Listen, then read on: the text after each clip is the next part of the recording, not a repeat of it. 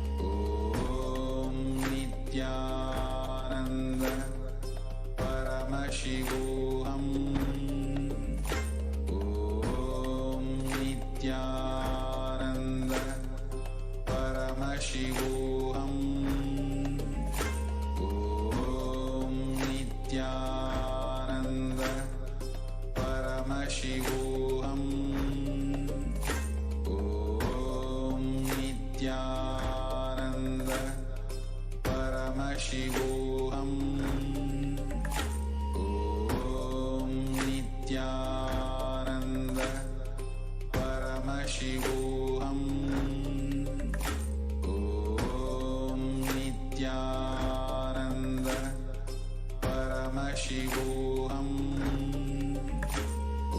Om Nityananda Paramashivoham Om Nityananda Paramashivoham Om Nityananda.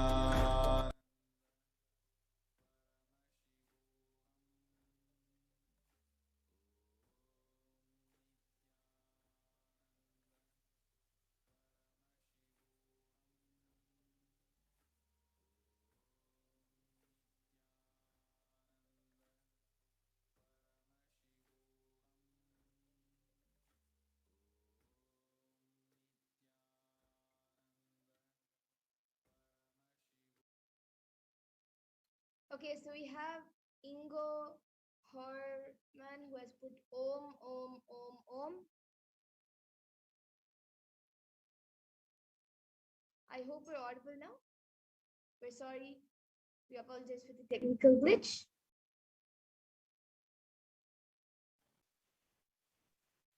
Yes, Ma Stephanie, are you able to hear us now? I hope everyone watching us on YouTube can hear us now. Yes, so Ma Stephanie has now put better, Ma. Okay. We're sorry for the technical glitch, Ma. Yes, now she has put we can hear you. So yes, now anyone who is watching us, you can put a sequence of emojis, numbers, pictures, letters, sentences, anything you want, and we will be reading it. Yes, I think we can scroll back up. Ma Stephanie had put, yes, she has put we can hear, and then a thumbs up emoji and a smiley emoji. And then we have Ingo Herman who has put, who has donated $5 offering to His Divine Holiness Nityananda Parameshwaram. Yes, thank you for your contribution, Ma, to Kailasa. And it has actually come in a green color thing.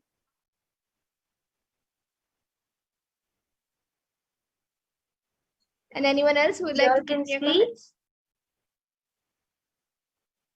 As you all can see, it is being projected for all of you also, that whatever Parameshwar revealed is exactly what all of you are commenting. If you haven't commented yet and you want to comment, you can comment and Parameshwar will reveal and you also can see. You can even post a different language or a mix of languages. And if I don't know how to read it, I will draw it. And if I know how to read it, I will read it.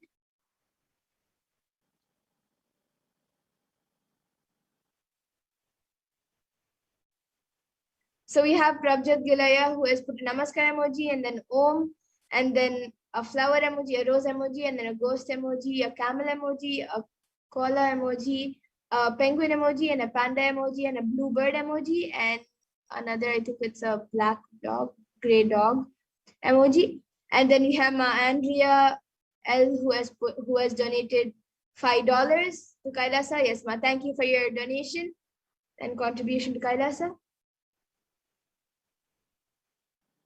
And Ma Ingo Herman has put, let Kailasa continuously expand. Yes, Ma, continuously will always continue to expand and provide services to all of humanity with the grace and blessings of Parameshwar and Swamiji. Yes, so Ma Madhura, Ma Andrea has put a sticker along with her donation. Yes, so she has put like a dancing sticker of, I'm not exactly sure that what it is, but it's in green color and it's like a dancing bird, I guess. Yeah, it's a dancing bird and it's wearing a cap, a yellow cap with something blue on it. And then it's blowing that party thing. So as you all can see, you all can see it is exactly that same sticker that Ma Andrea has posted. If anybody else also wants, you can post any stickers, any emojis, any random numbers, any scientific terms, any sentence that doesn't make sense. So you can post any of these and you can see Paramashiva will reveal exactly whatever you have thought and posted.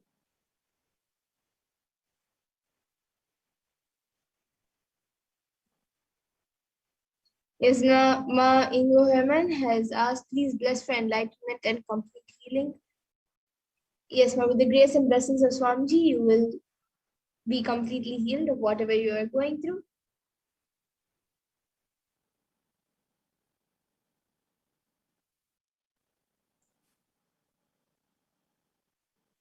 Anybody else?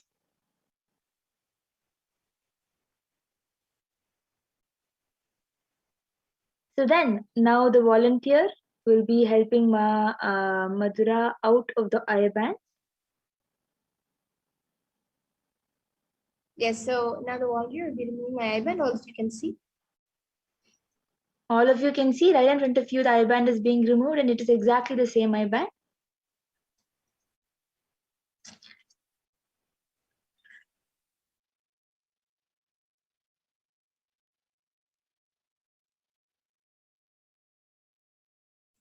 Yes, all of you can see the eye band. There is nothing added or removed from it.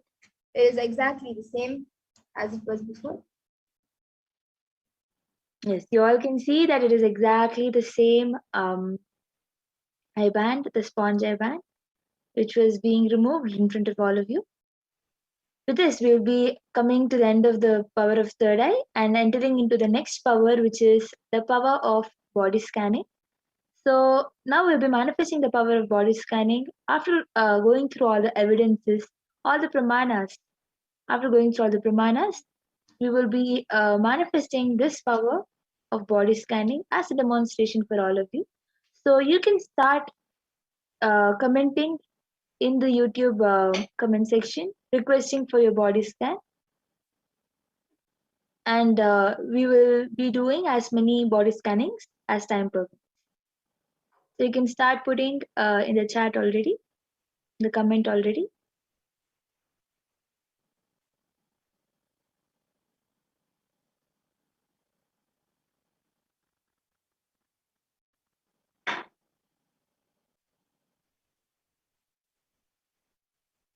So in this power of body scanning, one awakens to the ability to scan illnesses, diseases, medically diagnosed issues, and provide solutions through the awakened third eye.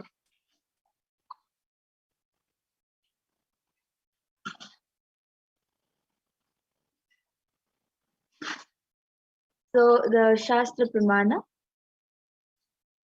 the scriptural reference to manifest this power of third eye is again from the Vijnana Bhairavatantra 54th verse.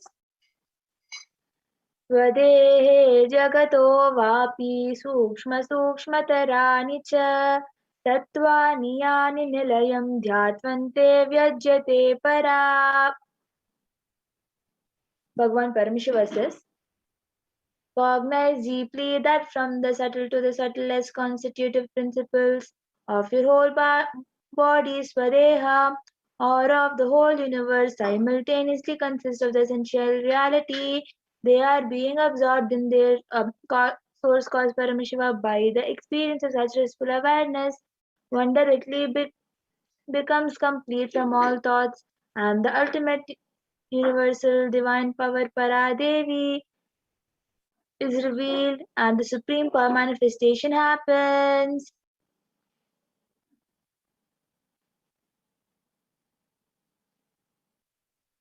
The next is the Apta Pramana, the reference of the power of body scanning from the life of a Siddha.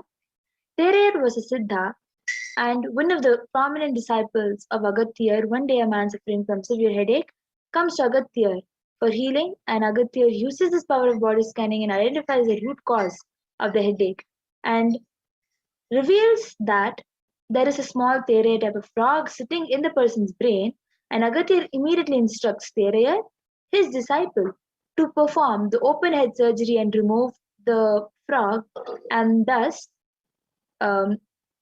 he was healed from completely from the headache and cured of the headache, and thus the person who did the surgery gained the name Terer.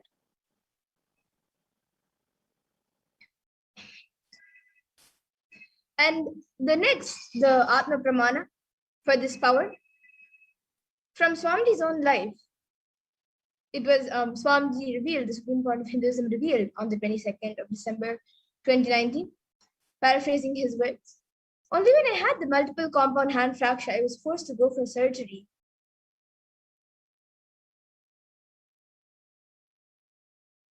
And therefore for medical checkups related to that. At that time, they detected heavy metal quantity in my different organs. And it was detected. And it was revealed that I had been poisoned without their knowledge. I immediately used diagnostic methods instead of medical facilities to study the body condition due to the poisoning. And through body scanning, I found out what the problems, imbalances had happened and where balances had to be done. I used allopathy as a second opinion to verify my findings. So as you can see how the Supreme Court of Hinduism himself used this power of body scanning.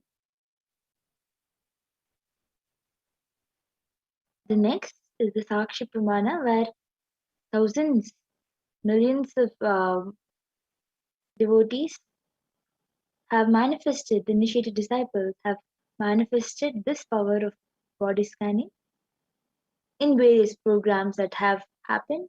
And here are a few screenshots of people sharing their experience of the manifestation to Facebook. So now you will be witnessing the live demonstration of the Sakshi Pramana of this power of body scanning. And we already have a few people who have requested for the body scanning to be done. Ma Ingo Herman has said, please scan Ma. Yes, Aya. Now Ma Madhura will be scanning for you. Ma Nitya Maha Adbhuta Charitra has asked, Ma, please help in scanning my elder son, Yang Jingju. Yes, Ma, if he is a minor, then your permission is enough. But if he is if he is already a major, request his permission also.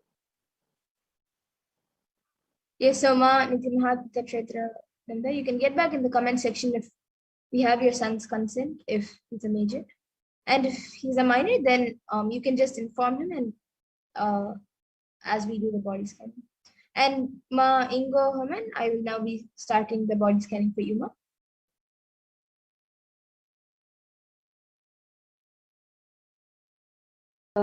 So Ma Maha Adbhuta Charitra has gotten back saying that he's a minor still.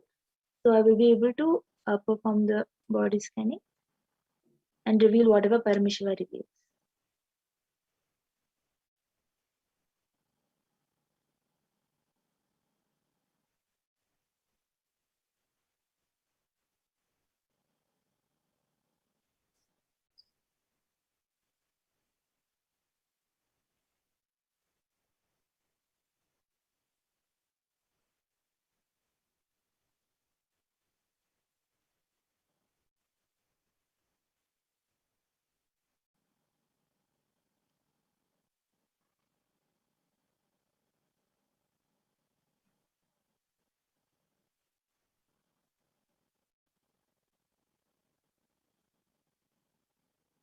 So Ma Ingo Herman, I was able to see for you, Ma, that there's like a small food allergy that is being formed to something that you are eating very regularly for the past few days. And that is not going well with your body. And due to that, allergy itself is being created. And that allergy in the near future might affect you if the allergy becomes worse. So I was able to see that for now to get healed. And actually I was able to see because of that, there's a sensation happening in your stomach, which makes you like, it's like a very like burning and paining sensation kind of thing. And I was able to see for now, you can change your diet to more of vegetables, more fruits, as much as possible for the next few days, for the next maybe 1 week. And after that, you can slowly, little by little, getting other things, whichever you want to have in your other things that you want to have in your diet, and start being more aware of your diet and more cautious, more aware, and also more careful about your diet. And you can see what exactly is causing the allergy. So this is what I was able to see for you, Ma. Just for the next at least 1 week, make your diet more fruit and vegetable based, and then you can start adding the other things, whichever you want to have part of your diet, and see carefully, observe what exactly is creating the sensation or the effect, the negative effects on your body, and try to not have that in your diet. So this is what I was able to see for you, Ma Ingo Horman. You can get back in the comment section if you were able to read it. And Yes. Prabjot Gilaya is asking, Ma, can I have a body scan and explain to me how may I overcome the places and situations that I am lacking in my life to reach the highest peak of life, and also how can I talk to Ma PARASHAKTI? What should I do? So now I'll be scanning your body and Yes. revealing. Yes. So, Ma, for Yang Jing Ju, I was able to see what Parmeshwar revealed was that there is some reaction that he's having in his skin that is causing some kind of rashes in his skin. And the solution was for you to apply some ashes on top of the. It is not that evident also. So you can just apply some ash on the skin, on the body. It is best if you apply bhasma. If you have the bhasma, then apply the bhasma. If you do not have bhasma, you can get some ashes, and during the Bhava Samadhi Darshan, you can get it blessed and use it for the skin, for your son's skin. And one more thing which Parameshwar revealed was the consumption of water needs to improve. Your son is having really less amount of water. He needs to consume more water, which will help with the dryness in the skin, and which will help with the dryness in the throat. And there are some gastric and acidic issues that he is going through, which will also be solved just with the consumption of water. And it is best if he has some haritaki and castor oil every day. And this is what Parameshwar has revealed for your son, Ma. You can share it with your son and ask him to have more water. Yes, and Ma Ingo Horman has gotten back saying thank you very much. This is exactly right. Thank you for revealing gratitude. Yes, Ma, thank you for getting back in the comments. And for Prabjot Gilaya, for you, I was able to see that physically you are quite healthy right now. It's just that you sometimes do put a lot of stress on your entire body. Like you put a lot of stress related to work or related to any of your activities in the day. And that causes like different types of pains and aches in your body. Like it creates a headache and backache, and sometimes even your leg hurts sometimes. For that, whenever you have the pain, just focus on the pain and you'll be fine. And for, as you have asked, how you can overcome the places and situations that you are lacking in your life to reach the highest peak of life, I was able to see that, of course, Swamiji is the only one, first of all, who, Parameshwar is the one who will take you ultimately to your highest peak of your life. But I was able to see that to start off with, for 1 week, means every week you can get 10 powerful cognitions. You can watch some satsangs and get any points that click with you, at least 10 clicks. Write down those 10 clicks which you have, or even if it's more, you can write it down And those clicks that you get, 10 or more, those clicks, apply it for 1 week in your life, in any activity that you do. Apply any one of those clicks and that teaching that Swamiji has given. So you can start off every week with 10 or more clicks, and that will help you make your life more easier, and it will also align you to your ultimate goal and help you in reaching Paramashiva. And if you would like to ask Devi Parashakti anything about your life and how you would like to be guided, you can register for the Parashakti Akashic readings. And now Mahatma Charitra has gotten back saying, "Thank you, Ma, I will do as instructed. If there is time, please help to scan my younger son, who's a minor too." Yes, Ma, we'll be quickly doing, we can do a quick scan for the younger son also. Yes, Ma. Can you just scan? Yes, already have scanned when Ma Madhura was sharing for previous person. I already have scanned for your younger son Ma Maha Adbhuta Charitra.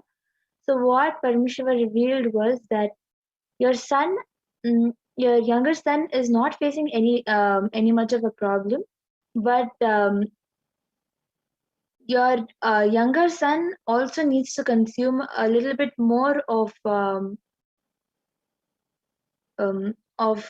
fruits and water, which will keep him healthy.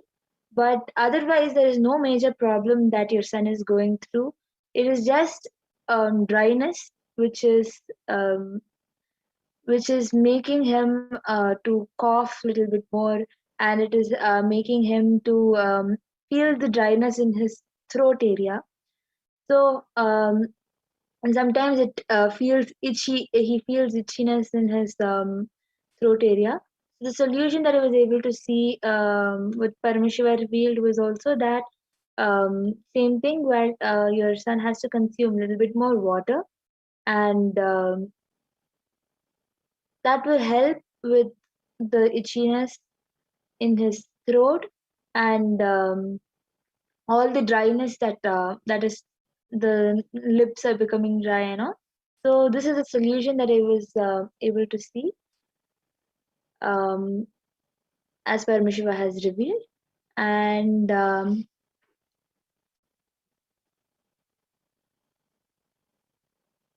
Yes, and Ma Amina Abraham has given a donation of $4.99. Thank you, Ma, for your contribution to Kailasa. And Prabjot Gillaya has gone back saying how should I has asked how to register, and thank you very much for helping. Yes, Aya, in the further segments of this program, we will be sharing how you can register for the Parashakti Akashic readings, and you can also see the scroll below on NTV. We have the link being projected. Yes, and you can also, during the Parashakti Akashic readings, during the live sessions, you can put it in the live chat, and you will also, and your questions will be answered. You can put it in the YouTube live chat itself, and you will be getting more information about it in the further segments of this program. And now with this, Prabjot Gilay, I hope that answers your question, Aya. And now with this, we will be coming to the conclusion of this power manifestation segment in the interest of time. And we will be moving on to the further segments where we will be learning about who is Devi Parashakti and how we can receive her, and many more interesting segments of this program. So I thank all of you who have joined us today for this power manifestation segment, and please stay tuned for the further segments of this program.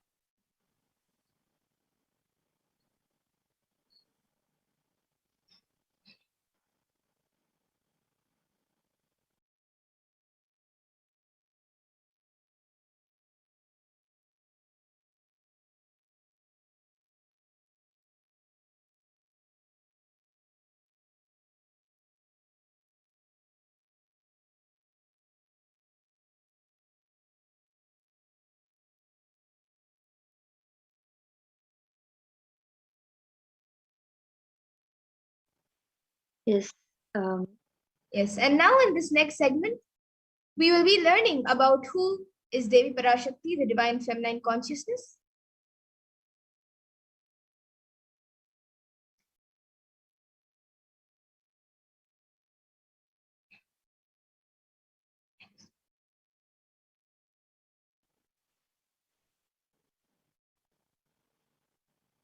So we will be first looking at the Dhyana Shloka of Devi PARASHAKTI, which comes from the Lalita Sahasranama.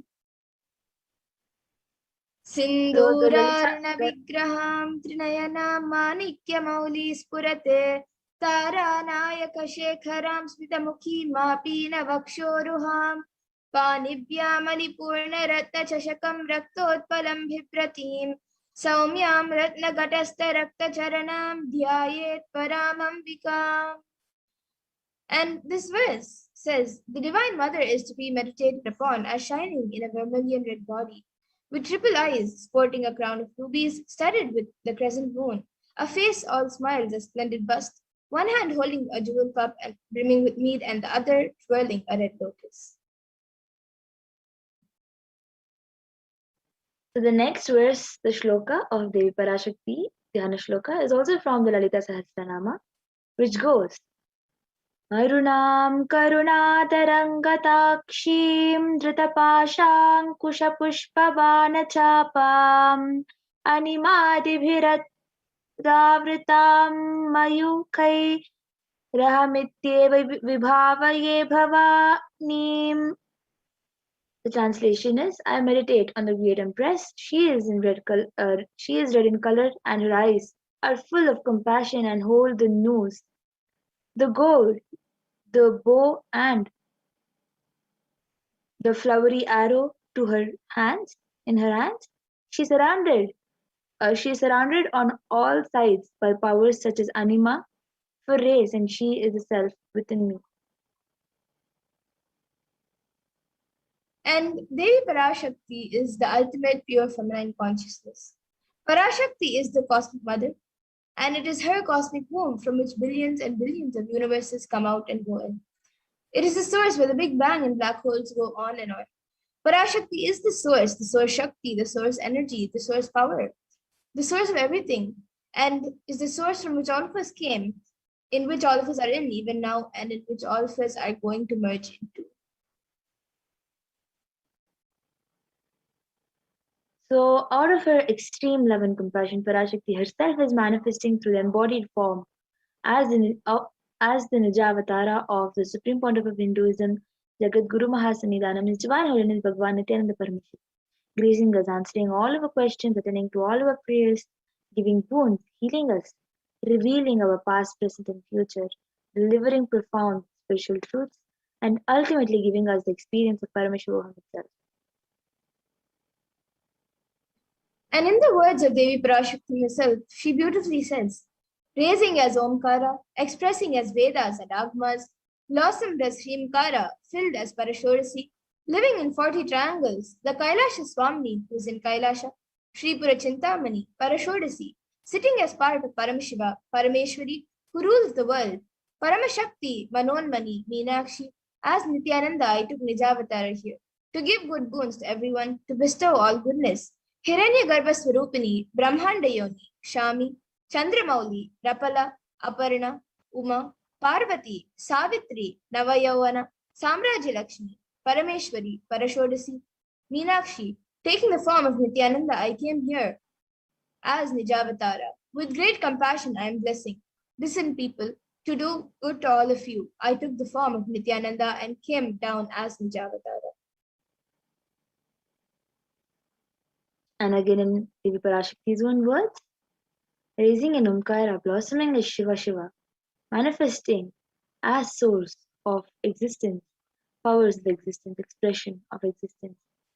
From the oneness of Om, blossoming into two as Prakriti and Purusha, blossoming as three Shakti, Ichcha, Kriya, Jnana, growing as four Vedas, expanding as five Panchabhutas, beyond 6 chakras, filled as Gotras of 7 Rishis, expanding as 8 directions, existing as 9 Grahas, blossoming as 10 Indriyas, being as 11 Rudras.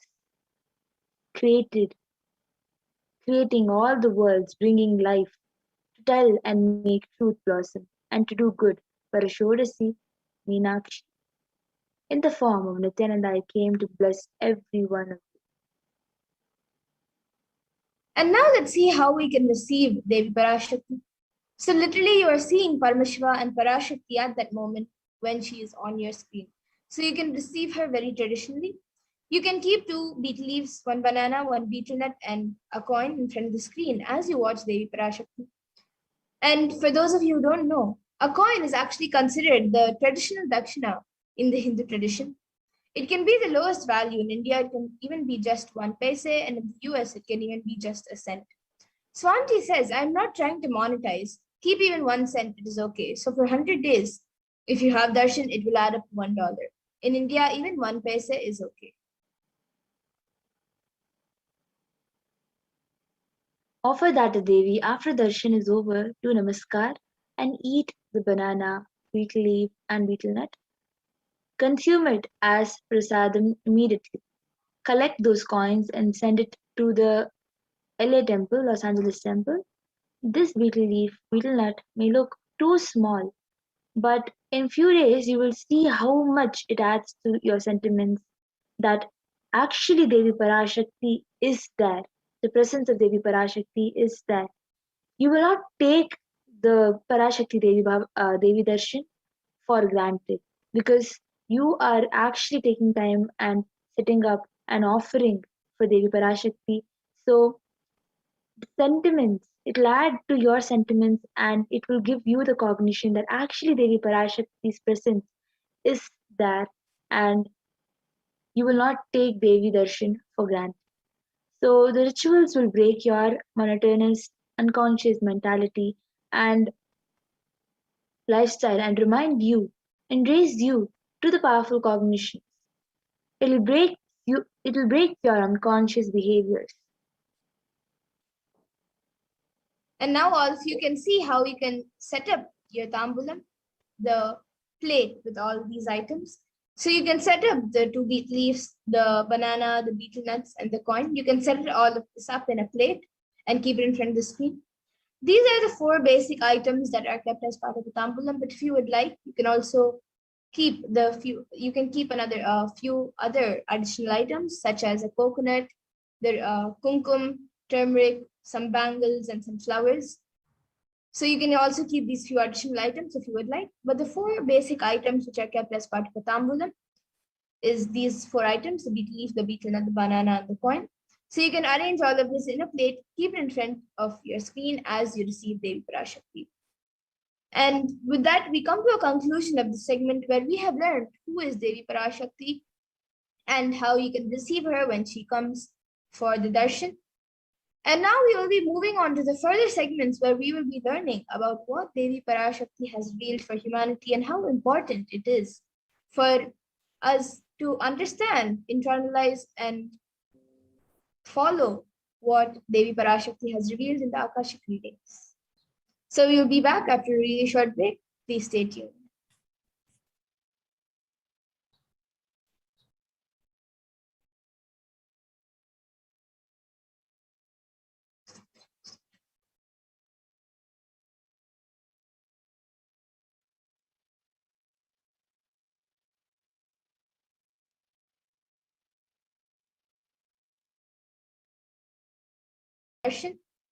And now we will be moving on to the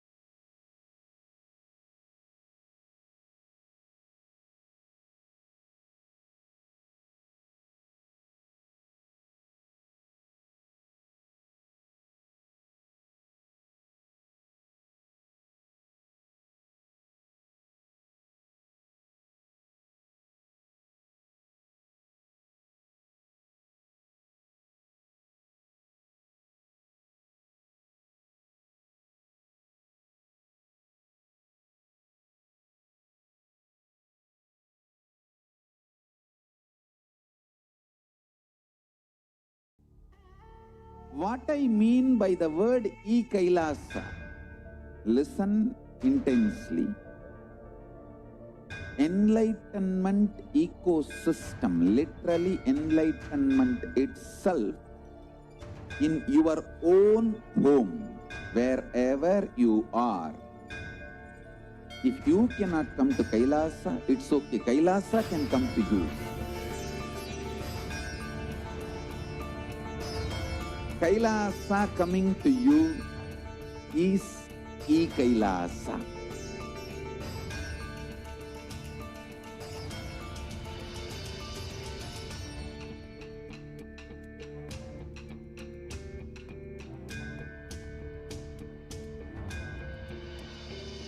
I will revive Hinduism.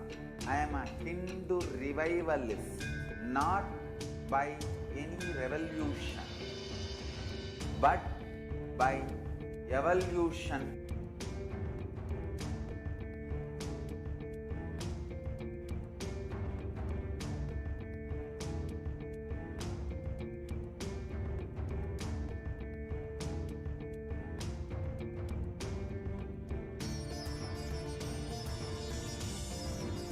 And setting model communities.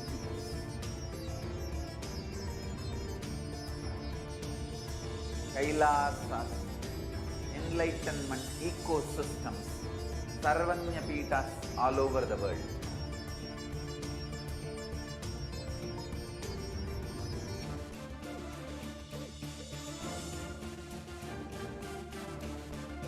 All powerful cognition, knowledge, only when you live, power manifestation and possibilities manifestation happens.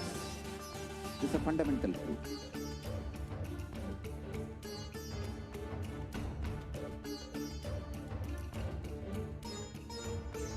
Hinduism cannot live exclusively as one sampradaya. No. All sampradayas of Hinduism is an ecosystem.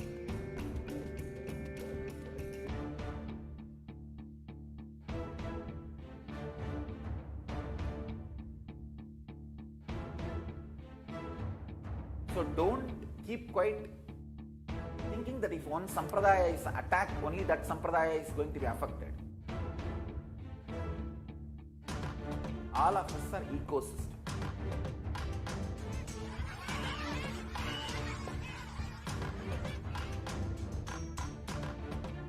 I invite all of you to get involved and enjoy Hinduism by the principle of Dharmo Rakshati Rakshitaha. When you protect Dharma, Dharma protects you. We will make the whole planet flourish spiritually. The spiritual prosperity will happen to the whole planet. We all have to coexist together.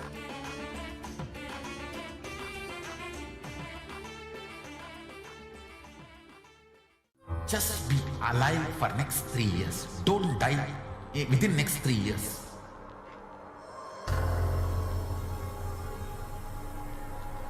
Just don't die within next 3 years. Be alive. Somehow be alive. I'm working sincerely. I will reach you somehow. Somehow I will reach you. It's my commitment to humanity.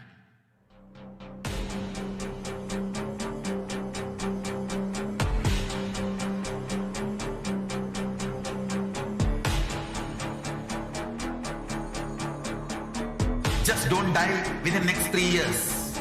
I will reach you wherever you are, whichever corner of the world you may be. I will reach you with enlightenment. You manifesting the space, state, powers, being, Paramashakti. It is possible, and it is possible for you.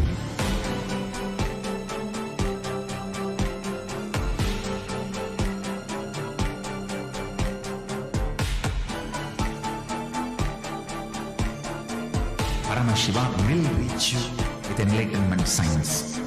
I know he is going to do the job. Just be alive for next 3 years. Nothing else.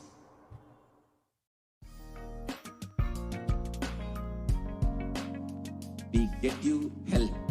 We get you ability to build beautiful relationships in your life. We get you direct spiritual support, and we make sure you become wealthy.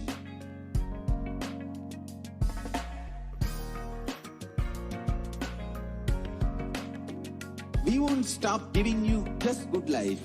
We will literally not stop till you live enlightened life. Manifesting the state of Paramashiva, space of Paramashiva, powers of Paramashiva, being of Paramashiva.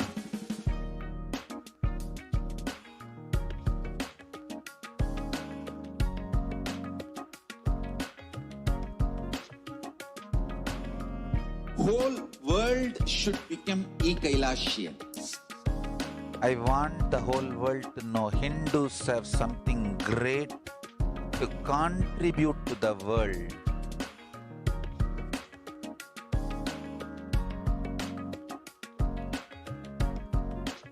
We have something great to contribute to the world.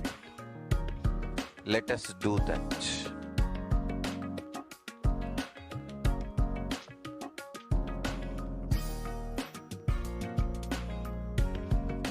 E-Kailasa is proper customized spiritual service helping you to identify your root patterns of suffering. We have perfected the science of helping every individual from every cultural, religious, nationality background.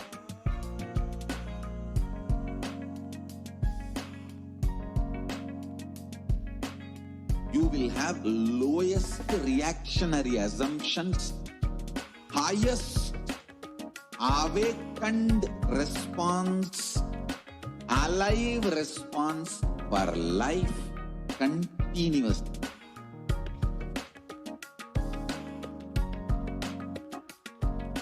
E-Kailasa is enlightenment ecosystem, literally enlightenment itself in your own home, wherever you are.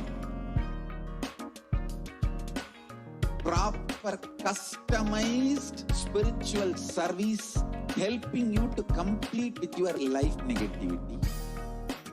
Withdrawal from life, self-hatred, self-denial, self-doubt, so much of tiredness, laziness. We can support you aligning your diet, your attitude, your aptitude, your understanding about life. We can help you with everything.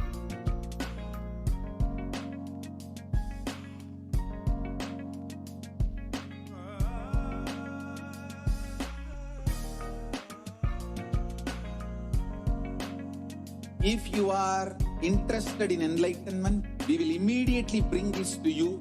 If you are not interested, we will explain the whole science, inspire you, and make you interested in enlightenment science. We need to cater this enlightenment science to the whole world wherever they are, because enlightenment is the birthright of all human beings. Kailasa is responsible to provide that to all human beings.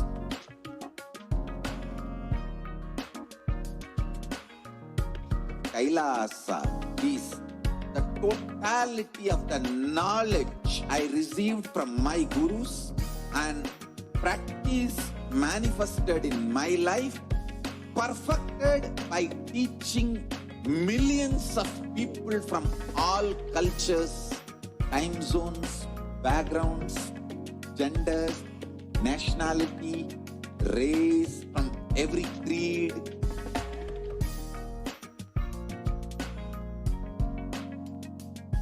So this absolutely perfected knowledge available to you, served to you in your home without even you moving out of your couch, free of cost.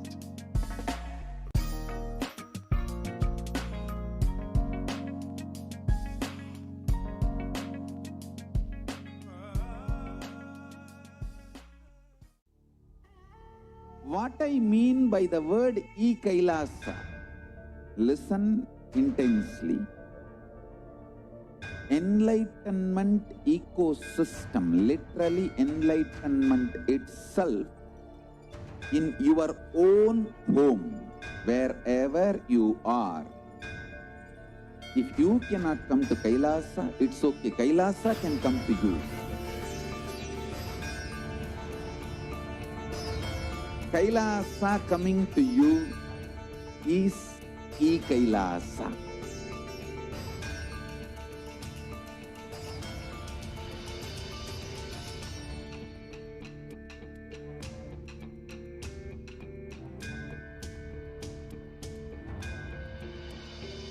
I will revive Hinduism. I am a Hindu revivalist, not by any revolution, but by evolution.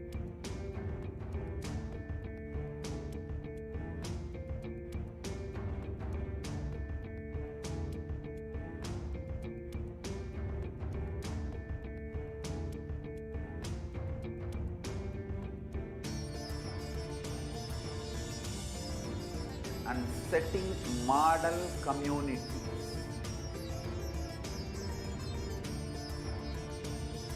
Kailasas, enlightenment ecosystems, Sarvanya Peethas all over the world.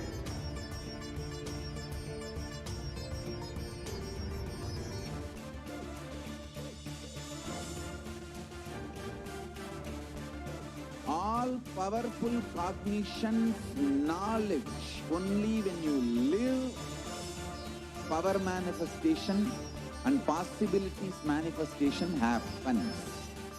It's a fundamental truth.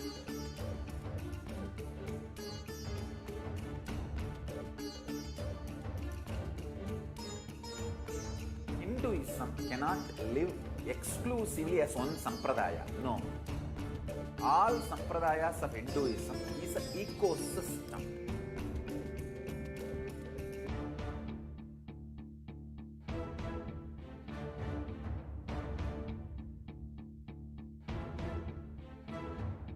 So don't keep quiet thinking that if one sampradaya is attacked, only that sampradaya is going to be affected. All of us are ecosystems.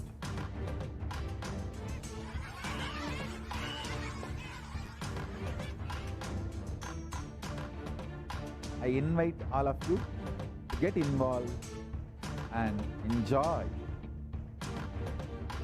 Hinduism by the principle of Dharmo Rakshati Rakshitaha.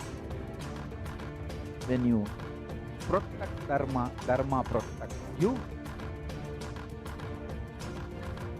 We will make the whole planet flourish spiritually.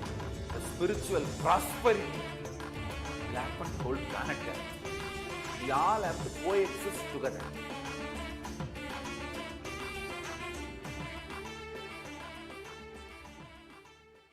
Just be alive for next 3 years. Don't die within next 3 years.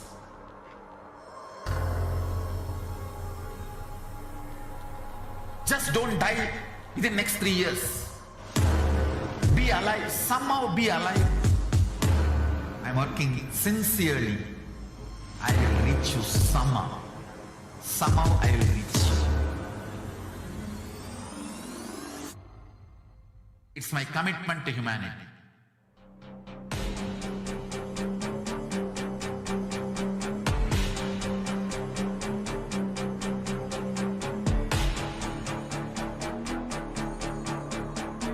Just don't die within next 3 years. I will reach you wherever you are, whichever corner of the world you may be. I will reach you with enlightenment. You manifesting the space state, powers, being, Paramashakti. It is possible, and it is possible for you.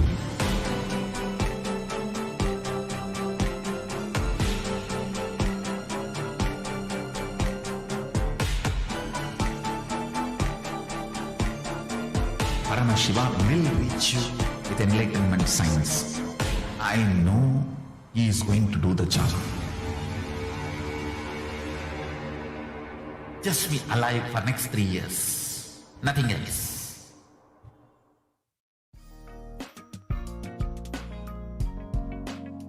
We get you health. We get you ability to build beautiful relationships in your life. We get you direct spiritual support, and we make sure you become wealthy.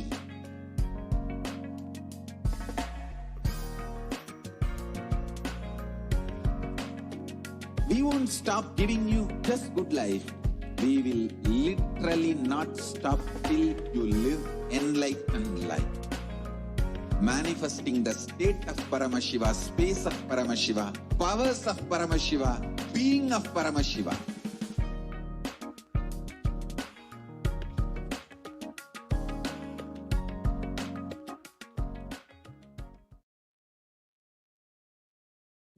Welcome back, dear viewers. Now we will be entering into the next segment where we will understand some of the revelations made by Devi PARASHAKTI over the last several months. Let us understand how Devi has been guiding us and blessing us during the pandemic, and how we can receive her blessings and guidance, and what we should apply into our lives. So if I could request the volunteer to start the slide here, please.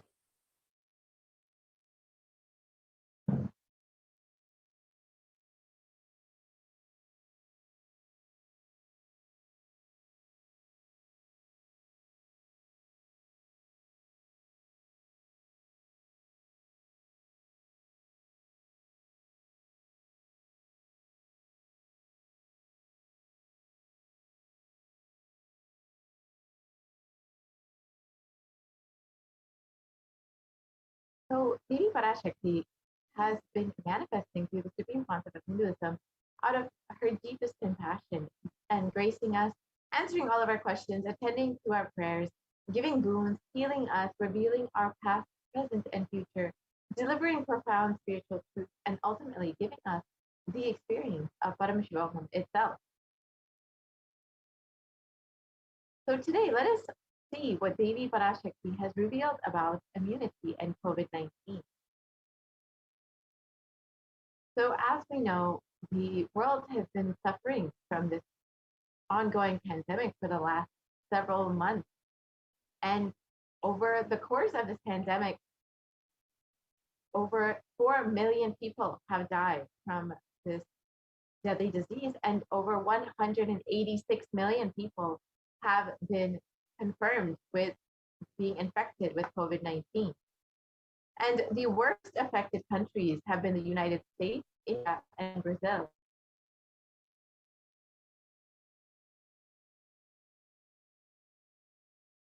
So let us listen to Devi PARASHAKTI's revelations on this and understand. You are all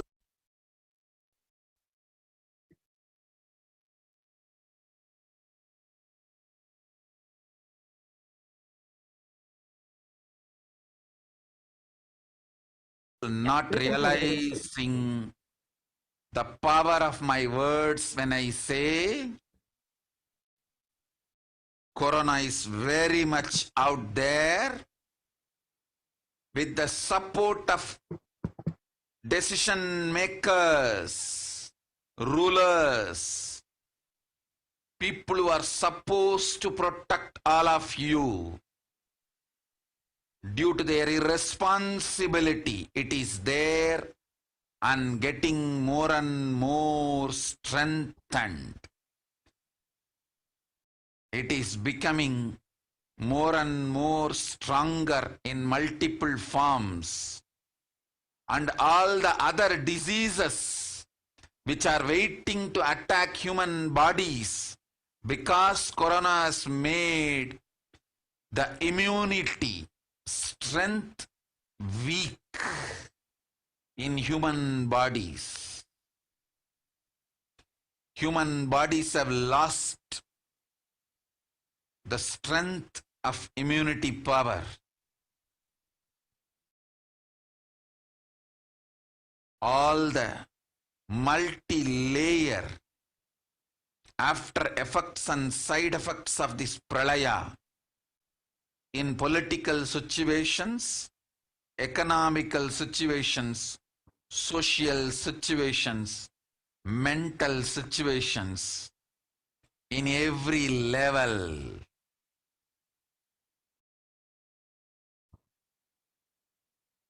Cannot be described. Wait. This year, focus on keeping yourself alive.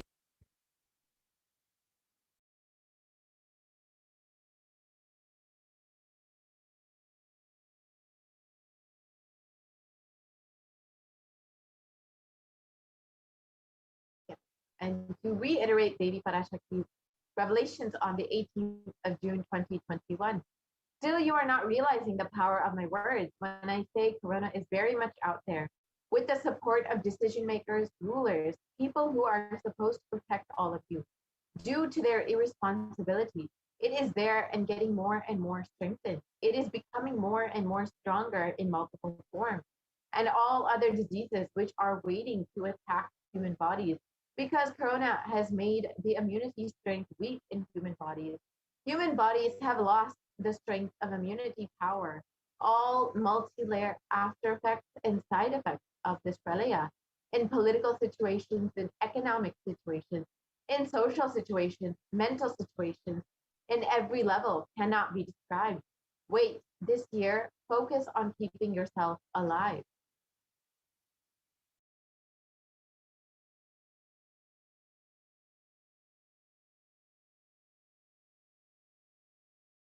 Let us look at the three main revelations made by Devi Parashakti.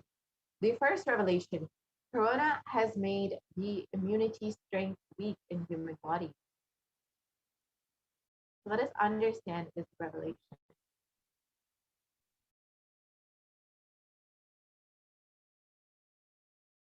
In Science Daily, it was recently reported that a coronavirus infection alters the biomechanical properties of red and white blood cells, in some cases for months, and this is a possible explanation for long COVID. And this was reported in June 29th, 2021, just 11 days after Devi Parashakti's revelation.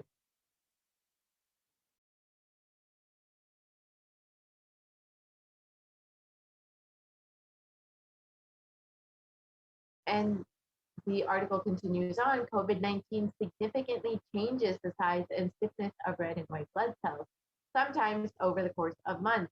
These results may help to explain why some affected people continue to complain of symptoms long after an infection. And this is considered long COVID. And Devi revealed that the immunity strength will be weakened in human bodies, and humans will be losing the strength of immunity power, and this is exactly what we are seeing is happening. The COVID-19 infection actually changes how your red and white blood cells, the size and stiffness of them. So this actually does affect your body and how your body responds to other infections.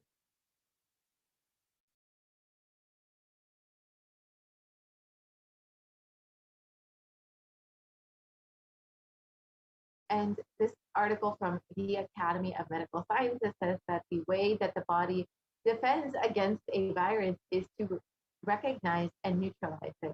However, in Forbes, it was recently reported that Corona suppresses the immune system by disrupting the actions of the body's immune cells. This immunosuppression allows for the 2-week incubation period, which gives Corona enough time to attack the body.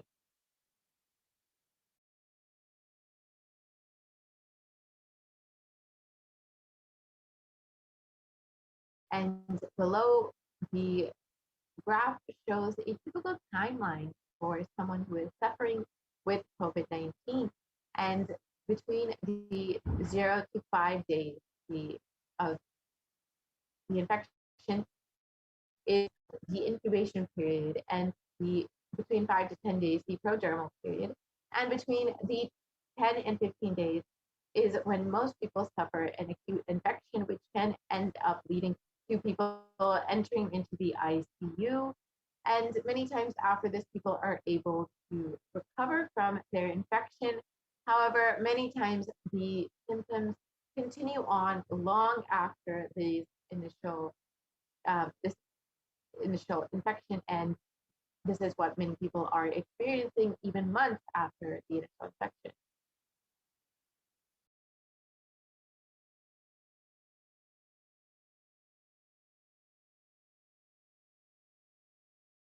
And here you can see the impact of COVID-19 compared to other deadly pandemics within history. And you can see that the impact of COVID-19 cannot be dismissed, because if you look at one of the worst epidemics that we've seen, which is the HIV epidemic, over the course of 40 years, it has taken the lives of nearly 35 million people.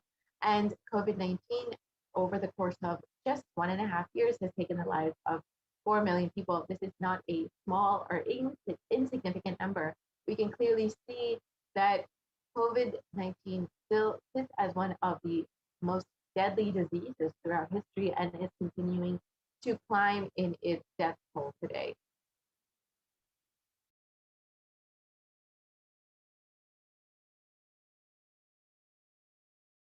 And further studies by the University of Oxford found that cells are profoundly impaired after recovering from COVID-19.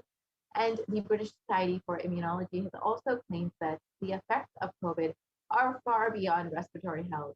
It also affects the cardiovascular system and the renal system. And this, you can see, has they revealed, it does have long-term effects on the body and the immune system specifically.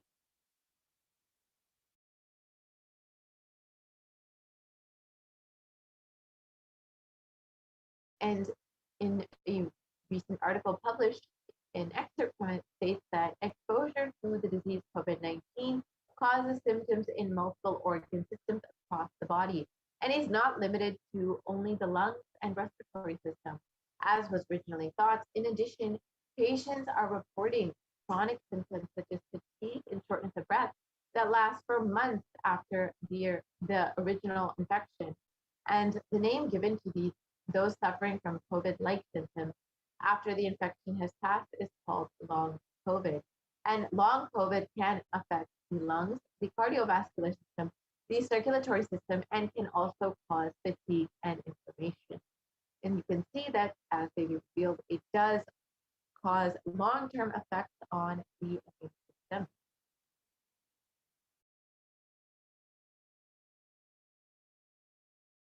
And here we can see an example of how the lungs can be affected in someone who has suffered from COVID-19. On the left side, you can see the healthy lungs. And on the right, you can see the COVID-affected lungs and the scarring that the COVID-affected lungs have.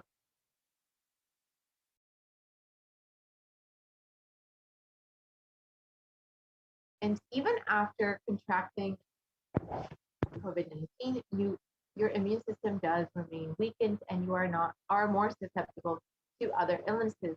And symptoms in the CDC, it was reported that symptoms can last weeks or months after first being infected with the virus, and this is called long COVID.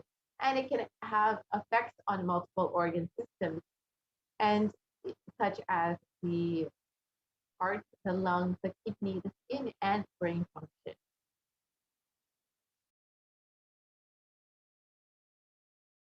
So let us look at the second revelation made by Devi PARASHAKTI. All other diseases which are waiting to attack the human body are waiting to attack the human body after the strength of immunity has been weakened in human bodies. So let us understand this revelation.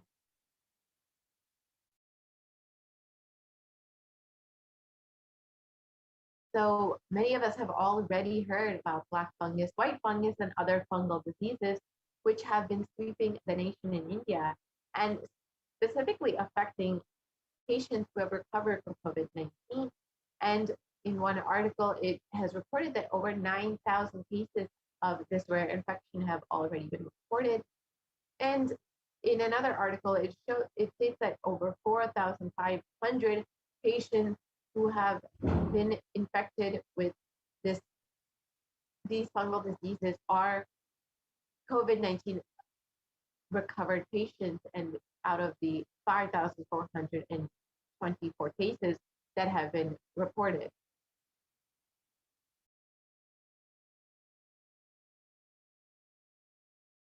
And here you can see some of the photos of people who have been affected by both COVID-19 and these fungal diseases, and how much it eats the skin, the tissue, even the eyes, and other soft tissue.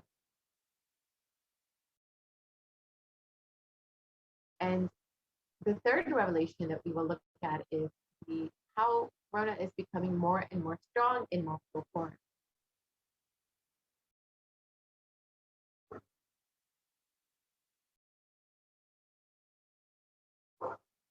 And we have already heard about many of the variants coming out of different countries, including Brazil, South Africa, UK, and of course the Delta variant coming out of India, and how it has been severely affecting countries all over the world, how they have been experiencing multiple waves and forced into lockdown multiple times. And this is exactly as they be revealed, how Corona is becoming more strong in multiple forms.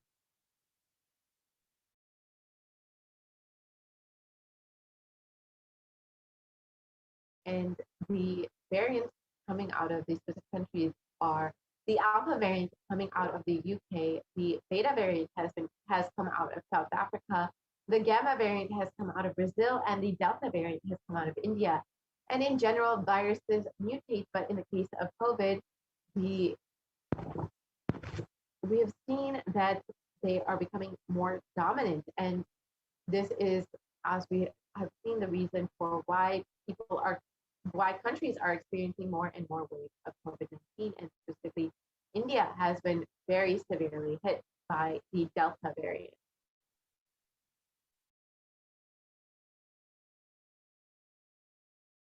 And the dangers of these variants has been further highlighted when the WHO categorized the Delta variant as the most highly transmissible variant of COVID-19. And in the article below, it indicates that the Delta variant was the primary cause of India's second wave of COVID-19.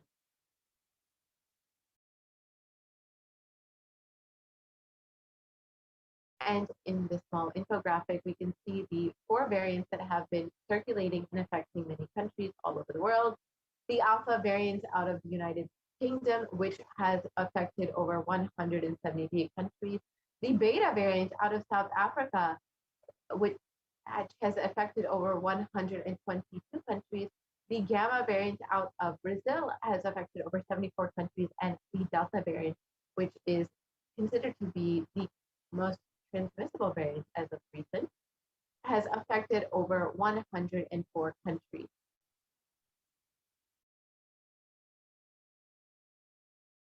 And other variants of COVID-19 have been also recently discovered.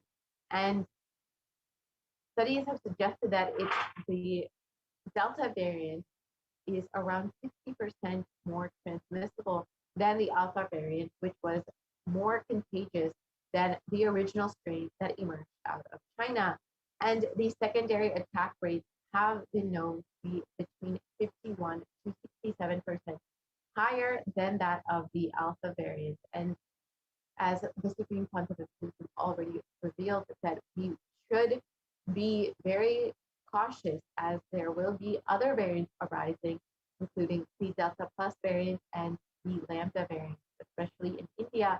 And this has already, recent research has already shown that even more variants are arising and are a very serious cause for concern across the globe. And as the rate of infection has been increasing and the number of deaths that have been increasing, we can see that as they be revealed, the corona is becoming more strong in multiple forms.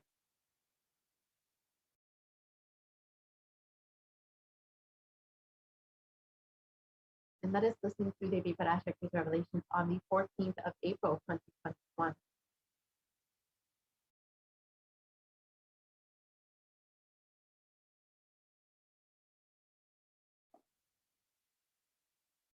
Sharmila, corona ஒழிந்தது. கொரோனாவை வைத்து அரசியலும் அழிவாட்டமும் செய்ய நினைக்கும் மனிதர்களின் சதிராட்டம் முடிய இன்னும் 4 ஆண்டுகளாகும். என் பக்தர்களையும் சீடர்களையும் கைலாய வாசிகளையும் நானே காத்துக் கொள்கின்றேன், நானே காக்கின்றேன். என் பக்தர்களுக்கு ஒரு துயரும் ஒரு துக்கமும் வாராது. ஆனால் உலகின் இந்த கொரோனாவின் சதியாட்டம் முடிய 4 ஆண்டுகள் ஆகும். 2025 தான் அடங்கும். இது சதியாட்டம், மனிதர்களின் சதியாட்டம்.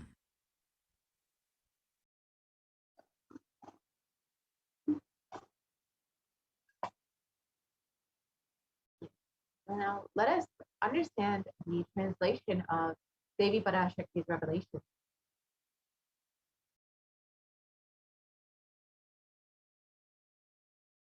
Corona is destroyed, but it will take 4 years for the political conspiracies done by humans to end. I will protect my devotees, disciples, and Kailasa-vasis.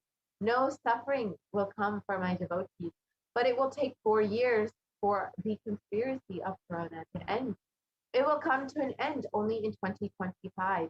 It is a conspiracy, a human conspiracy.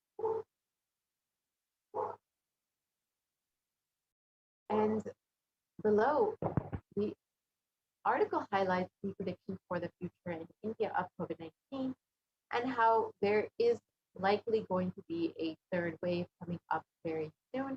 And their article also continues on to say that if new variants are discovered, they will spread much faster in this 3rd wave.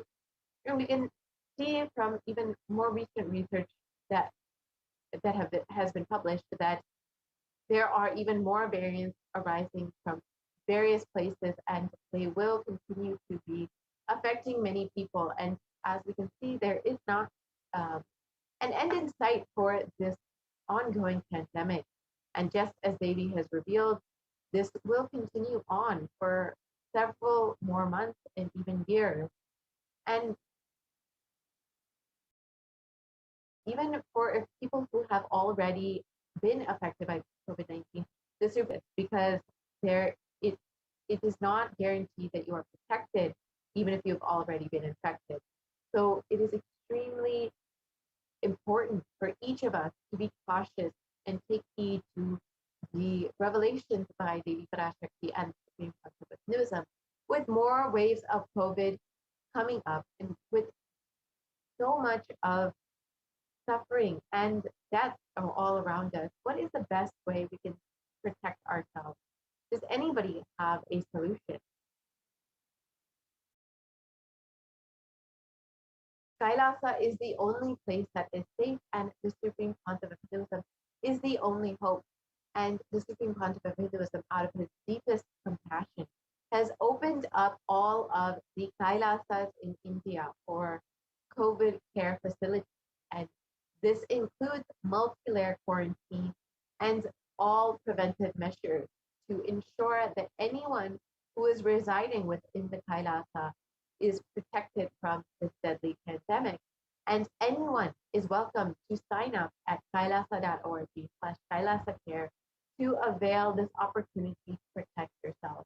Devi and the Supreme Council of Hinduism have continuously been telling us that the only priority for this year is to keep yourself alive. So ensure that you are taking heed to Devi's and the Supreme Concept of Hinduism guidance and protecting yourself and protecting your family. You can sign up again at kailasa.org/kailasacare if you would like to protect yourself and your family with multi-layer quarantine. And in all of the Kailasas within India, the Supreme Concept of Hinduism has opened up this multi-layer quarantine and has allowed anyone to come and quarantine there for completely free of cost. This includes food, accommodations, and medical care, all of the basic medical care, including all Ayurvedic supplements and other supplements as well, and also the ambiance of the spiritual enlightenment ecosystem that the Supreme Concept of Hinduism has created, and including yoga daily and the benefits of having organic farming within all of the campuses, and allowing each and every person to work from home in all of the campuses, with providing free internet services and free printing services. So if you would like to avail all of these opportunities, you are welcome to visit kailasa.org/kailasacare. With this, we will be concluding this part of the segment and entering into the next segment, where we will understand some of the offerings that we can make to Devi PARASHAKTI. She has been gracing us and blessing us over the past several months during this pandemic, and has been personally guiding each one of us, has been personally attending to every single person's prayers, wounds, questions, and blessing each and every one of us, literally holding our hand through this pandemic. So if you would like to offer your gratitude for all of the blessings that she has been giving us, you are welcome to offer any of the offerings that we will be showing in the next segment. So with this, we will be concluding this segment with a very short break, and then we will be entering into the next segment.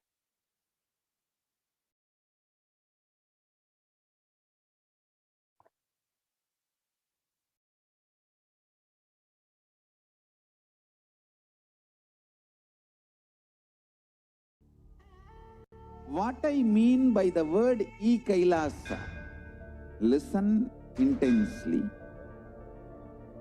Enlightenment ecosystem, literally enlightenment itself, in your own home, wherever you are. If you cannot come to Kailasa, it's okay. Kailasa can come to you. Kailasa coming to you is e-Kailasa.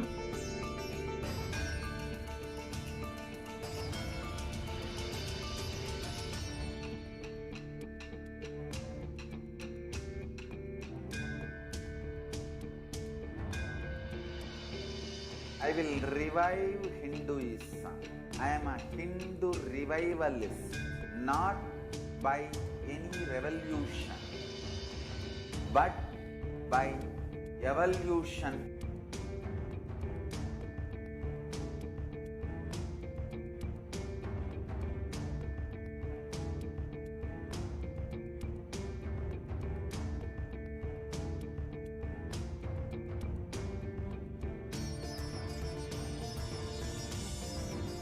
And setting model communities.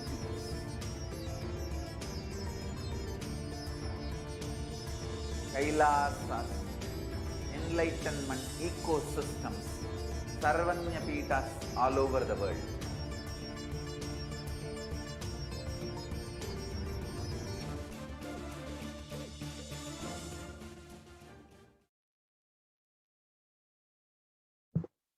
Nityanandam, welcome back to all the viewers who are gathering with us from all over the world, in different time zones, from different countries.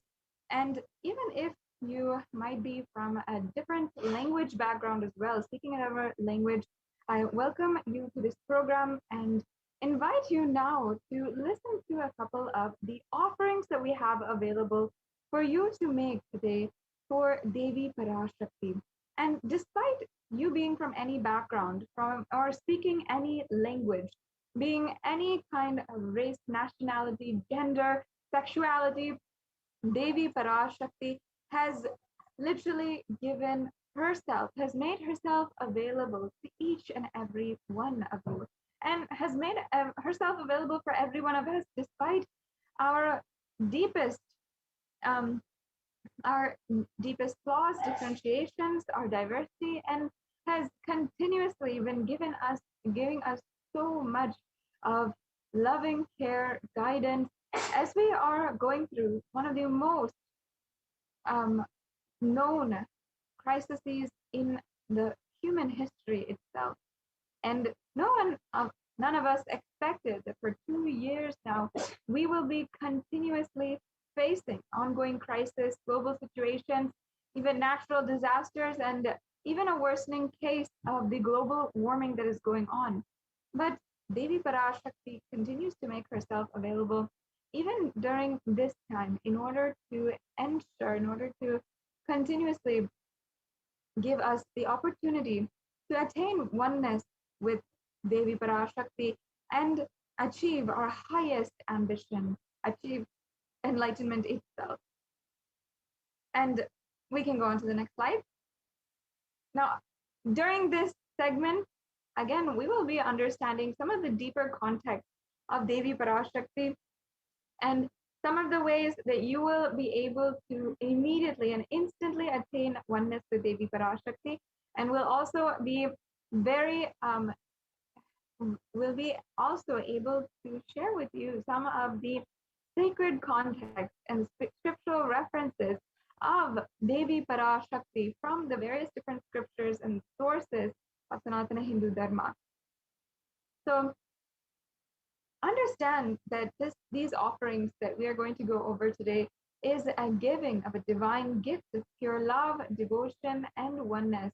And you will see the context behind them is never out of fear or out of greed. It's not as if Devi Parashakti will take away something, or she will show her anger, or she will be wrathful against you. God and goddesses are never wrathful against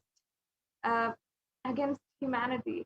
In fact, they have always demonstrated their utmost compassion, even when human beings ourselves haven't taken the responsibility ourselves to fix the situation that we are in, or we find ourselves in more and more of a mess. The grace of God, the grace of Paramashiva Parashakti is always removing that and pouring us with love.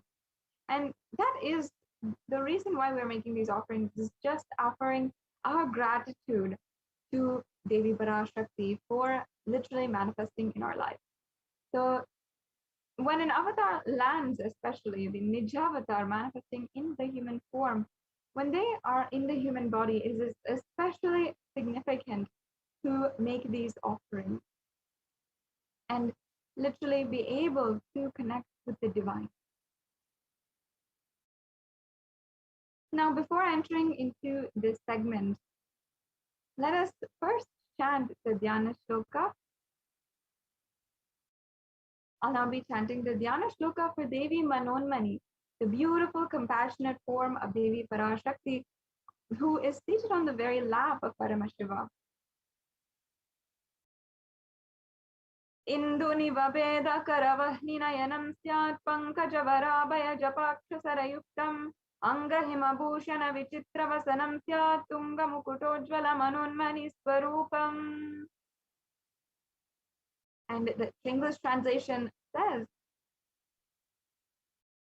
moonlight face holding the Vedas on hand and fire in eyes, the lotus flower grows gracing and blessing hands in one hand with the Japamala, beautifully decorated with jeweled ornaments and wonderful clothes and shining bright crown. Her name is Manonmani. Yes, let's go on to the next Dhyana Shloka, which I'll now be chanting. Dhyaye devim trinetram shashini bhavadanam vedahastam dadanam savye padmam varadam aparichabhayam chakshamalam दिव्यैराभरणैर्विभूषिततनुं ब्रह्मादिभिः पूजितां देवीमेव मनोन्मनिं प्रतिदिनं कामत्रदत्रीं शुभाम्. And once again, the English translation. We can go on to the next slide. Yeah. I meditate on Devi with 3 eyes glowing like the moon and holding the Vedas, lotus embracing with blessing and gracing hands. She is wearing beautiful ornaments and she is worshipped by Brahma and other gods and showers auspicious boons for all actions every day.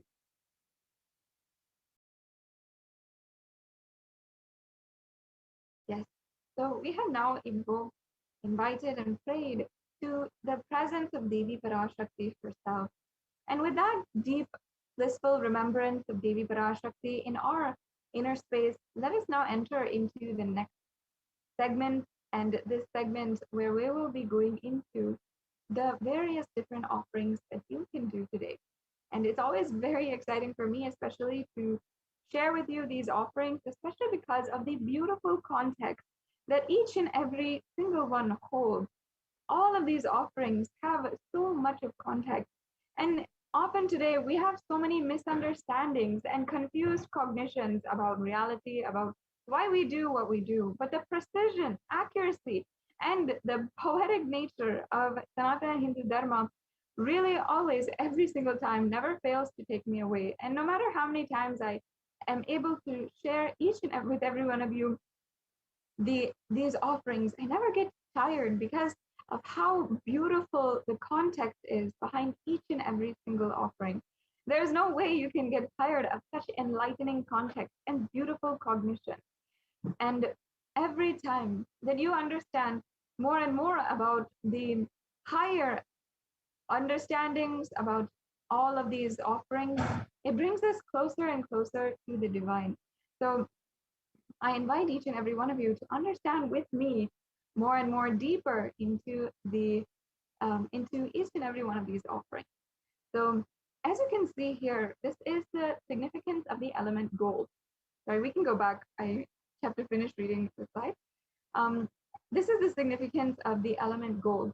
And in the Atharva Veda, there is a beautiful verse that talks about the significance of gold.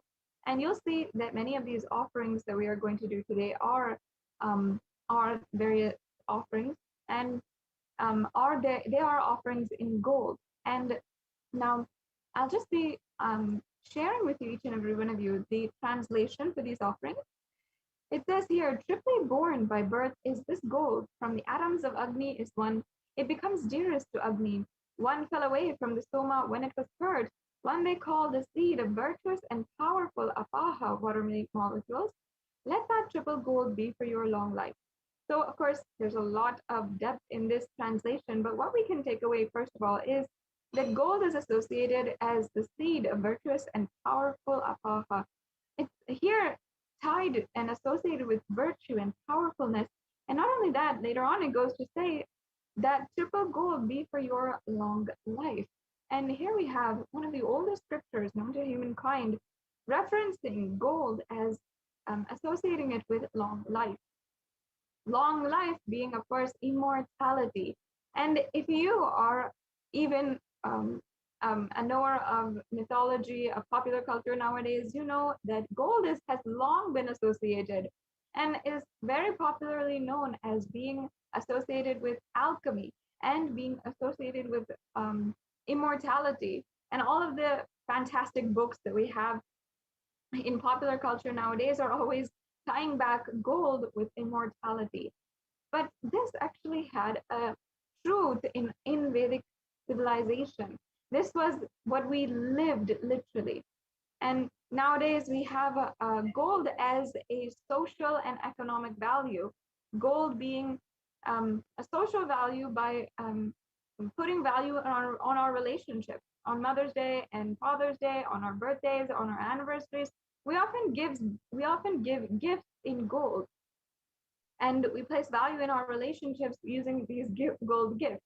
And also we give value in society with golden awards and gold medal, gold pedestal. All these are the status in society that is associated with gold. It's always the best of the best. It's always associated with the highest degree or pedigree. But no matter how high it can get, we honestly haven't understood the depth that is there in gold, and how gold actually is a divine element, and it purifies anything that it touches. It is an element of spiritual significance and great spiritual power of healing and enlightening. The vibration of gold has the power to infuse sattva energy and positive thought currents in anyone who wears and anyone who sees or operates in vicinity.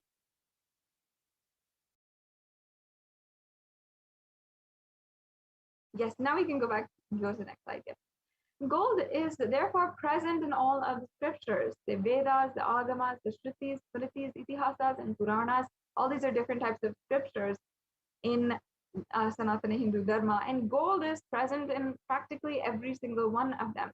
We have different ways that gold is used, either as a color or as the molecule, or as the gold exchange. Whatever it is, it's used in almost everything. And also in the Hindu civilization, everything was built in gold and exchanged in gold. And gold was in abundance and used for weighing even.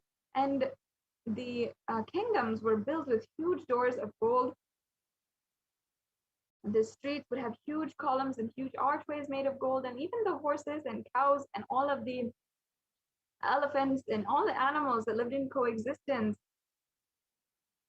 in the civilization were also dressed and decorated in gold. And we also know that the Hindu civilization thrived on the banks of rivers of gold. In fact, the Indus River was known as the Hiranyamaya in the Rig Veda, and the river Saraswati was called the Hiranyavartani in the Atharva Veda. So as you can see, gold has very supreme significance.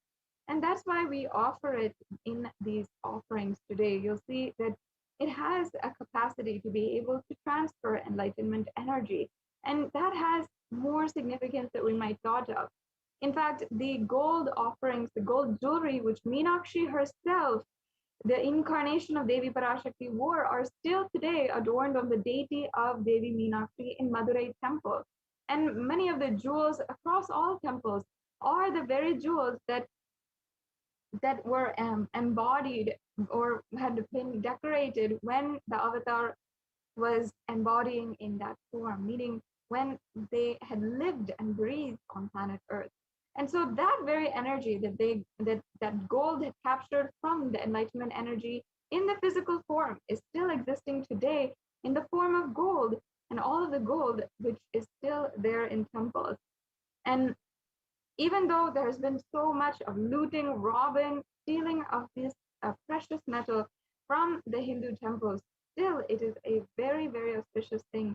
And whatever has been preserved due to the sacrifice of so many different people is still today worshipped and revered as the very metal which can give so much of power. Yes, let's go on to the next slide.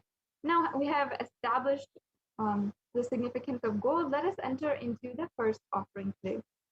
The first offering we have is the E-Hundi offering.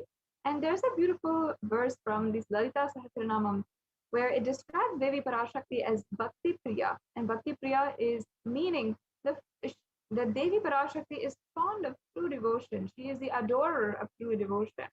So, and let me now chant that verse before going further. Bhakti Priya, Bhakti Gamya, Bhakti Vashya Bhayapaha, Shambhavi Sharadaradya Sharvani Sharmadayini. And the English translation goes, Devi is fond of true devotion and is realized through true devotion. She can be won over through true devotion, and she removes all fears. So as you can see, if there is any fear in the minds of devotees, Devi Parashakti, the divine cosmic mother, is sure to remove that fear from you. You will see how it really is able to give you so much of change in your life. And just through this offering of the E-Hundi, you'll be able to simply drop all of that fear and surrender to Devi Parashakti. We can go on to the next slide.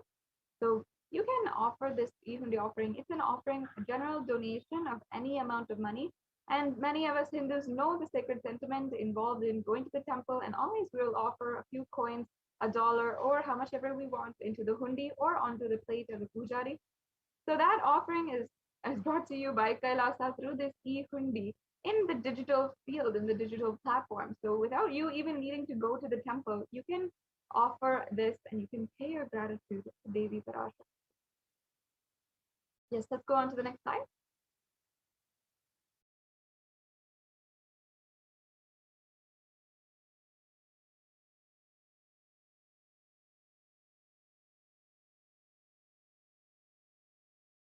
We can go on to the next slide now.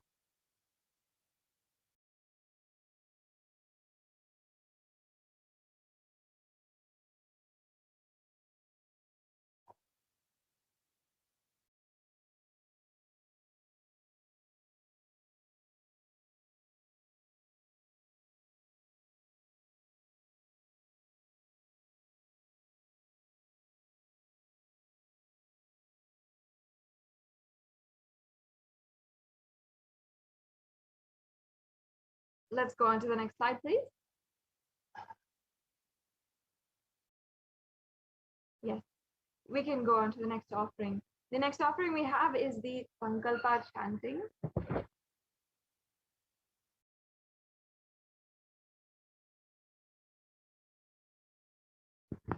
Yes, sorry, we can go back. So the Sankalpa chanting is another offering. And before every ritual, we offer these Sankalpa, or we chant this very elaborate mantra known as the Sankalpa. That's the conscious resolution. And it literally is a declaration to the whole cosmos. It is a very profound mantra or chant that we do. And sorry, we can go back. Yes, it is very profound, and we can go back to the last slide.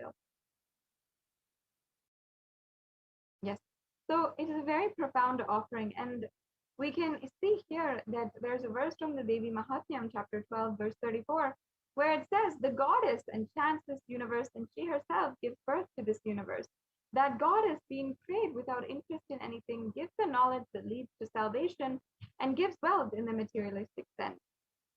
So you can offer this Sankalpa chant, and the Sankalpa is a very beautiful, powerful chant that literally will manifest the reality which you want in your life. And it has the power to align all of your energies, everything inside of you towards your goal, whether it is all of the energies that are stored inside of you. We have different types of energies, and all of that can be aligned towards one goal, aligning it all towards one conscious resolution that you want to make into reality.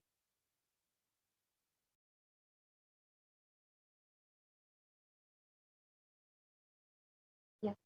So any of these offerings, if you'd like to go to the next steps, you can go to the link which is projected on the screen, or it is in scroll below if you'd like to see there.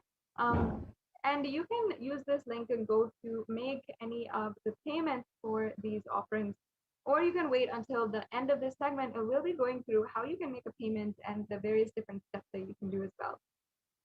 So the next offering we have is the Sahasranama Swarnakasu. And in the Lalita Sahasranamam, once again, Devi Parashakti is described as Nama Parayana Prita, meaning she who likes the repetition of her various names. And this special offering is the offering of 1008 names of Devi Parashakti. It's a special and unique archana offered to the Mahameru of Devi Parashakti. And you can offer a gold coin inscribed with each and every one of the 1008 names and receive the blessings to have the Ananta Kalyana Gunas, all the divine qualities of Devi Parashakti. And there's so much of significance behind this Sahasranama. In fact, doing the Sahasranamavali and or the Ashtotaranamavali, or even the japa, the chanting of the name of the divine, is a very, very powerful sadhana or spiritual practice. Sadhana in Sanatana Hindu Dharma has so much of very beautiful significance and context. And it's very important. And here we're offering to the divine the very Sahasranamavali.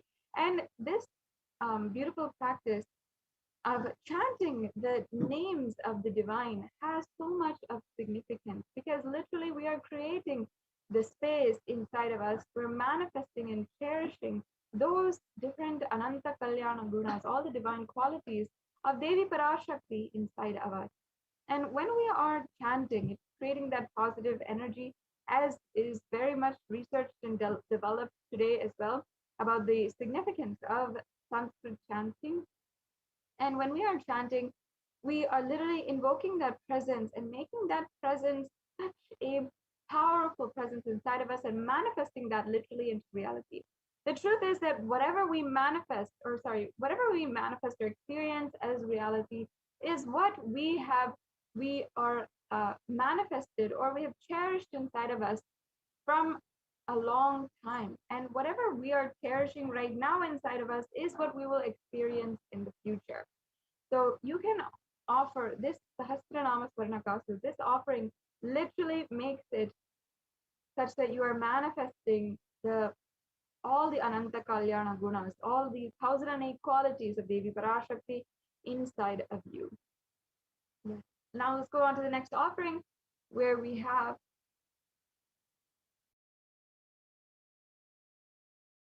the Mukta Anguti. So the Mukta Anguti is a finger ring with a pearl, and Devi PARASHAKTI is described in the Meenakshi Pancharatnam, which is the stotram dedicated to Devi Meenakshi, the embodiment of compassion and the incarnation of Devi PARASHAKTI. And before going on, let me chant the verse. Muktaharanala Satkiritaruchiram Purnendu Vaktra Prabham Shinjannu Purikinkini Manidaram Padma Prabhabasuram Sarvabhita Palapradam Girisutam Vani Rama Sevitam Meenakshim Pranatosmi Santatamaham Karunyavaram Nidim. And the English translation says, I bow down to the goddess Meenakshi, whose crown has garlands of pearls and face shining like the full moon, who wears anklets and are studded with gemstones and has small bells, who is shining like the splendor of a lotus, who grants all the wishes, the daughter of the mountain, who is worshipped by goddess Vani and Rama, and remain ever bowing to the goddess Meenakshi, the ocean of compassion.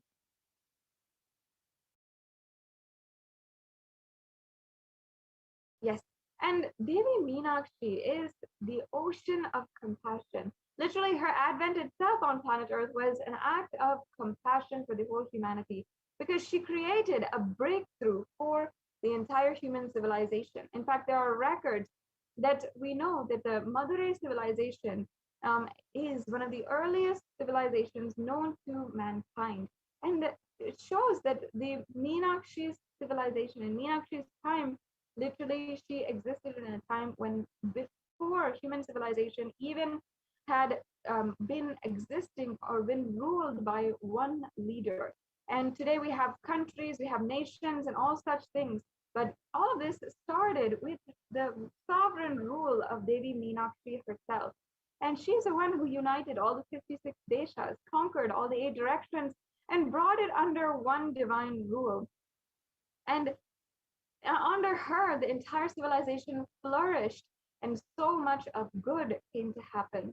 And that is the ultimate compassion of Devi Meenakshi, which she manifested for each and every one of you. And through this offering, she can manifest for you as well. So you can offer this Mukta Anguti as well and be blessed by Devi Meenakshi's compassion and pure love in all of your ambitions by the one who has the highest ambition of manifesting Kailasa itself on planet Earth. Let's go on to the next offering now. Yes, we have the Swarna Padma Pushpa. The Swarna Padma Pushpa is the golden lotus, and in the Kamika Agama it says that all the kalashas should be wound around with suitable thread and covered with new cloth. They should be adorned with a lotus flower made of gold.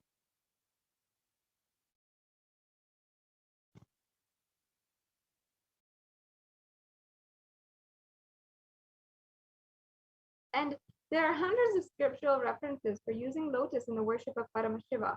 Almost everything in worship of the ultimate involves a consecration of deities of worship or meditating on the mudras and asanas during the worship involves the lotus flower, not just the flower, but also the leaves, the lotus pericarp, the lotus petals, and it's considered literally a divine flower. In fact, the Shakti of Paramashiva is called the lotus, and the base of the Paramashiva Linga is called the lotus. The disciple of Paramashiva is also considered as a lotus as well. So you can offer this golden lotus in any size you wish to be blessed to have state, space, powers, and being of Devi PARASHAKTI in your inner space amidst any and every adverse situation in life.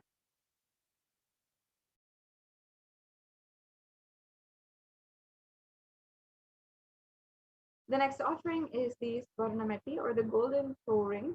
And before going on, let me just chant the scriptural reference for this offering.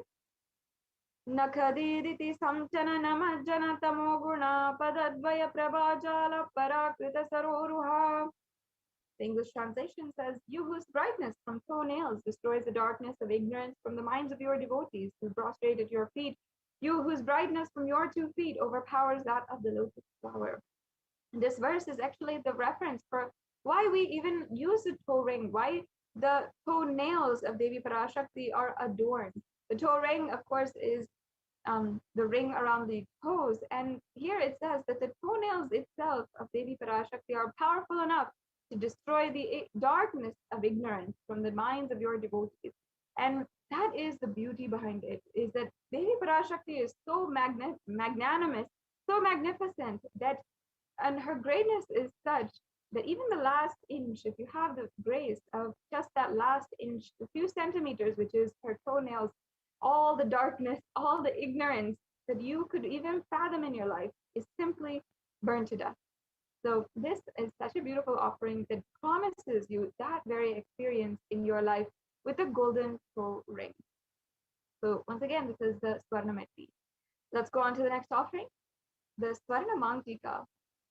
Swarnamangtika is a headdress, basically, and the Mangtika is basically the hairline jewelry which goes from the crown of the head until the forehead, or sometimes it goes across the forehead as well.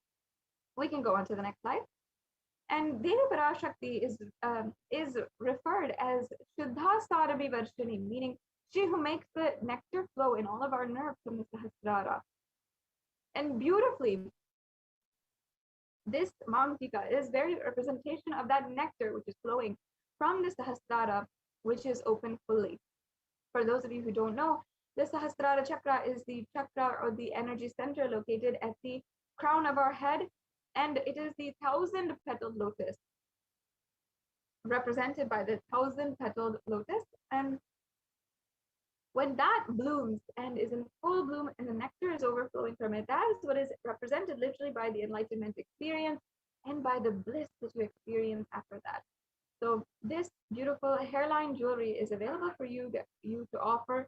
It's called the Swarnamangtika once again, and it literally bestows on you the overflowing gratitude in space of complete completion. Yes, and the next slide, please. We can go on to the next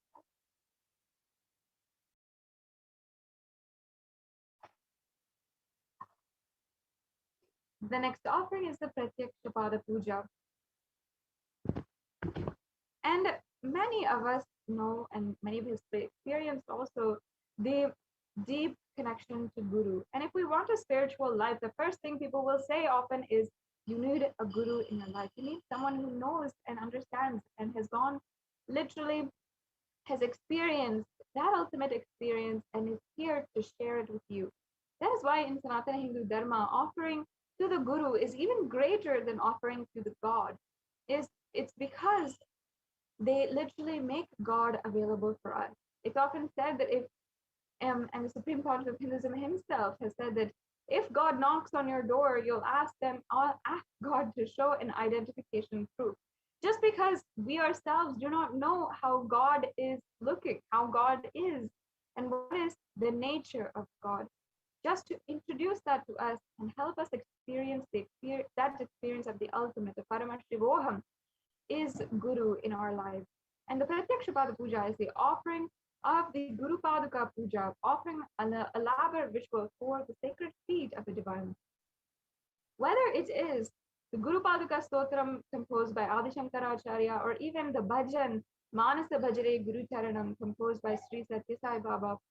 The Guru Paduka have so many different references of how beautiful they are, how much grace they radiate, and just the virtues that you can receive from simply offering a short puja. And that is the beauty of the Guru, it's the surrendering at the feet of the Guru. So this Pratyaksha Pada Puja is available for any one of you to offer now. And not only that, during the upcoming events, you'll have the opportunity to offer directly at the feet of the avatar. If you'd like to offer for any one of these events, like Ganesha Chaturthi or Krishna Janmashtami, you can stay tuned. You can also make an intention to offer at using the link. We'll be just going over that link in a few minutes and going over how to pay as well. But these offerings, many Kailashians make once or even twice a year, sometimes even 3 or 4 times. And Kailashians are so adored by and simply want to offer the gratitude to the Supreme Pontiff of Hinduism in order to just offer the gratitude, as continuously the Supreme Pontiff of Hinduism has made himself available for each and every one of us. That's the beauty of it. That is the most enjoyable part, is that because simply of the surrender, devotion that all of the devotees have towards the Guru, that is the juice of this offering. So you can make this offering as well. It has so many different benefits, including removing all the darkness in your life, letting go of all the pain and suffering finally, and having the fruition of your ultimate desires, your and your wishes. So this is the offering of the Pratyaksha Pada Puja, very, very special offering. We also have the Vastra Seva. We can go on to the next slide. The Vastra Seva is another offering towards the Guru, which is the offering of these sacred cloths. And this also is very powerful in order to give you the protection of the Guru in all different situations in your life.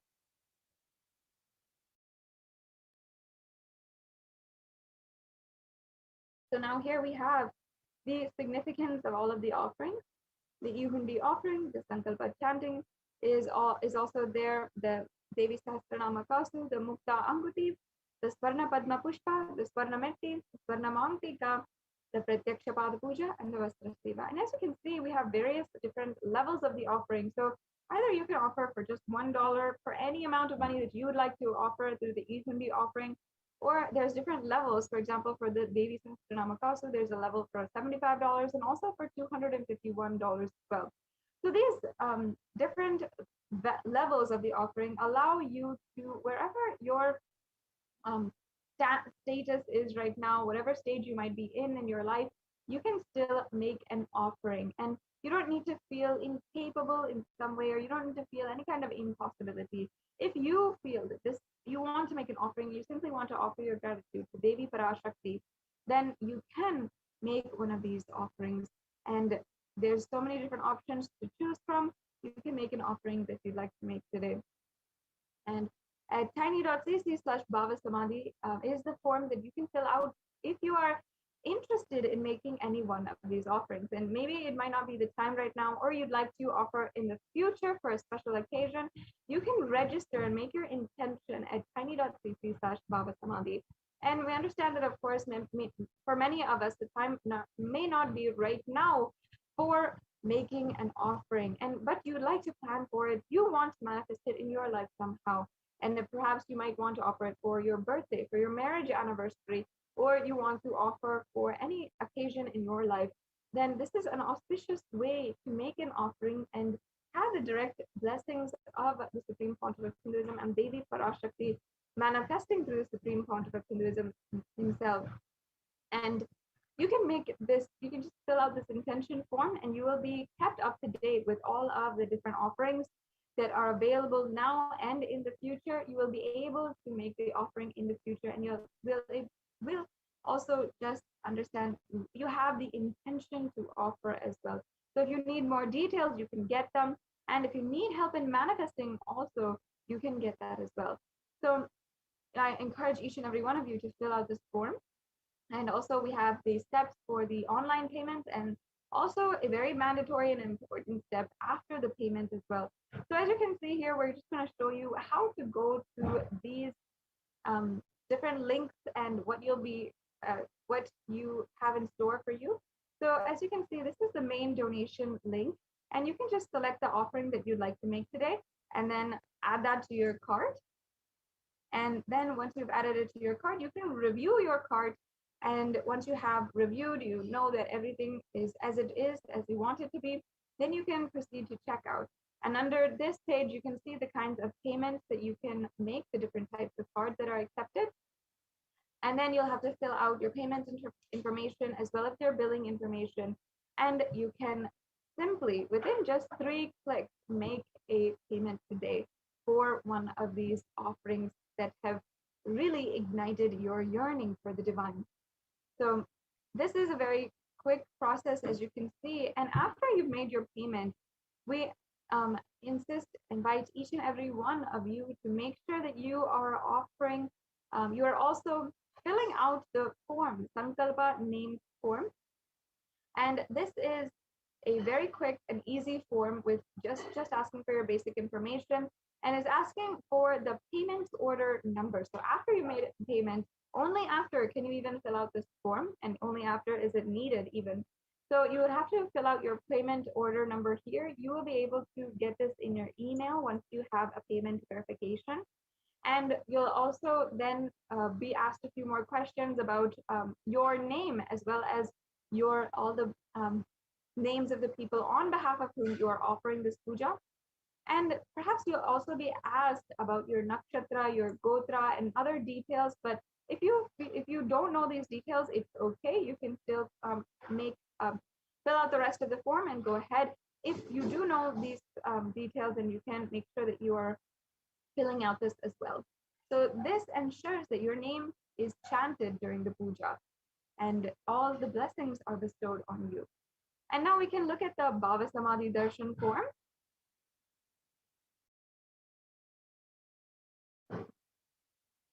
Yes, so this is the form for if you are interested in making any one of these offerings. This form is so that you can register for this event and you can declare your intention to make an offering in the future. As I said, many of you, it might not be the time right now to make an offering. You can always plan to make an offering for a very special occasion in your life. And we understand that's how it works in Hindu tradition. So you can go ahead and fill this form out right now. And you'll be able to plan for the offerings that you want to make in the future as well.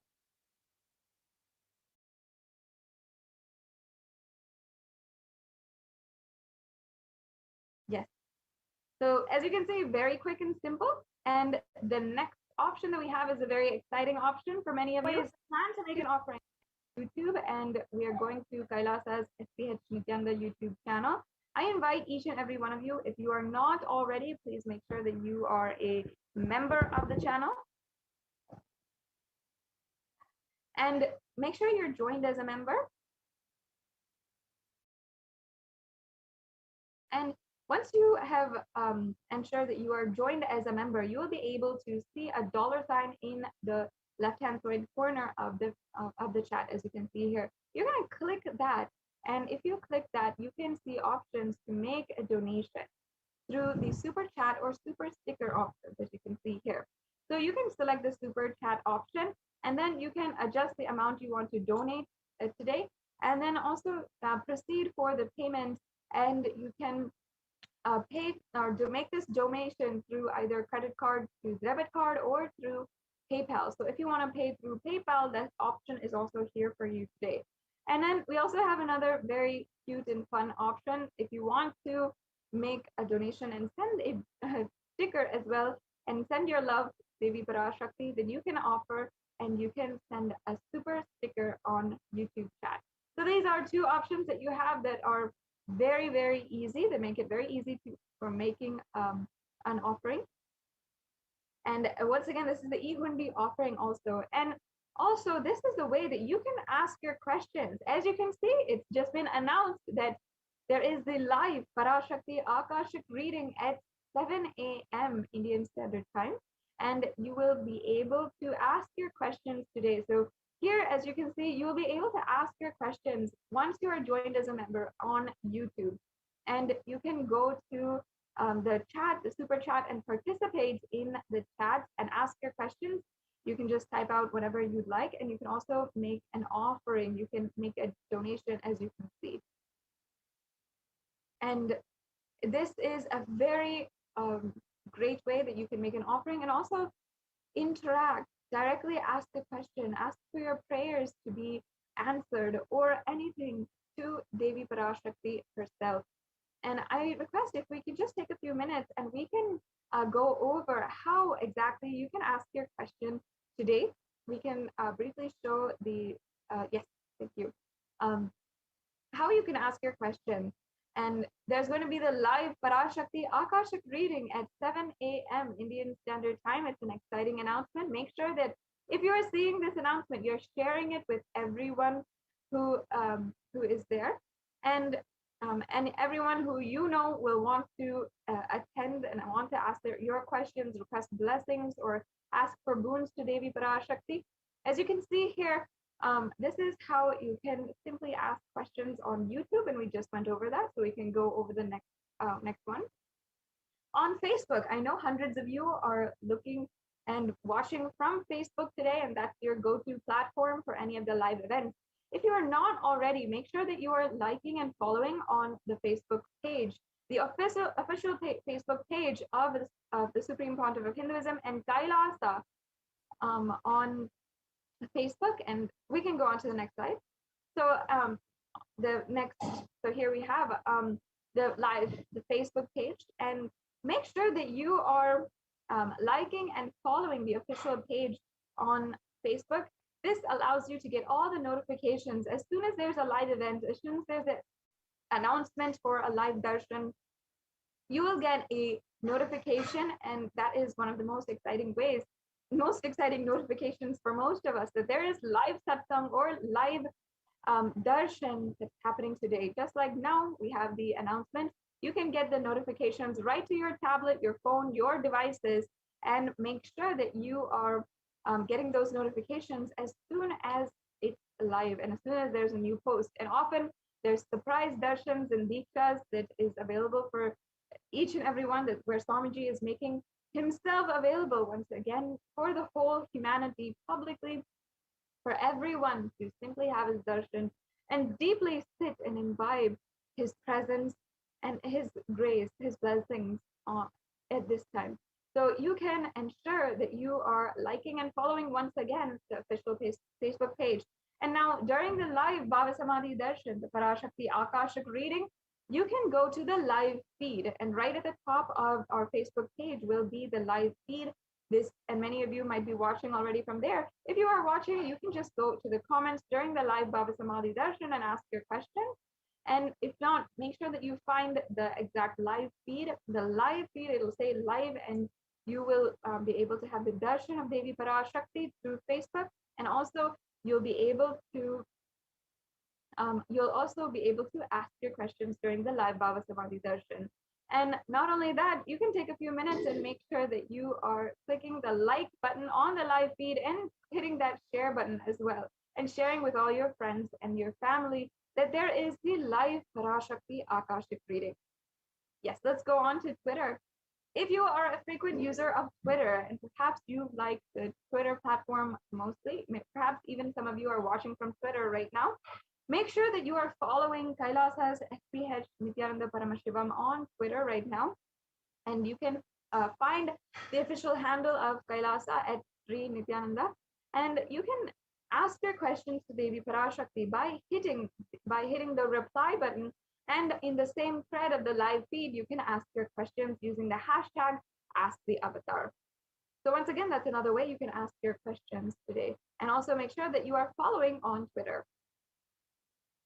And we also have Instagram. For many of you who are a part of us on Instagram, you can ask your questions on Instagram. Make sure that you're following the Supreme Pontiff of Hinduism's official Instagram account. We can go on to the next slide. And yes, as you can see, we have the official Instagram here. Make sure that you're following at Sri Nityananda on Instagram. And if you want, you can ask your questions on Instagram as well.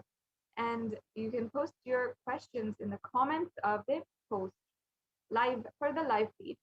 Yes, and then we have the next way, which is for all of you who may not be available, who might not be on social media, you don't have an account, you don't like to participate in social media, or you might not be savvy enough for social media, not very comfortable for these platforms. You can also ask your questions through WhatsApp.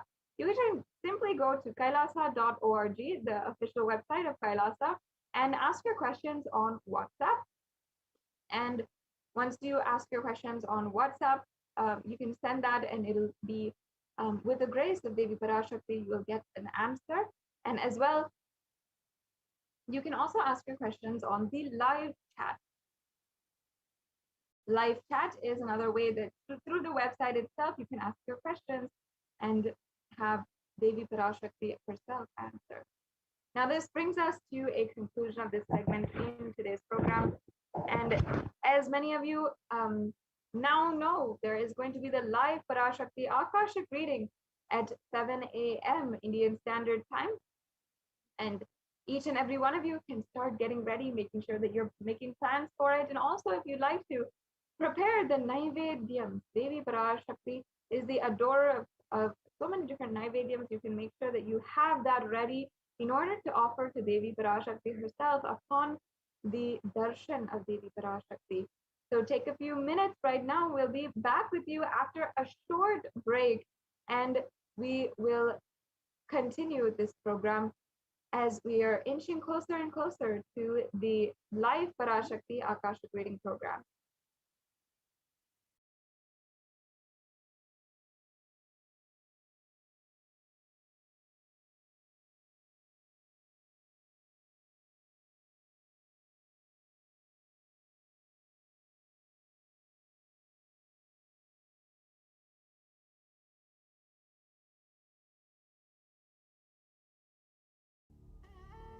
What I mean by the word e-Kailasa, listen intensely.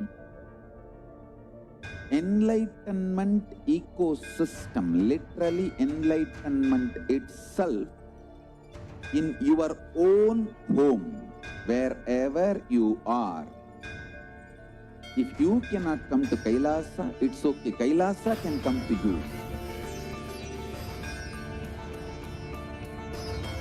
Kailasa coming to you is e-Kailasa.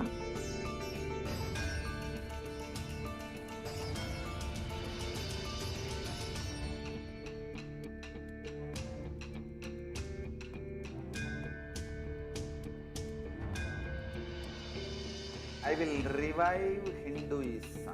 I am a Hindu revivalist, not by any revolution, but by evolution.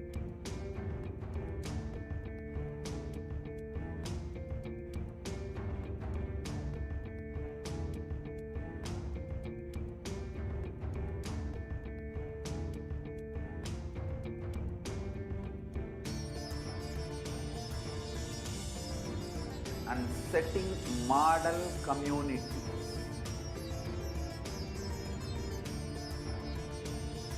Kailasas, enlightenment ecosystems, Sarvanya Peethas all over the world.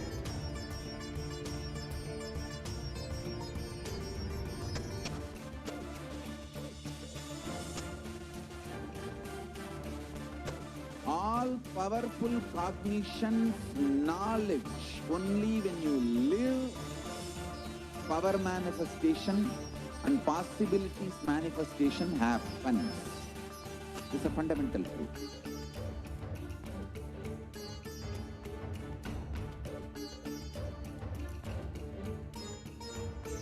Hinduism cannot live exclusively as one sampradaya. No.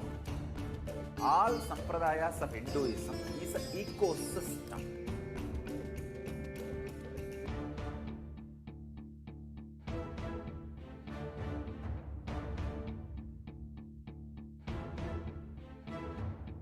So don't keep quiet thinking that if one sampradaya is attacked, only that sampradaya is going to be affected. All of us are ecosystem.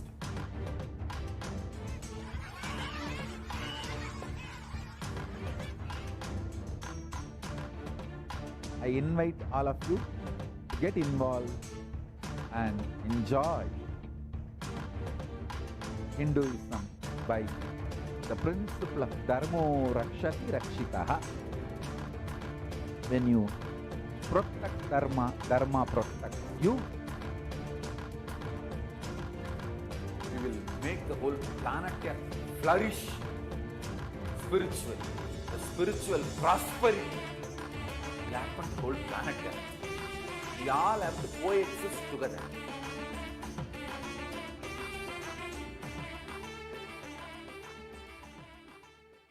Just be alive for next 3 years. Don't die within next 3 years.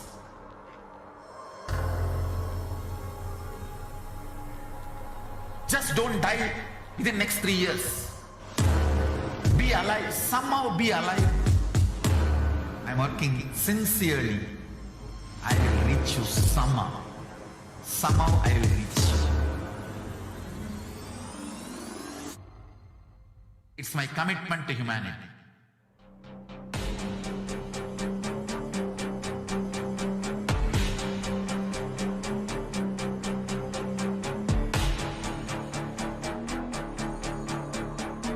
Just don't die within next 3 years. I will reach you wherever you are, whichever corner of the world you may be. I will reach you with enlightenment. You manifesting the space, state, powers, being, Paramashakti. It is possible, and it is possible for you.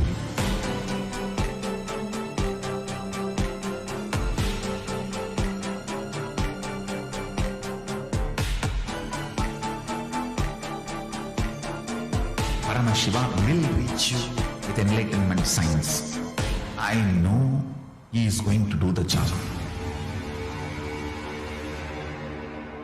Just be alive for next 3 years. Nothing else.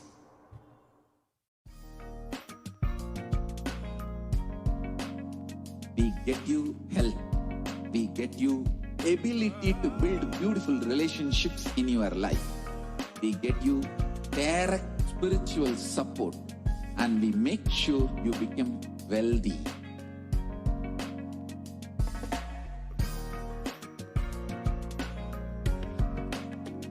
We won't stop giving you just good life. We will literally not stop till you live enlightened life. Manifesting the state of Paramashiva, space of Paramashiva, powers of Paramashiva, being of Paramashiva.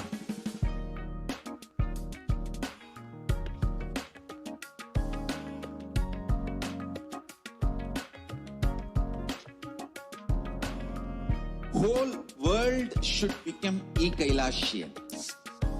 I want the whole world to know Hindus have something great to contribute to the world.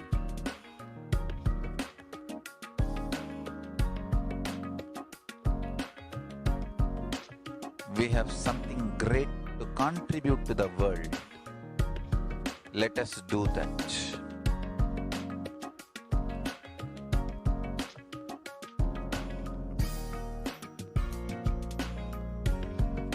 E-Kailasa is proper customized spiritual service helping you to identify your root patterns of suffering. We have perfected the science of helping every individual from every cultural, religious, nationality background.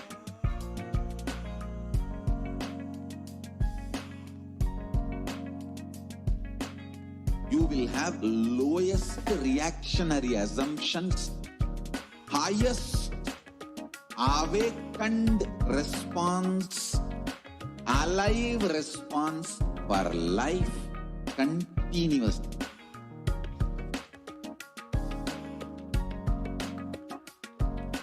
E-Kailasa is enlightenment enlightenment ecosystem, literally enlightenment itself in your own home, wherever you are.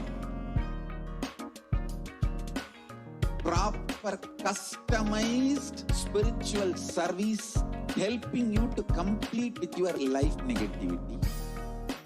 Withdrawal from life, self-hatred, self-denial, self-doubt, so much of tiredness, laziness, we can support you, aligning your diet, your attitude, your aptitude, your understanding about life. We can help you with everything.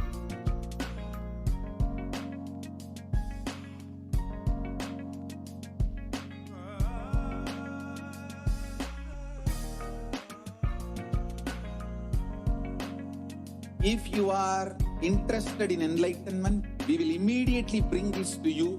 If you are not interested, we will explain the whole science, inspire you, and make you interested in enlightenment science. We need to cater this enlightenment science to the whole world wherever they are, because enlightenment is the birthright of all human beings. Kailasa is responsible to provide that to all human beings.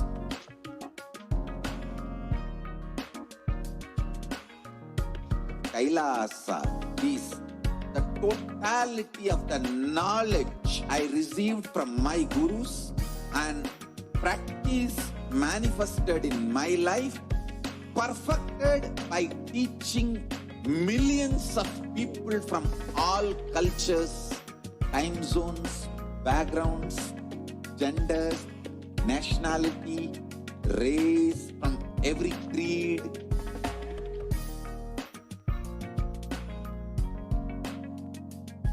So this absolutely perfected knowledge available to you, served to you in your home, without even you moving out of your couch, free of cost.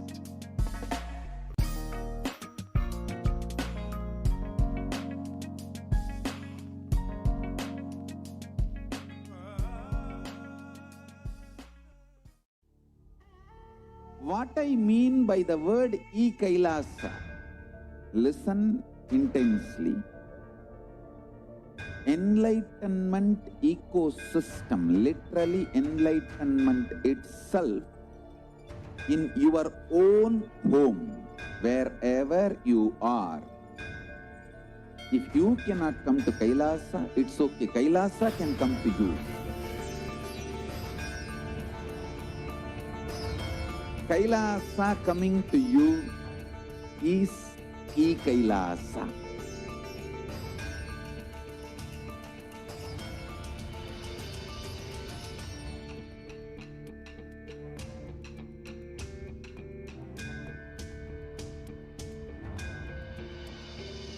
I will revive Hinduism. I am a Hindu revivalist, not by any revolution, but by evolution.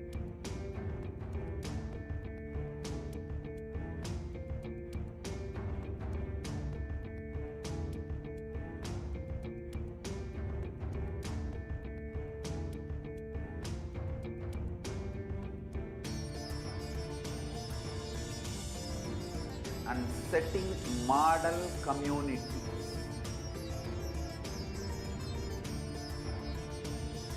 Kailasas, enlightenment ecosystems, Sarvanya Pitas all over the world.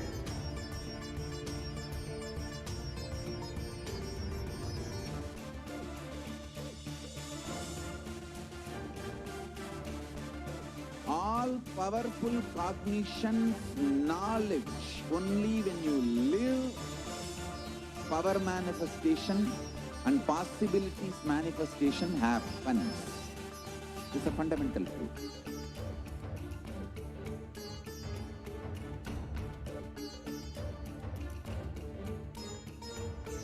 Hinduism cannot live exclusively as one sampradaya. No. all sampradayas of Hinduism is an ecosystem.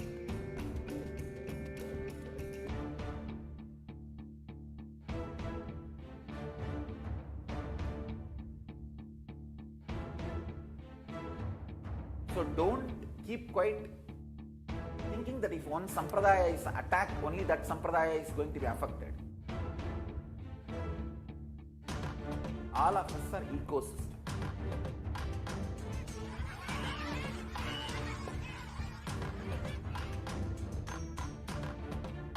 I invite all of you to get involved and enjoy Hinduism by the principle of Dharmo Rakshati Rakshitaha. When you protect Dharma, Dharma protects you. We will make the whole planet flourish spiritually. The spiritual prosperity will happen to the whole planet. We all have to coexist together.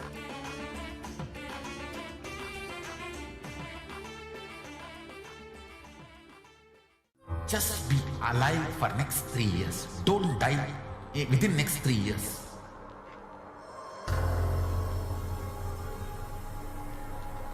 Just don't die within next 3 years. Be alive. Somehow be alive. I'm working sincerely. I will reach you somehow. Somehow I will reach you. It's my commitment to humanity.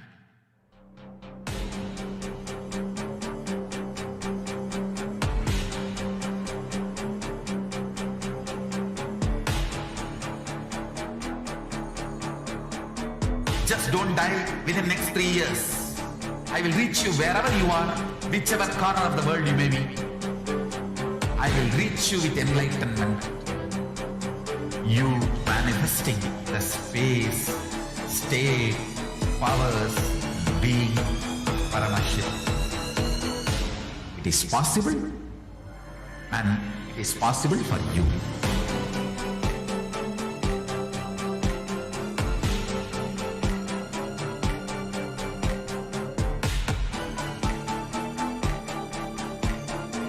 Paramashiva will reach you with enlightenment science.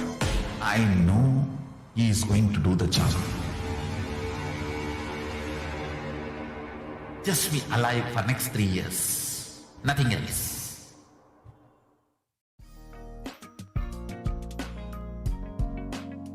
We get you health. We get you ability to build beautiful relationships in your life. We get you direct spiritual support, and we make sure you become wealthy.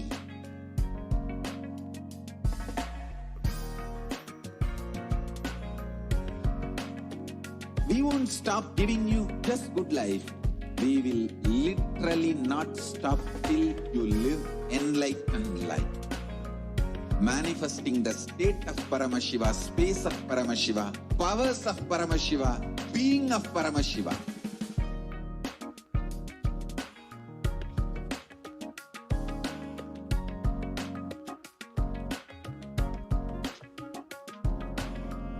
Whole world should become Ekailashian. I want the whole world to know Hindus have something great to contribute to the world.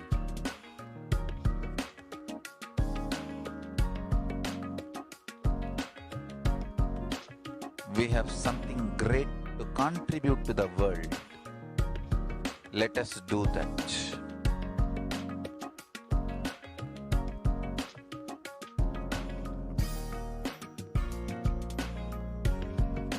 E-Kailasa is proper customized spiritual service helping you to identify your root patterns of suffering.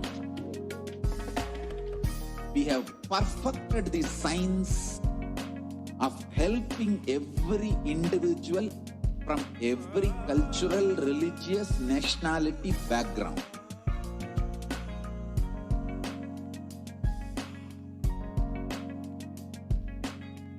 will have lowest reactionary assumptions, highest awakened response, alive response for life continuously.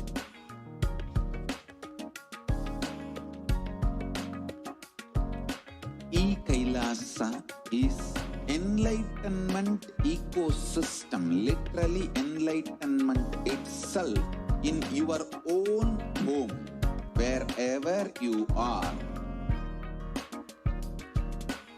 Proper customized spiritual service helping you to complete with your life negativity.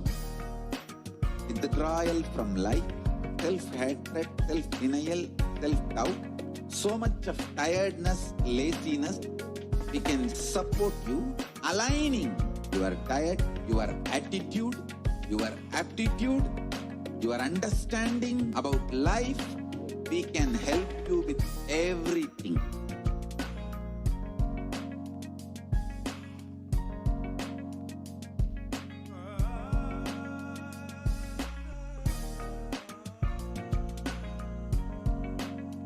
If you are interested in enlightenment, we will immediately bring this to you. If you are not interested, we will explain the whole science, inspire you, and make you interested in enlightenment science. We need to cater this enlightenment science to the whole world wherever they are, because enlightenment is the birthright of all human beings. Kailasa is responsible to provide that to all human beings.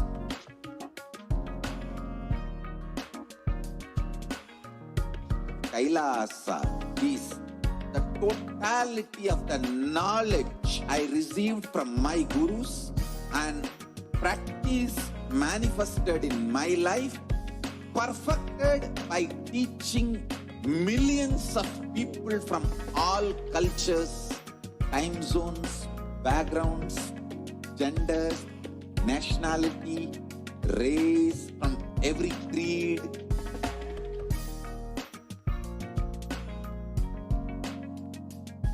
So this absolutely perfected knowledge available to you, served to you in your home, without even you moving out of your couch, free of cost.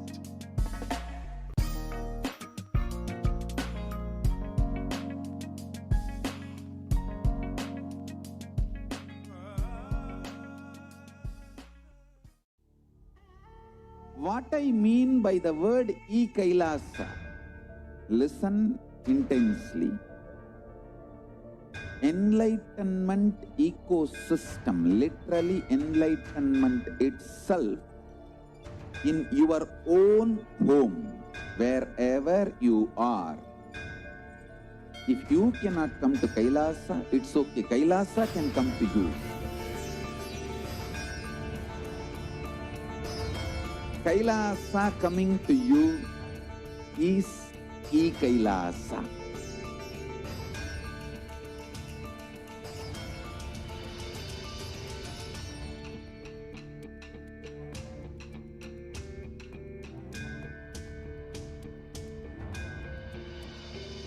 I will revive Hinduism.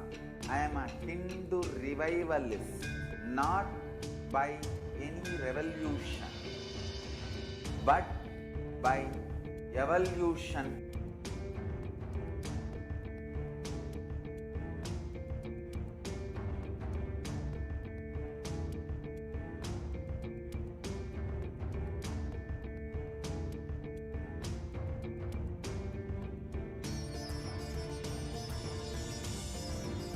And setting model communities.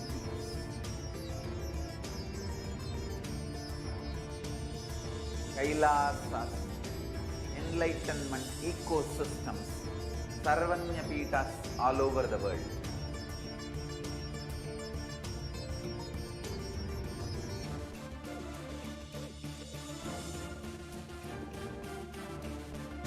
All all powerful cognition, knowledge.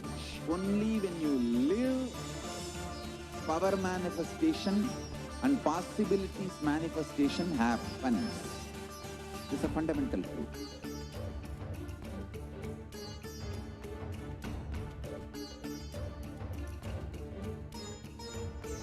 Hinduism cannot live exclusively as one sampradaya. No.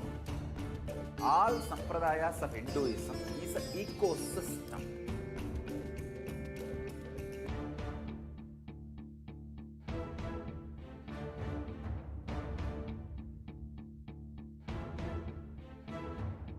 So don't keep quiet thinking that if one sampradaya is attacked, only that sampradaya is going to be affected. All of us are ecosystem.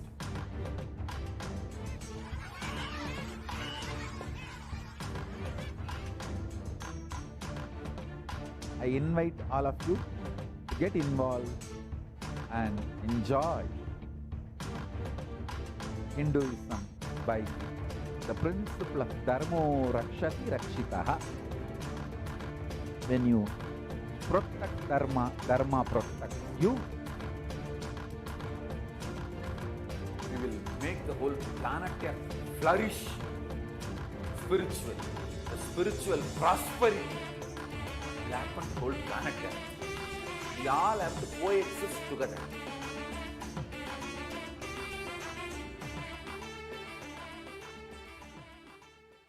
Just be alive for next 3 years. Don't die within next 3 years.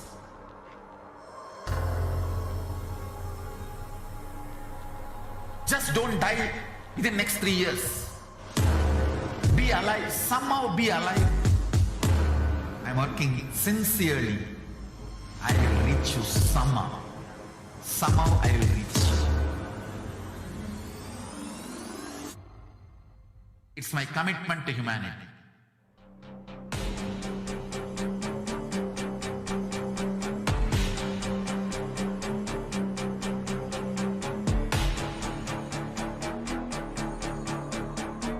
Just don't die within next 3 years. I will reach you wherever you are, whichever corner of the world you may be. I will reach. Nityanandam, welcome back. Now in this segment, we are going to learn about the Kailasa's multi-layered quarantine opportunity for India during the COVID-19 as a practical solution resulting in health, joy and bliss. With the blessings of the Supreme Pontiff of Hinduism, let's start with the Sadguru Vandanam. Nityanandam Paramasugadam Kevalam Jnanamurtim Dvandvatetam Gagana Sadusham Tattvamasya Dilaksham Ekam Nityam Vimalamachalam Sarvadi Sakshibhutam Bhavatitam Trigunarahitam Sadgurum Tam Namami.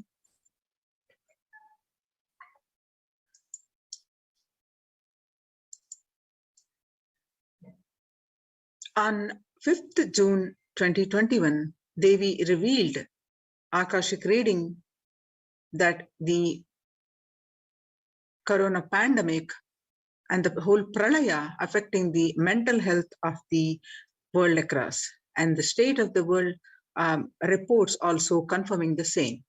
So not only people dying in crores, financial and mental retardedness, we will also see minds getting collapsed. Freedom from all this suffering is the life of living enlightenment. First, prevent yourself from this deadly corona, O people. Do the job of saving your life as first priority.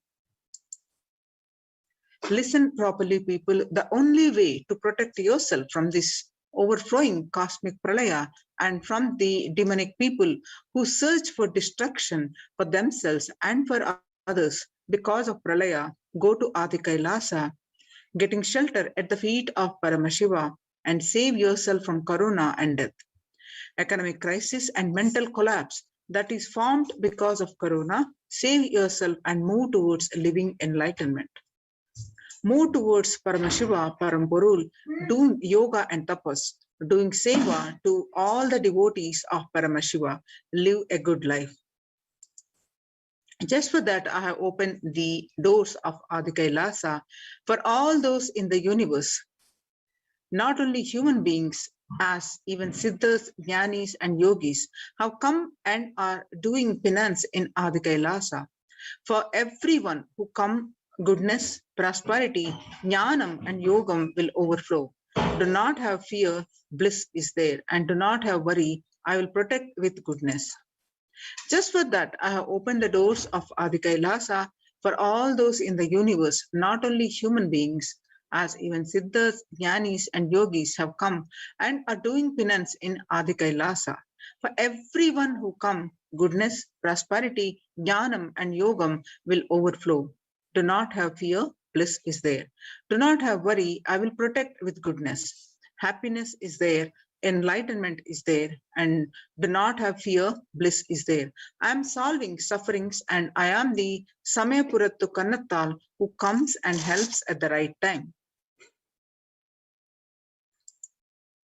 These are the revelations. They were revealed on the 5th June 2021, and the media articles confirming the same on 6th June 2021. The psychiatric symptoms like depression, anxiety exhibited by the COVID-19 patients, according to a new study, neurological symptoms like depression and anxiety are also showing to be common in those who have contracted COVID-19, even more in mild cases. The BMC Psychology published online on June 8, 2021, the impact of COVID-19 on the mental health of US college students. The results indicate that students closer to graduating faced increases in anxiety, which is about 60.8%, and feeling of loneliness, which is about 54.1%, and depression, which is 59.8%.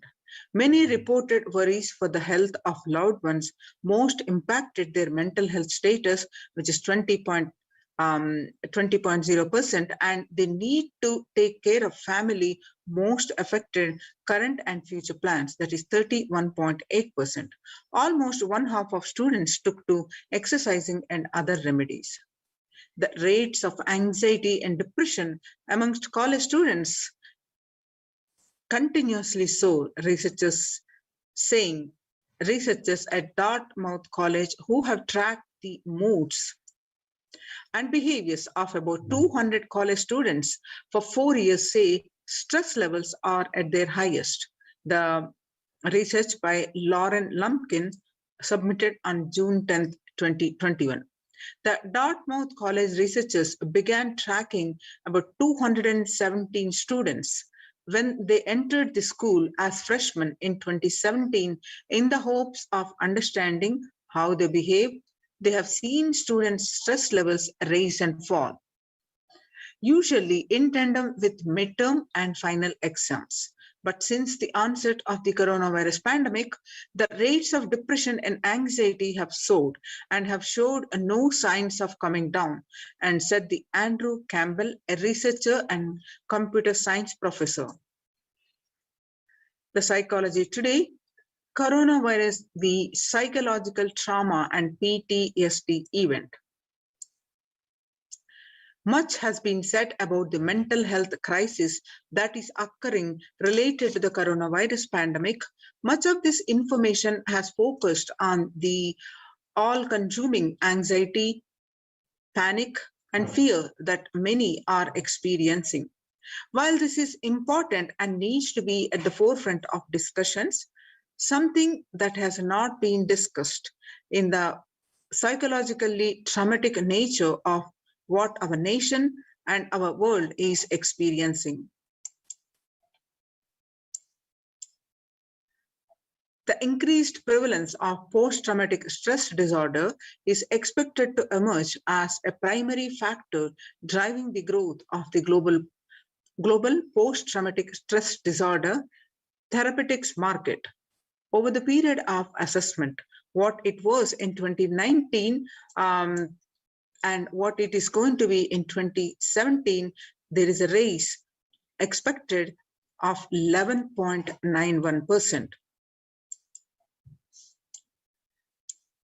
According to the CNN report that the coronavirus pandemic's impact on global mental health is already extremely concerning.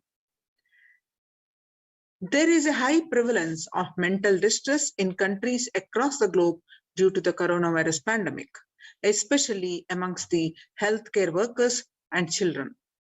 According to the United Nations and the World Health Organization, the impact of the pandemic on people's mental health is already extremely concerning. The World Health Organization Director General Tedros Adhanom released to the CNN recently. It is now crystal clear that mental health needs must be treated as a core element of our response to and recovery from the COVID-19 pandemic, Tedros added. Yoga greatly improves mental, spiritual, and physical health. People who practice yoga experience less anxiety, less depression, and fewer symptoms of post-traumatic stress disorder. And yoga also improves well-being, including the increased gratitude, relatedness, acceptance, centeredness, empowerment, self-esteem, compassion, self-awareness, and hope.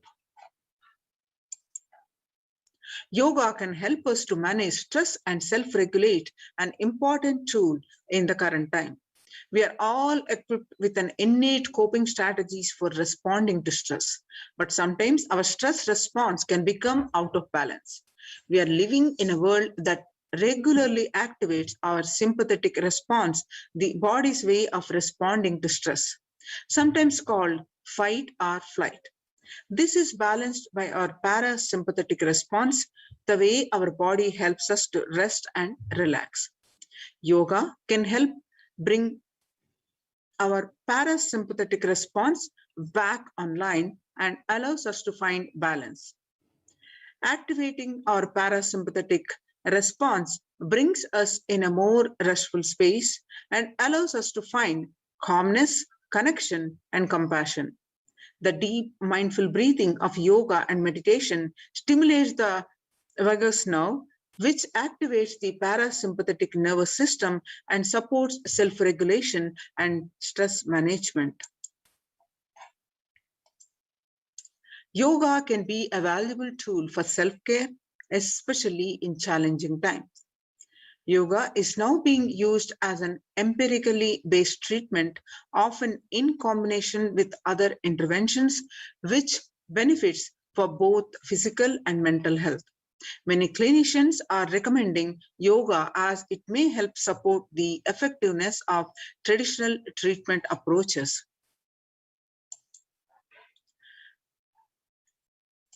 According to the Psychology Today, online psychologytoday.com, when we actively choose a tool of self-care, we better equip ourselves to survive and seek resilience in different circumstances. While it is but one tool, yoga offers the potential for connection and well-being even in these challenging times. Spirituality benefits mental health. Research shows that individuals have better mental health if they belong to a particular community or have religious beliefs. Spirituality can help people in many ways. First and foremost, spirituality or religion can help people find meaning in their lives, which is instrumental in improving one's mental health. In addition to endowing meaning to life, spirituality can perhaps help you connect with your divine self. It has the potential to improve mental, physical, and emotional well-being as well. It has been a source of relief to comfort from various challenging issues for thousands of years.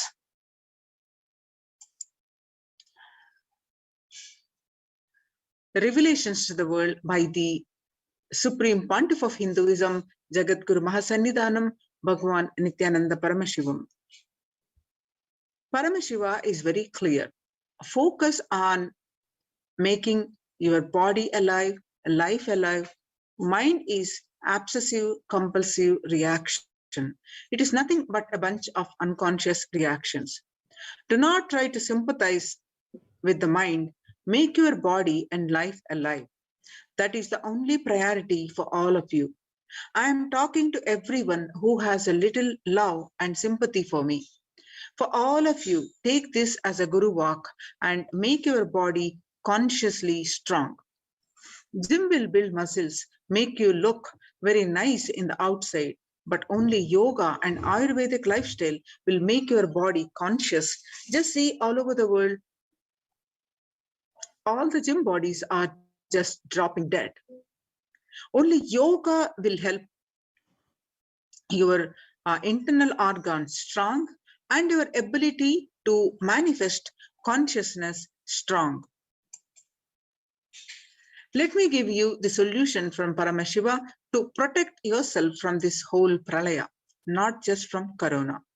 The amount of depression, mental suffering, the way the whole world is suffering, the kind of poverty happening, people losing jobs, income, having insecurity, comforts being lost, so much. Just make your life extremely strong. 3 years back, I said, keep yourself alive for next 3 years. I have enough evidence that 3 years back, I trained the whole Kailasa. First, the devotees in their own homes. Second, Kailasa was inside the Sangha, physically, mentally, psychologically, or consciously for a quarantine lifestyle. For being active without getting mentally broken by being in one place, doing intense yoga, making the body and internal organs strong, taking bay leaf, neem juice, tulasi, haritaki, triphala churna, Ayurvedic lifestyle of less food and more energy, more activism. I only told it is not for an important reason. Sorry, it is for an important reason. Please wake up. Quarantine yourself, build your body. Don't bother about your business or any other profit or anything else. This year, if you are alive, that is the greatest profit. Now, all these efforts, implementing the yoga, the spiritual lifestyle, across the Kailasa's de facto spiritual centers and the temple-based ecosystems, and successfully helped combat the pandemic. And the report submitted by the Adi Shaivite minority community, Kailasa Union, in the month of June 2021, has been published by the United Nations a few days ago, and it is highly appreciated. And let's see the report now. The United Nations recognizes Kailasa's report on COVID-19 and the multilateralism. You can also go ahead and see the Supreme Pontiff of Hinduism's Facebook page and click on these articles and read the whole article by yourself along with all the supporting documentation. You can see some more, the whole article screenshots. Now, the report published and their website www.ohchr.org, Adi Shaivite Minority Tradition. The globalization of disease has led the world to be only as resilient as the least resilient country and person, especially for highly contagious COVID-19, which has spread with the scale and severity not seen since Spanish flu, the variants of the virus such as Delta, Delta plus, Epsilon, Gamma continue to threaten even those vaccinated. Secondary diseases such as black fungus are targeting COVID patients and killing almost 1 in 2 persons in such cases.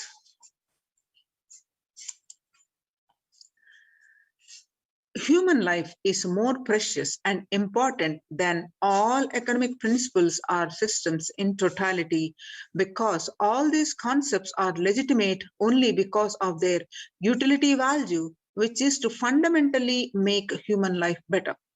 At least until this ongoing crisis ends, all economic policies related to money, banking, fixing prices of commodities, etc., need to be revised to make sure no human being suffers from hunger or absence of required medical care. For this purpose, Kailasa has presented a detailed report on effective solution for COVID-19 through multilateralism that was published by the United Nations in their website www.ohchr.org. Earlier reports recognized by United Nations, a report on the rights of indigenous women and girls, and the second report on the femicide were published, and this is the third report which was published. Now, the third report on COVID-19 and multilateralism. The report submitted by the Adi Shaivat Minority Tradition ASMT Hindu Community Kailas Union in the month of June 2021. Now let us see the key factors that are presented in this article are the key obstacles. First, the globalization of disease has led the world to be only as resilient as the least resilient country and person, especially for highly contagious COVID-19, which has spread with a scale and severity not seen since Spanish flu. The variants of virus, such as Delta, Delta plus, Epsilon, Gamma, continue to threaten even those vaccinated. Secondary diseases such as black fungus are targeting COVID patients and killing almost 1 in 2 persons in such cases. Second, distorted policy decisions and conflicting principles can lead to polarizations amongst the nations and within, leading to various extremes such as the hoarding of vaccines in some places, the wastage of vaccines in others, and an unaddressed shortage of vaccines globally. The pandemic has exposed the fragility of the global system. The disruption in the supply chain is especially worrisome for essential food supplies, which disproportionately affect the already most vulnerable. Fourth, lockdowns have brought the global economy into crisis, bringing recessions and worsening unemployment rates. The frequent lockdowns and the ongoing threat of famine, especially in countries where employment is predominantly informal, are exacerbating worries that starvation may cause more suffering than the virus itself. Far from the SDG 2 zero hunger, the number is now predicted to come close to 1 billion. You can see the supporting articles here.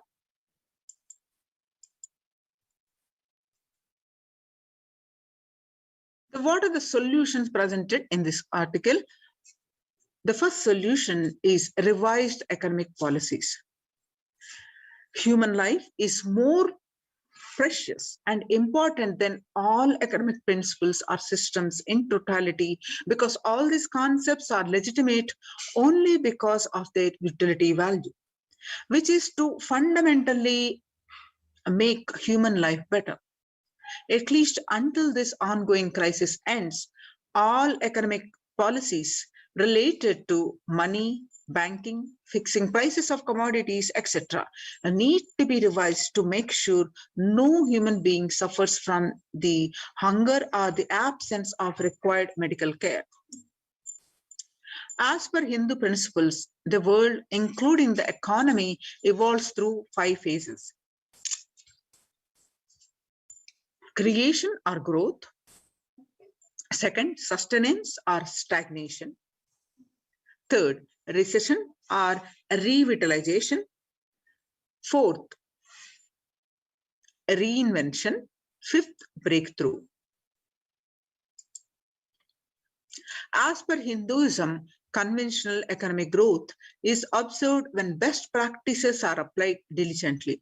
However, during times of crisis, lead us to the 4th and 5th phases, wherein the need to reinvent and deliver a breakthrough becomes both a survival need and an opportunity to surpass any means and measures of conventional economic growth.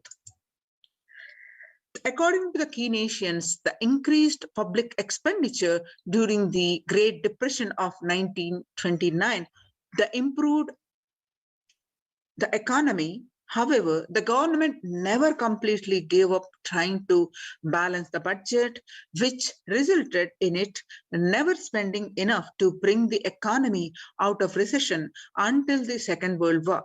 Similarly, the current crisis requires governments to temporarily discard trying to balance economic interests that compromise quarantine safety and put human life at risk, and rather reinvent their economic strategies and multilateral coordination for benefiting during the subsequent breakthrough period after the end of the crisis.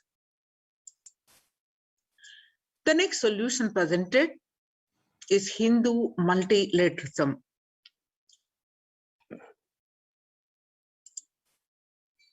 There is an immense inequality in the capacities of governments, organizations, and people on 2 groups, the healthcare response and economic recovery. Surviving a highly contagious COVID-19, where the world is only as resilient as the least resilient country and person, requires the governments, organizations, and people to collectively address the crisis.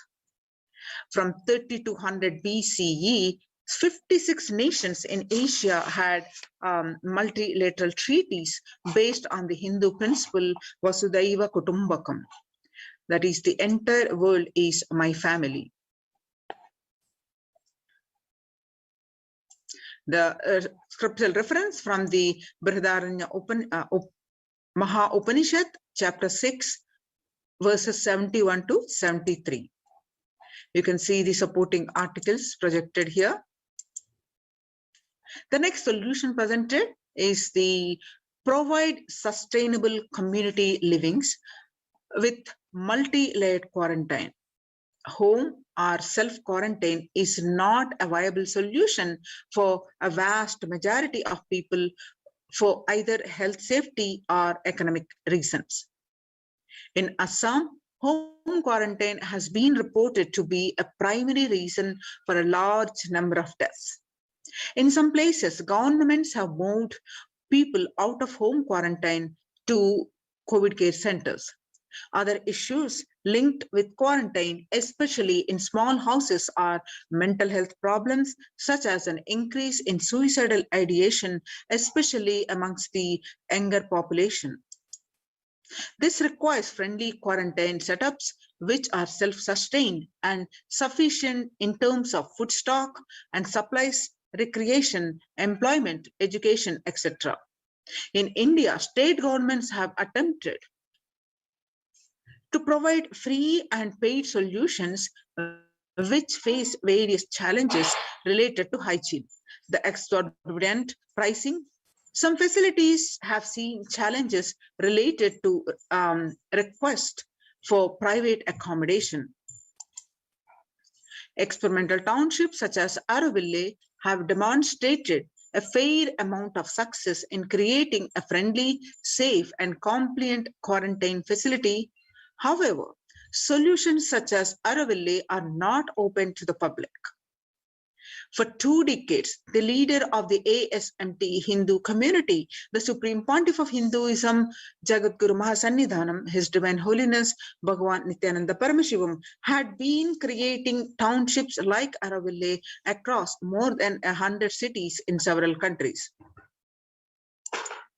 Most of these townships, such as the ASMT Monastery India, Bangalore, have been opened to offer multi-layered quarantine as a free public service with free food, accommodation, free internet to work from home, that is the monastery. The ASMT community has seen a fair amount of success in the township with 0 reported cases of COVID infection in the past 2 years and has already saved many lives.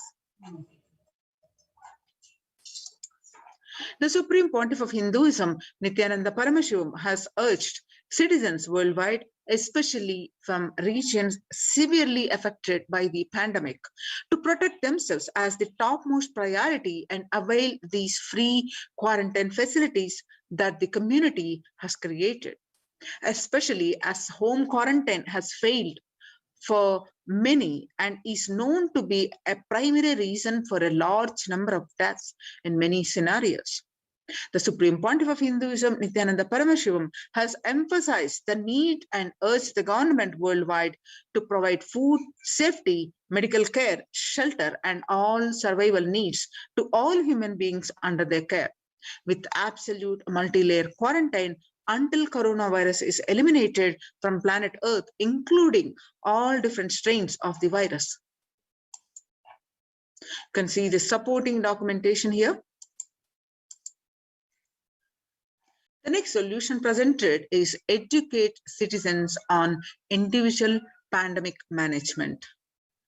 Unlike previous pandemics, the current era provides active, real-time, and visual information about the fatalities. Underreporting of this data may give false hope and make people reckless. Exaggerations in reporting can also make people reckless, as they may feel eventual death due to a coronavirus is inevitable.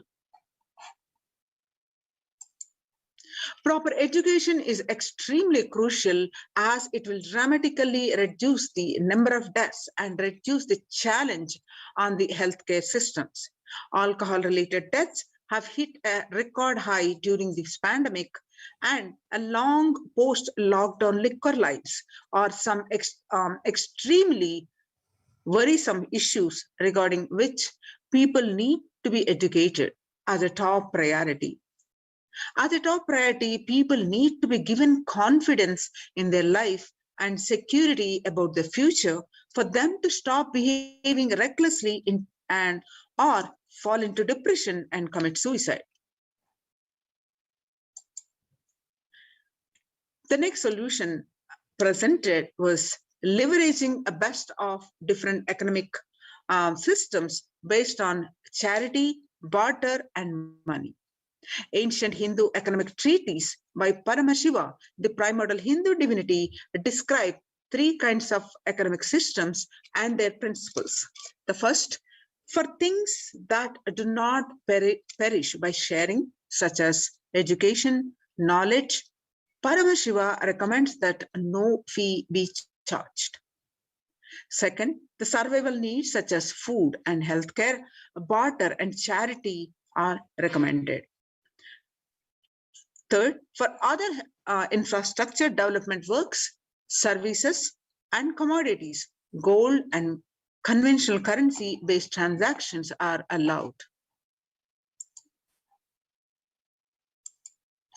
These systems are still in practice in modern day, but they're grossly overlooked and not sufficiently studied with their close relation to mainstream economics. The World Health Organization and the GISAID, they provided early access to data regarding the virus. This is an example of an open knowledge-based economic policy where critical data about the virus was not monetized. Similarly, South Korea helped the USA access mass testing kits, and there was a hope that this would lead to a reciprocal arrangement in terms of vaccines, which is like a barter-based model allowed in food and healthcare. Next solution presented is Hindu policies for food security. A highly effective concept for ensuring food security in ancient Hindu nations was that of food grain banks. These were prevalent until the 18th century. The elderly in villages would start food grain banks with a seed capital of grains collected by fundraising. If any person met with a crisis such as a crop failure, the food grain bank would lend him grains in exchange for an interest. The compound interest was not prohibited in, the compound interest was prohibited in grain banks. So which the debitor was expected to return with the principal grain amount during the next harvest. The bank would expand its reserves of food grains based on interest earned and on donations. At the time of severe crisis such as famine, the entire village would be able to withdraw these grains, and if required, all such grain loans would be written off on humanitarian grounds.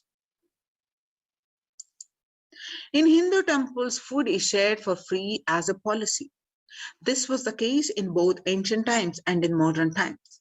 For 27 years, every month, the Hindu ASMT community has served more than 3 million free organic meals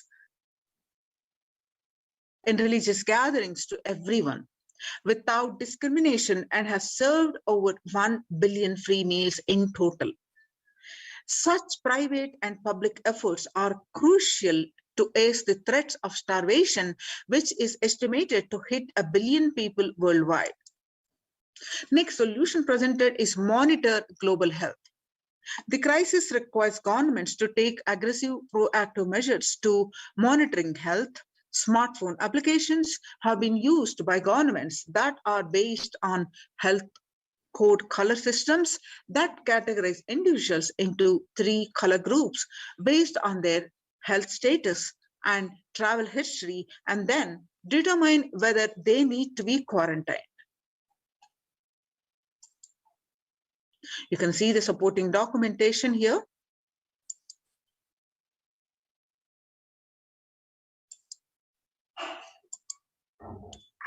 Though there were privacy-related concerns associated with these approaches, some of these measures, such as agile daily reporting systems for accounting of newly suspected diagnosed asymptomatic cases, number of deaths, and generating area-wise statistics, have played an important role in proactively responding to curb the spread of the disease and are being considered for implementation by various countries. You can see the supporting documentation here.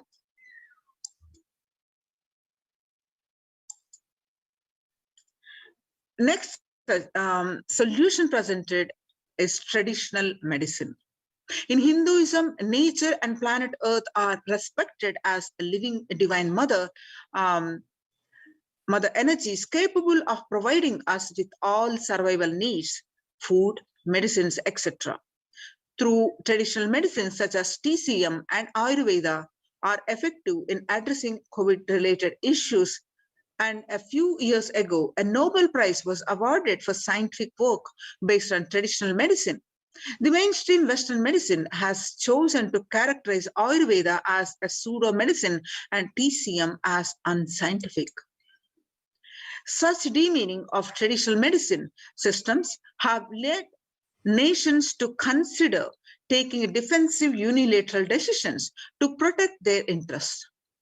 Outright rejection of traditional medicine is not wise, and such policies should be revised, especially as these medicine systems are time-tested and have kept people healthy for several generations. Kailas Union recommends governments worldwide provide solutions like Kailasa's Hindu medicinal care, which includes completely free of charge services such as Ayurveda, Yoga, Siddha, Western medicines, and multi-layered quarantine for complementing their ongoing public health efforts. You can see the supporting documentation here. Multilateral strategies and coordination for the pursuance of SDG 11. Sustainable cities and commodities with additional emphasis on multi-layered quarantine protection without disrupting life and economy such that the effects of lockdown are unnoticeable. Waiver of patents on extremely essential vaccines and common global funding of vaccines. Everyone should be provided access to traditional healthcare systems free from policies that are prejudicial and discriminatory towards health systems, and the creation of food grain bank systems and other traditional economic systems as described in this report would help the most vulnerable people of the world. You can see the supporting documentation here.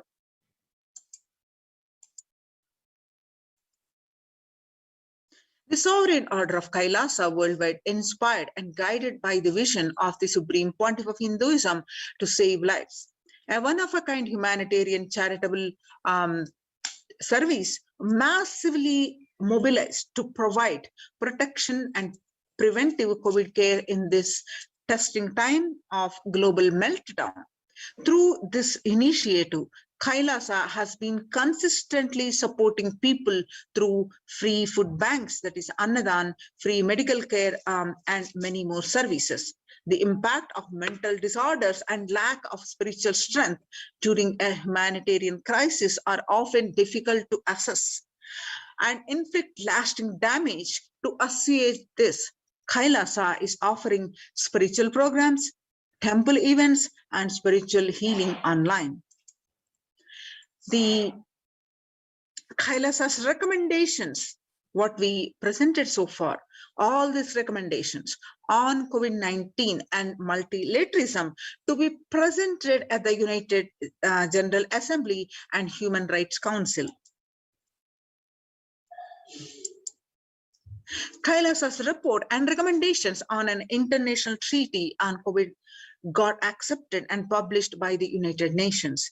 Surviving the highly contagious COVID-19, where the world is only as resilient as the least resilient country and person, requires true multilateralism, governments, organizations, and people to collectively address the crisis. Kailasa has been successfully providing grassroots solid solutions to multifarious ways, including providing sustainable community living with a multi-layered quarantine, educating citizens and individuals pandemic management, leveraging best of different economic systems based on charity, barter, and money, providing food security and traditional Hindu medicines. These unique contributions have been recognized by the United Nations and published on their website, www.ochr.org.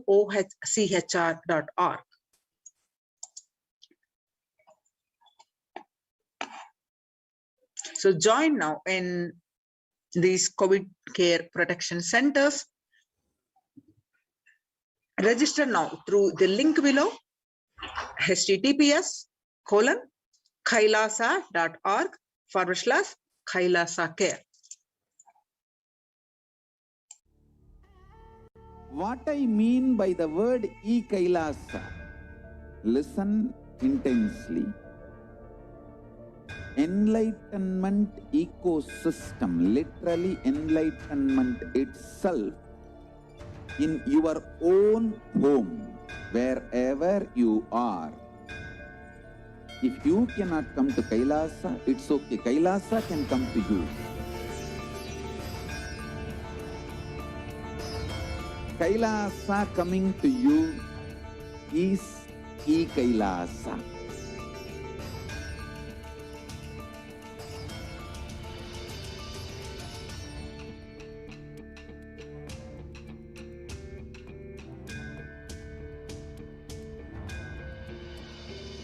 I will revive Hinduism.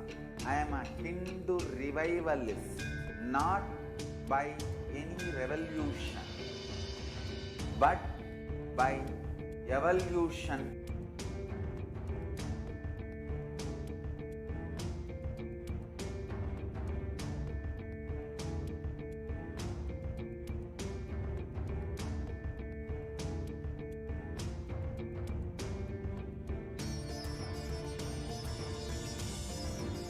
And setting model communities.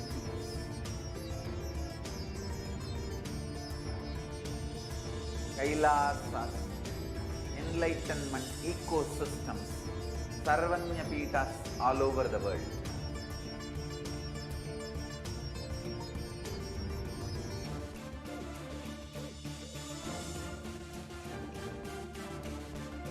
All powerful cognition, knowledge, only when you live, power manifestation and possibilities manifestation happens. This is a fundamental truth.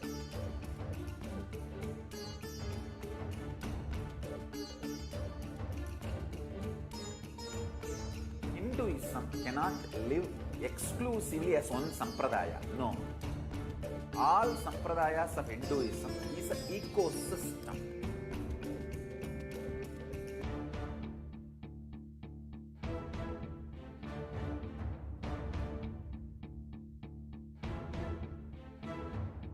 So don't keep quiet thinking that if one sampradaya is attacked, only that sampradaya is going to be affected. All of us are ecosystem.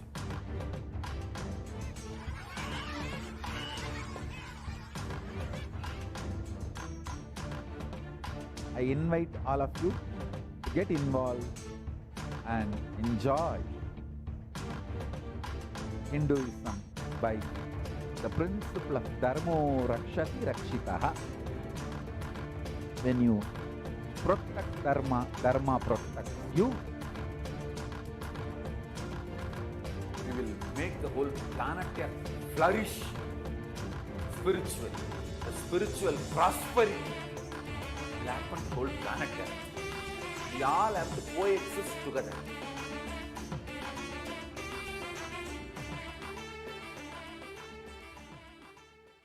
Just be alive for next 3 years. Don't die within next 3 years.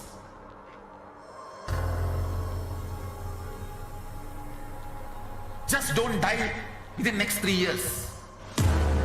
Be alive. Somehow be alive. I'm working sincerely. I will reach you somehow. Somehow I will reach you. It's my commitment to humanity.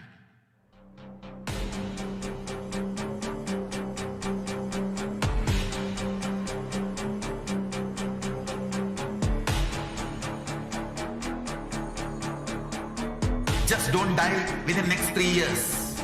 I will reach you wherever you are, whichever corner of the world you may be. I will reach you with enlightenment. You manifesting the space, state, powers, being, Paramashakti. It is possible, and it is possible for you.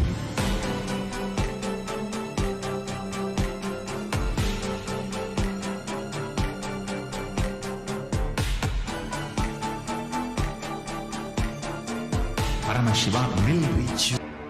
Just be alive for next 3 years. Nothing else.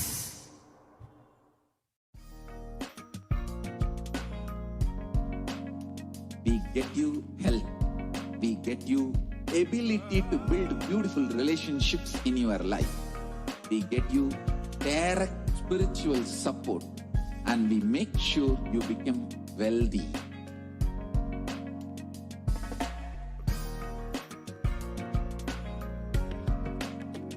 We won't stop giving you just good life. We will literally not stop till you live enlightened life. Manifesting the state of Paramashiva, space of Paramashiva, powers of Paramashiva, being of Paramashiva.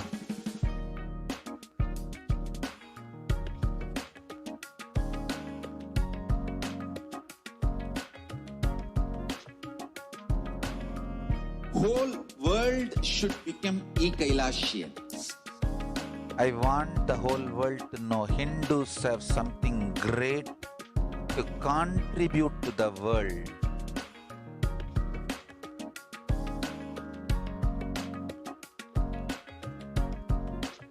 We have something great to contribute to the world. Let us do that.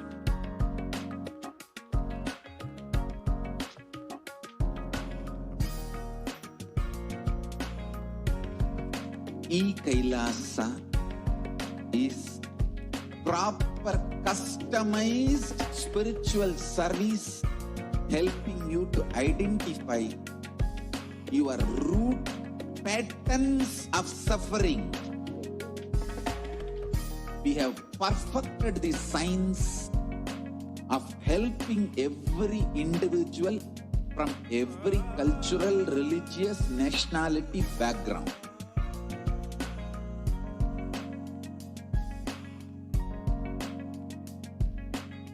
You will have lowest reactionary assumptions, highest awakened response, alive response for life continuously.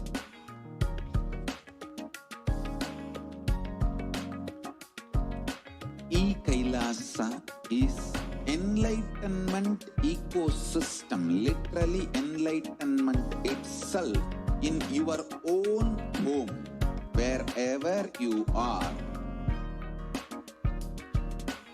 Proper customized spiritual service helping you to complete with your life negativity. Withdrawal from life, self-hatred, self-denial, self-doubt, so much of tiredness, laziness. We can support you aligning your diet, your attitude, your aptitude, your understanding about life. We can help you with everything.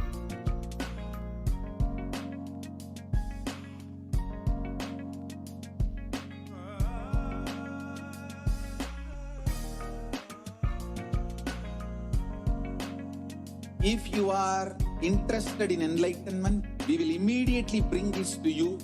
If you are not interested, we will explain the whole science, inspire you, and make you interested in enlightenment science.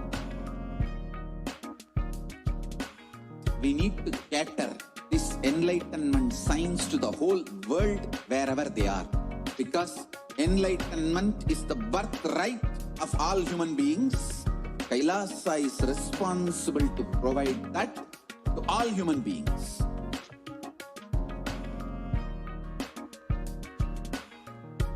Kailasa is the totality of the knowledge I received from my gurus and practice manifested in my life, perfected by teaching millions of people from all cultures, time zones, backgrounds, genders, nationality, race, from every creed.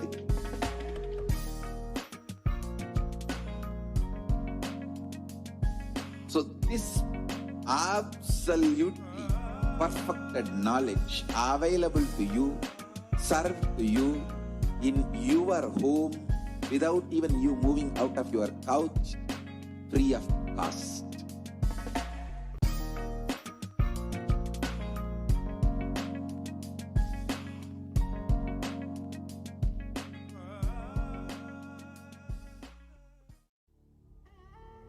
What I mean by the word e-Kailasa, listen intensely.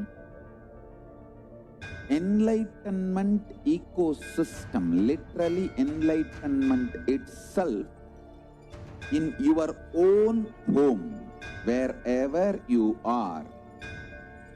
If you cannot come to Kailasa, it's okay. Kailasa can come to you. Kailasa coming to you is e-Kailasa.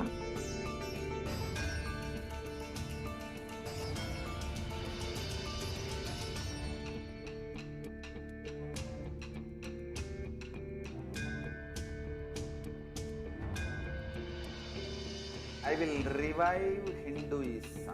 I am a Hindu revivalist, not by any revolution, but by evolution.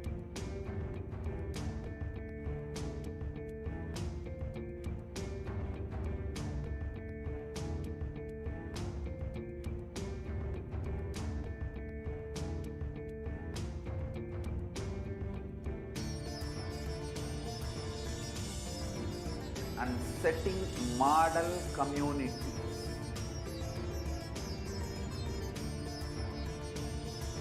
Kailasas, enlightenment ecosystems, Sarvanya Pitas all over the world.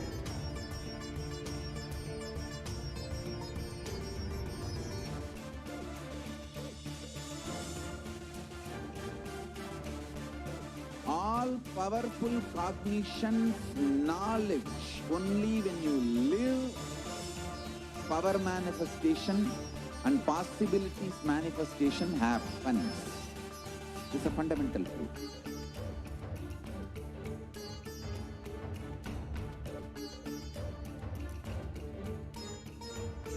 Hinduism cannot live exclusively as one sampradaya. No. All sampradayas of Hinduism is an ecosystem.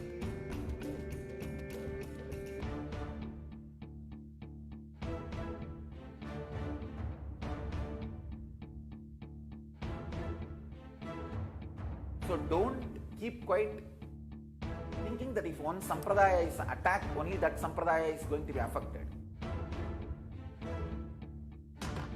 All of us are ecosystem.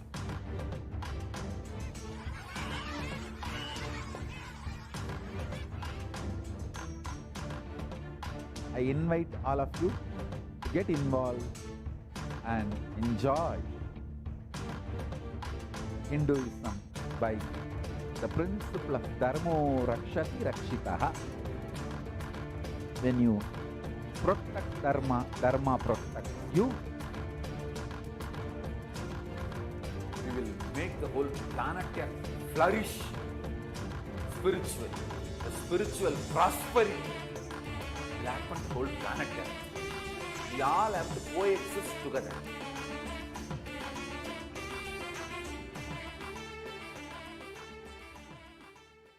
Just be alive for next 3 years. Don't die within next 3 years.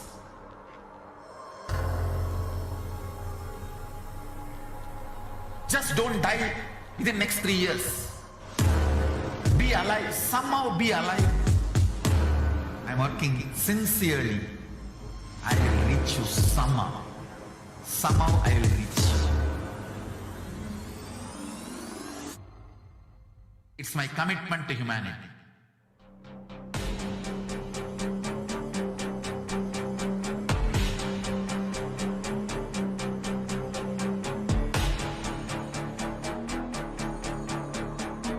Just don't die within the next 3 years.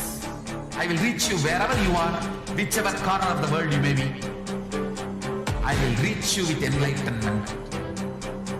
You manifesting the space, state, powers, being, Paramashakti. It is possible, and it is possible for you.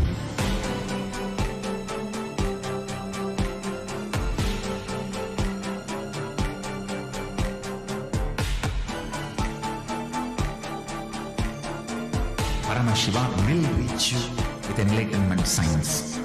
I know he is going to do the job. Just be alive for next 3 years. Nothing else.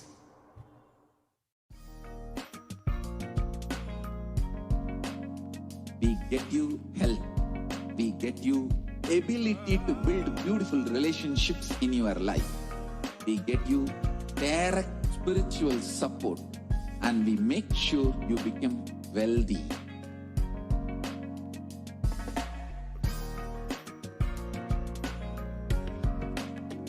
We won't stop giving you just good life.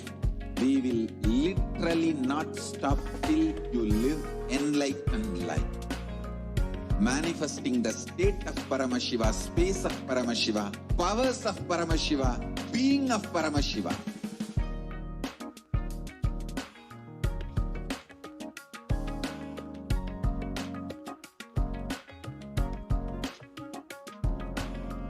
Whole world should become e-Kailashian. I want the whole world to know Hindus have something great to contribute to the world.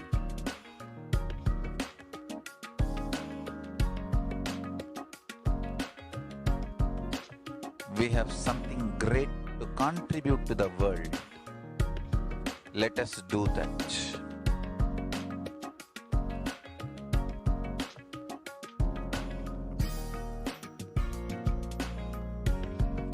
E-Kailasa is proper customized spiritual service helping you to identify your root patterns of suffering. We have perfected the science of helping every individual from every cultural, religious, nationality background.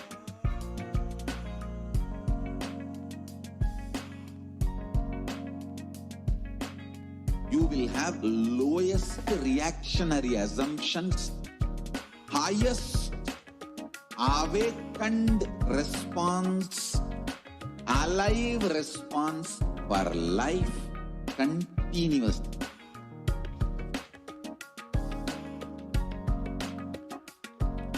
E-Kailasa is enlightenment ecosystem, literally enlightenment itself in your own home, wherever you are. Proper customized spiritual service helping you to complete with your life negativity, withdrawal from life, self-hatred, self-denial, self-doubt, so much of tiredness, laziness.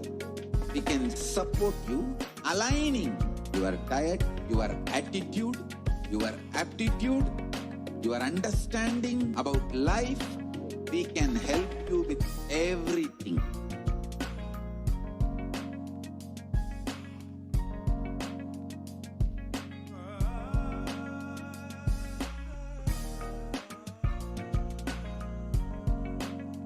If you are interested in enlightenment, we will immediately bring this to you.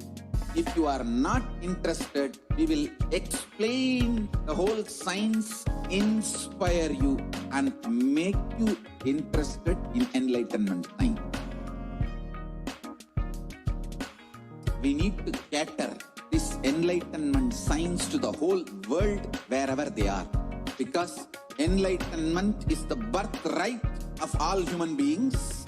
Kailasa is responsible to provide that to all human beings.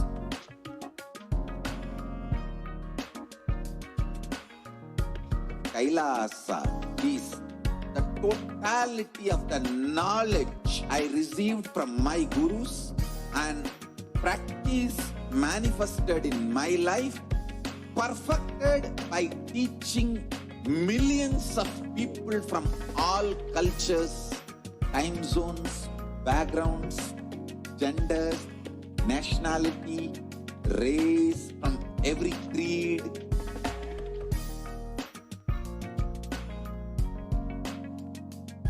So this absolutely perfected knowledge available to you, served to you in your home without even you moving out of your couch, free of cost.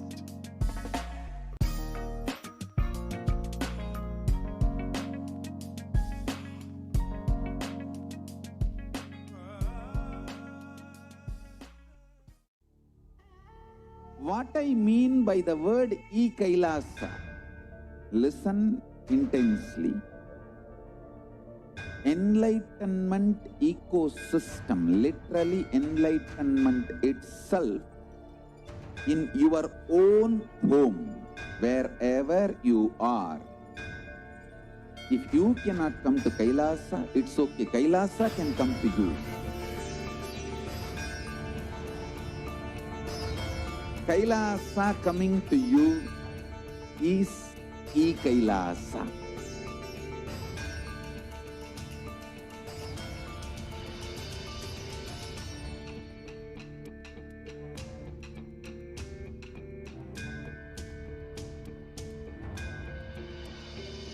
I will revive Hinduism. I am a Hindu revivalist, not by any revolution, but by evolution.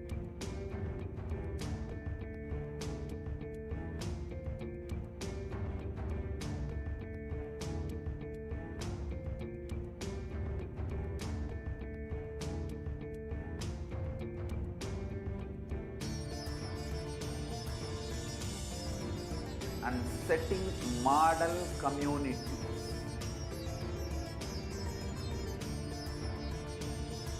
Kailasas, enlightenment ecosystems, Sarvanya Pitas all over the world.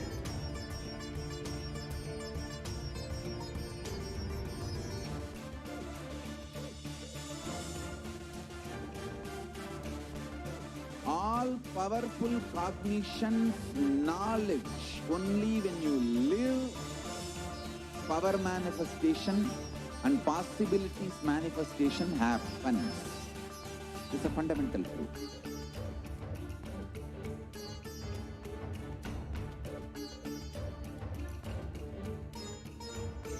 Hinduism cannot live exclusively as one sampradaya. No. All sampradayas of Hinduism is an ecosystem.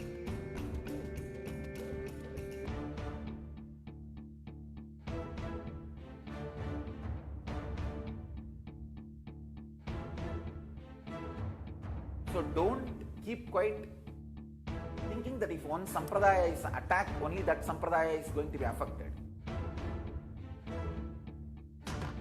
All of us are ecosystem.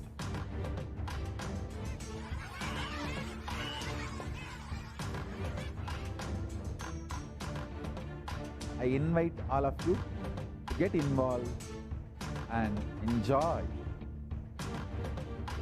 Hinduism by the principle of Dharmo Rakshati Rakshitaha.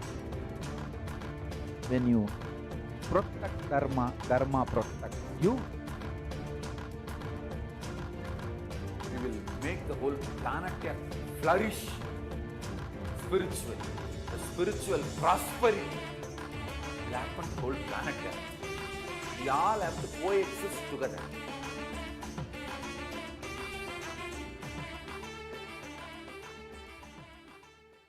Just be alive for next 3 years. Don't die within next 3 years.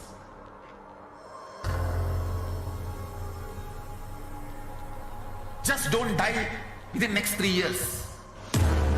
Be alive. Somehow be alive. I'm working sincerely. I will reach you somehow. Somehow I will reach you. It's my commitment to humanity.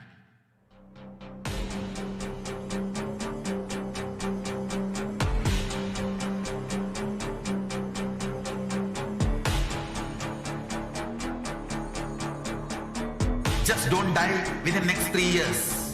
I will reach you wherever you are, whichever corner of the world you may be. I will reach you with enlightenment.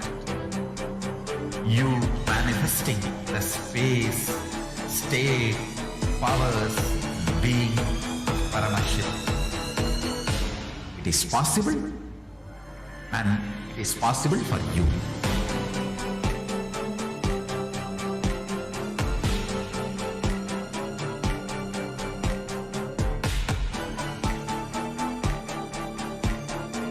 Paramashiva will reach you with enlightenment signs. I know he is going to do the job. Just be alive for next 3 years. Nothing else.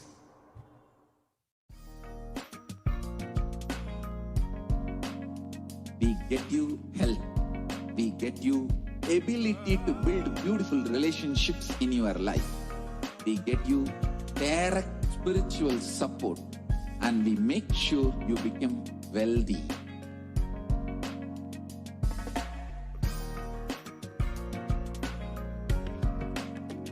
We won't stop giving you just good life. We will literally not stop till you live enlightened life. Manifesting the state of Paramashiva, space of Paramashiva, powers of Paramashiva, being of Paramashiva.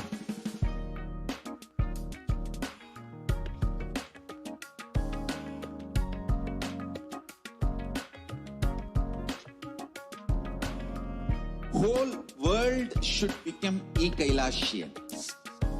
I want the whole world to know Hindus have something great to contribute to the world.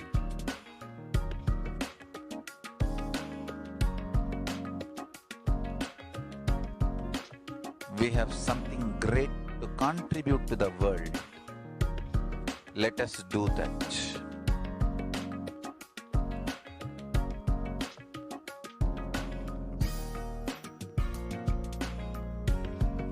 E-Kailasa is proper customized spiritual service helping you to identify your root patterns of suffering. We have perfected the science of helping every individual from every cultural, religious, nationality background.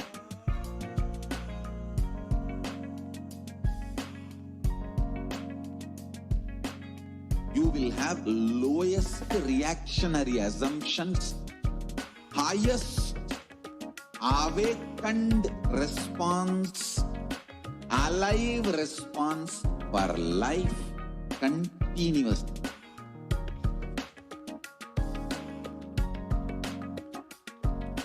E-Kailasa is enlightenment ecosystem, literally enlightenment itself in your own home, wherever you are.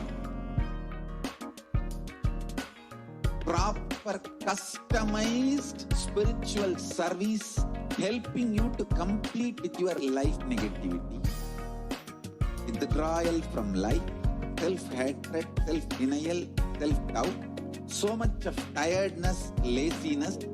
We can support you aligning your diet, your attitude, your aptitude, your understanding about life.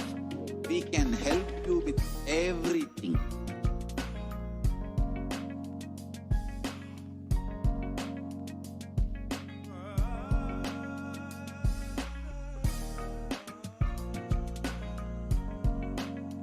If you are interested in enlightenment, we will immediately bring this to you. If you are not interested, we will explain the whole science, inspire you, and make you interested in enlightenment science. We need to cater this enlightenment science to the whole world wherever they are, because enlightenment is the birthright of all human beings. Kailasa is responsible to provide that to all human beings.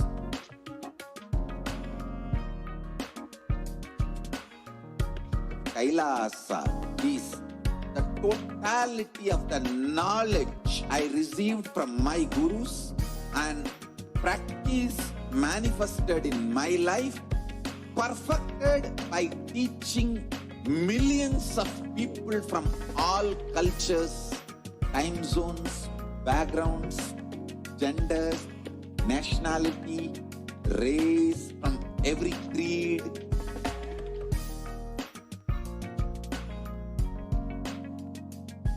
So this absolutely perfected knowledge available to you, served to you in your home without even you moving out of your couch, free of cost.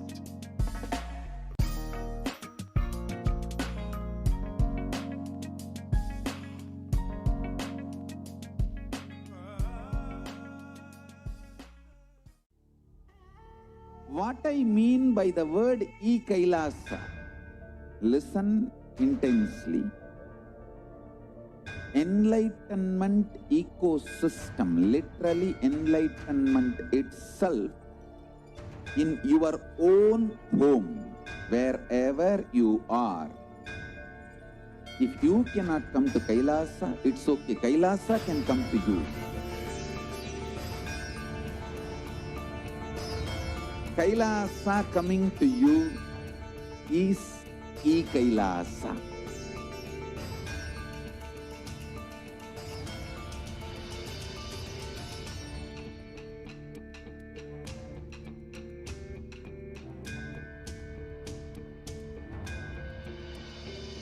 I will revive Hinduism.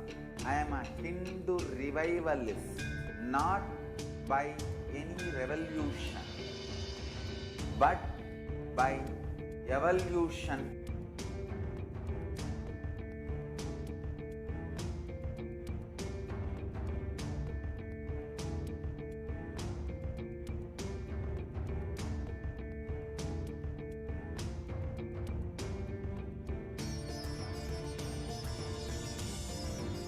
And setting model communities.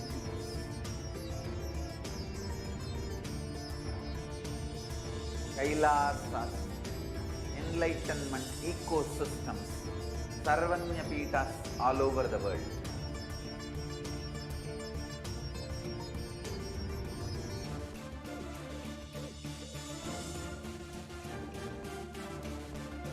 All powerful cognition, knowledge, only when you live, power manifestation and possibilities manifestation happens.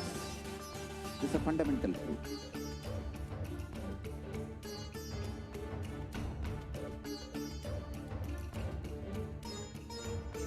Hinduism cannot live exclusively as one sampradaya. No. All sampradayas of Hinduism is an ecosystem.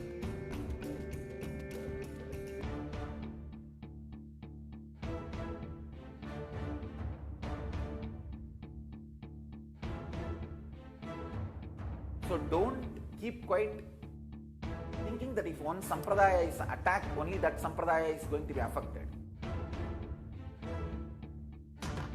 All of us are ecosystems.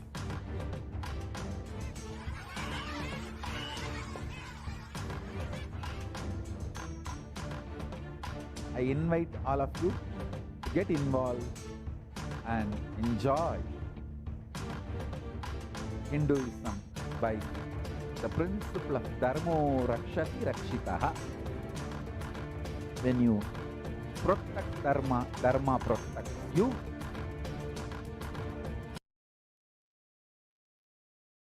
Yes, Nityanam, everyone. Welcome back. And now, let us all get ready for the live Bhava Samadhi Darshan, the live PARASHAKTI Akash readings that we are going to be having. So let's first understand what is the Bhava Samadhi Darshan. So the Bhava Samadhi Darshan is the direct experience of the causeless bliss. And during the Bhava Samadhi Darshan, our being comes alive and celebrates with the energy wave of existence.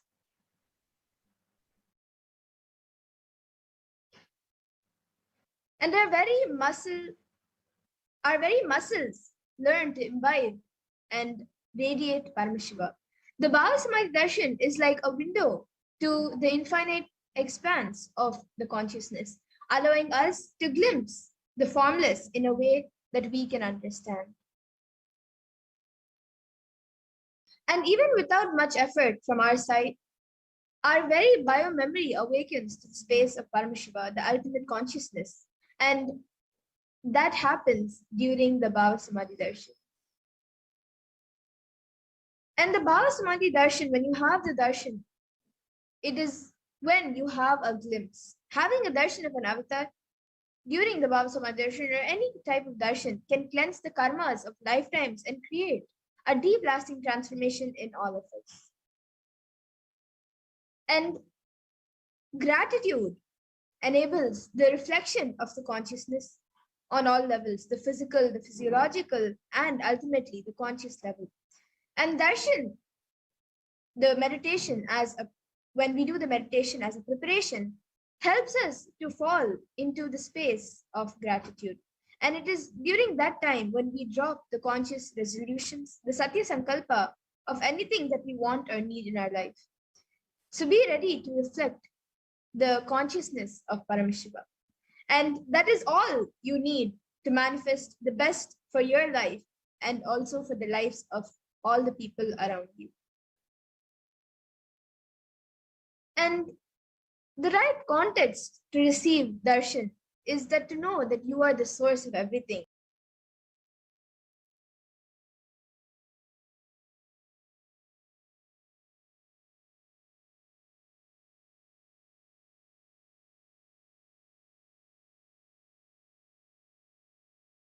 The right context to receive darshan is that to know that you are the source of everything.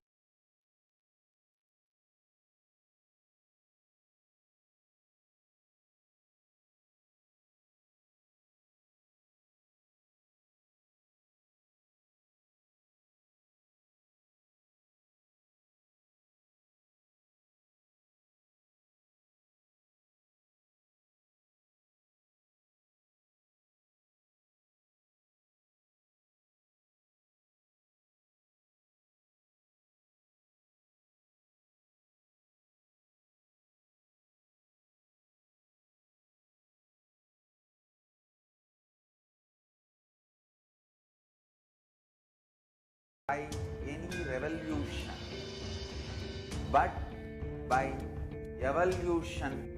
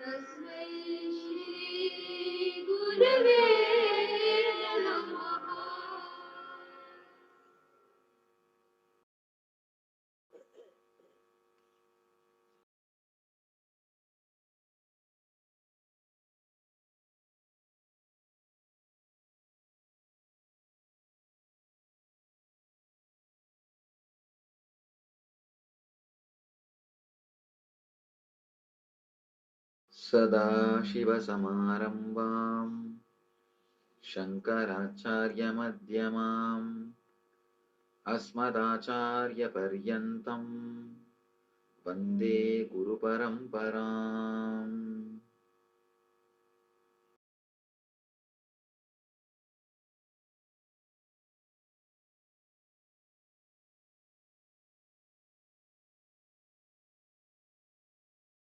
I welcome you all with my love and respects.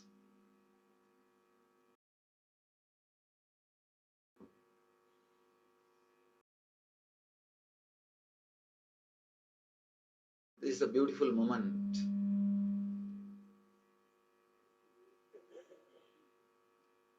The auspicious Lingodbhava time, the time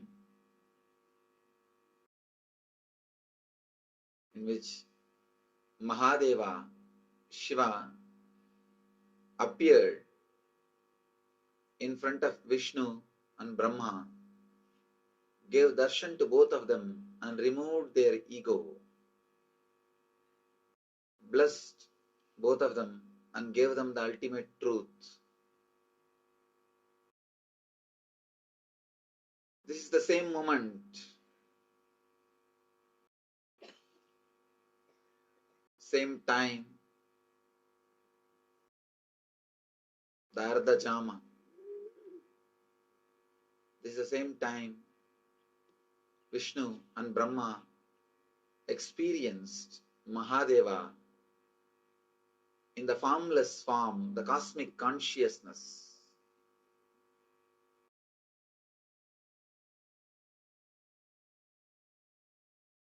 As a light beam, the pure consciousness.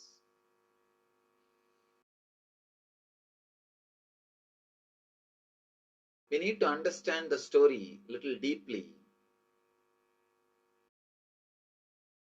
Brahma is the representation of intellect, Saraswati's husband. Vishnu is the representation of money, Lakshmi's husband. Through this story,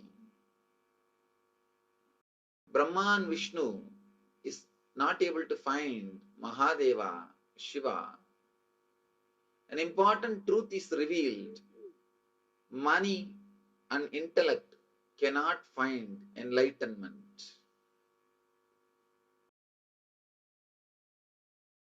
But many times, the money and intellect starts fighting between them.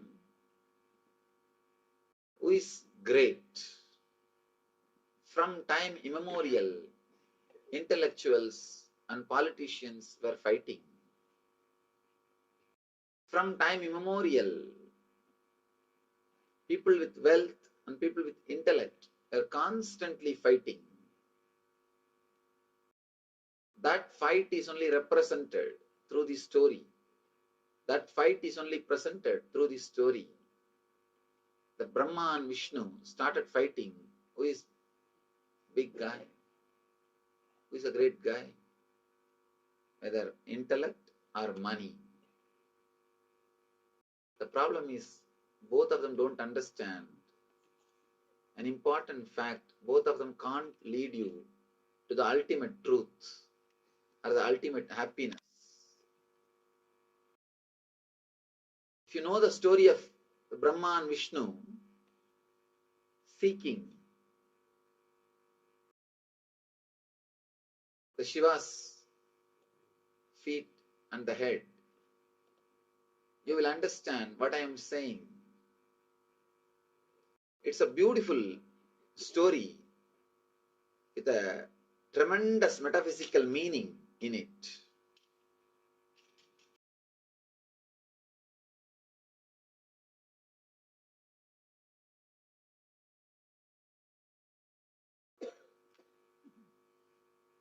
The great intelligence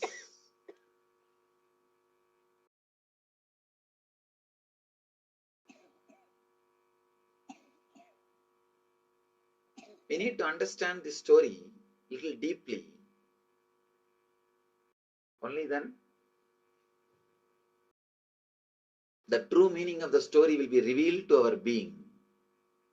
The true meaning of the story will be understood. The story says Brahma and Vishnu were fighting with each other, trying to find who is big guy. Then suddenly Shiva appeared. Shiva said, any one of you try to find my feet or head. Whoever finds my feet or head will be declared as the greatest person. And Brahma tries to find the head. Vishnu tries to find the feet. Unfortunately, not only they were not able to find, they realized nobody can find. Vishnu, the moment he realized, he surrendered and Shiva blessed him. Just because Vishnu surrendered, Shiva blessed him with enlightenment and the truth. Brahma, even though he was not able to find, does not want to surrender, doesn't want to agree that he can't find. So he tries to find some false witness, a flower which was the Shiva's head. He tried to bring that flower as a witness. The flower was falling from Shiva's head for ages. And Brahma tried to catch that flower, made that flower as a duplicate witness, false witness.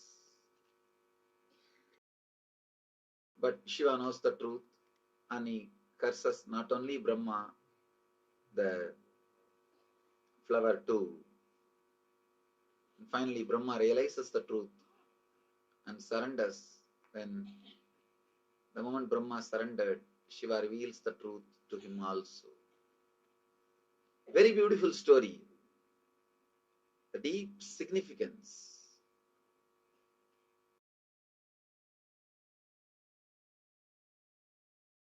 As I was telling, Brahma represents intellect. Vishnu represents money. Both of them constantly fight. Who's a big guy? Intellect and money.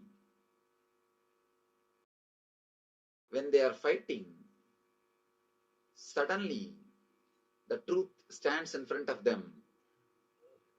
The life. Continuously, the intellect and money is fighting. Our ordinary life is nothing but the fight between intellect and money. Suddenly, truth stands in front of us and tells the money and intellect, try to find my head or feet. Neither money nor intellect can find the beginning or end of life. Beginning or end of life cannot be controlled by intellect or money. Not only it cannot be controlled, it can't be altered, changed. When you can't do anything with your beginning and end, then you can't do anything in between also. Life is life. But neither the intellect nor the money is ready to surrender. Intellect tries to find the head. Brahma goes in the form of swan to find the head.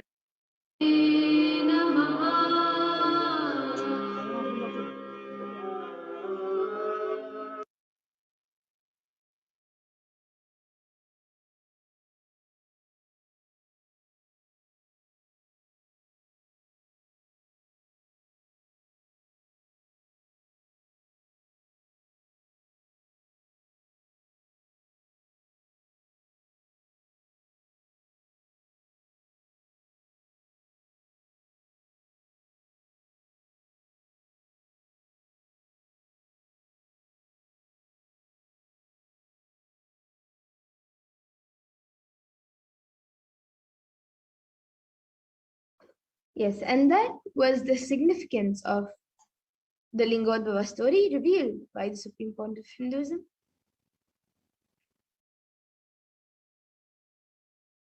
Vishnu represents the Mamakara, the identity you carry within you and believe as you.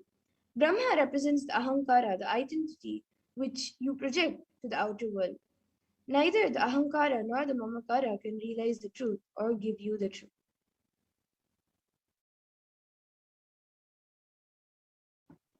Parashara, who is the cosmic consciousness, is the embodiment of existential energy and takes you beyond the Ahankara and Mamakara, because neither Ahankara nor Mamakara can reach, understand, and realize Mahadeva. And there is a great significance in the story, saying you cannot attain Nityananda, eternal bliss, with either intellect or with money. Going upwards like Brahma is Rajas, passion without value. Going downwards like Vishnu is tamas, inertia or lethargy. You cannot attain enlightenment with those two attributes. Vishnu represents wealth. It is redundant to waste your energy running behind intellect or comfort. Whether intellect is greater or wealth, neither can lead one to the ultimate truths, or to the ultimate bliss. Intellect and comfort, both of them are utility in their life. It is needed for a certain level, but that is not life itself. Life is something to be intensely lived, loved, experienced beyond logic and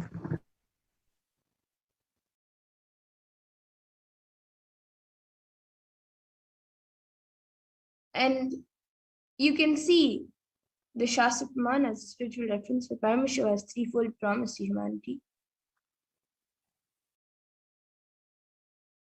And the Paramashiva lineage represents the tradition of gurus, enlightened masters in Tiruvannamalai, also called Arunachala. Starting from Paramashiva himself, the lineage of Paramashiva prevails to fulfill Paramashiva's promise to humanity, to be an eternal guiding force through an unbroken lineage of living gurus hailing from Tiruvannamalai to sustain the enlightenment ecosystem.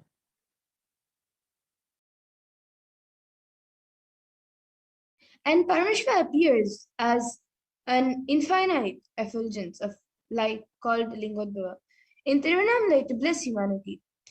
The Arunachala Purana, the epic history of Arunachala, reveals that at that point of time, Lord Paramashiva made a promise that he will always be available in Arunachala or Tiruvannamalai in three forms: as a hill, Arunachala, as the Jyotirlingam, as the Arunachaleshwara Shivalinga deity in the temple, and in the form of a living incarnation in the holy town of Tiruvannamalai. The Kshetra of Tiruvannamalai is the very place on earth where Paramashiva declared as his home thousands of years ago in three divine forms: the sacred hill of Arunachala, the Linga Arunachaleshwara, and in the form of the incarnation of Paramashiva, who lands time and time again in the human body. In a fourth form, which was not declared by Paramashiva and yet still seamlessly manifested, he lives as the Shiva Sarva Guha Shaya, as Shiva, the one who resides in the hearts of all. And you can see pictures of all of these three forms: the sacred hill of Arunachala in Tiruvannamalai, Tamil Nadu, then the Linga in Annamalai temple in Tiruvannamalai, and the living incarnation of Paramashiva, the supreme point of Hinduism, Jagat Brahma Sannidhanam, his divine holiness, Bhagavan Nityananda Parameshwar. This is true especially among the townspeople of Tiruvannamalai, for whom Arunachala is Antaryami, their most supreme Lord, making it possible for Paramashiva to appear again and again as one among them. Adhering to his most compassionate boon for humanity, Paramashiva himself comes down to planet Earth and guides Lord Vishnu and Lord Brahma in creating the enlightened civilization of Tiruvannamalai. And since then, Tiruvannamalai has been serving not just a beacon of human beings who seek the most supreme truth, but as the cosmic beacon of light, which allows for other worldly beings to descend and ascend of the 14 planes of existence and ultimately unite with Paramashiva himself in the primordial form as Lingodbhava. Since the time Paramashiva appeared in the form of the effulgent column, the place has been witness to all the different yugas and the slow degradation of all of the original dharma set forth by Paramashiva. In Kali Yuga, it is said that the mortal beings become dull-witted, unlucky, voracious, destitute of wealth, wanton, and unchaste. Countries will be ravaged by robbers and miscreants. The Vedas will be condemned by heretics, and kings will exploit the subjects rulers will be men eaters, and twice born like brahmanas will be given to the gratification of their sexual desires and other appetites.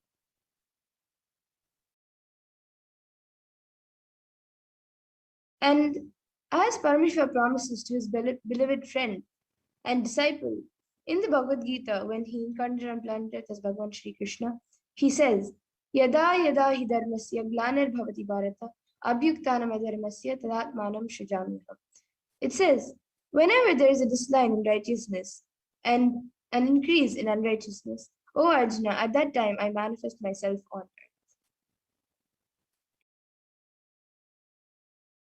Being cognizant of the fear caused by the asuras who were rampaging the planet Earth, Paramashiva decided it was time to come down and protect those who love him.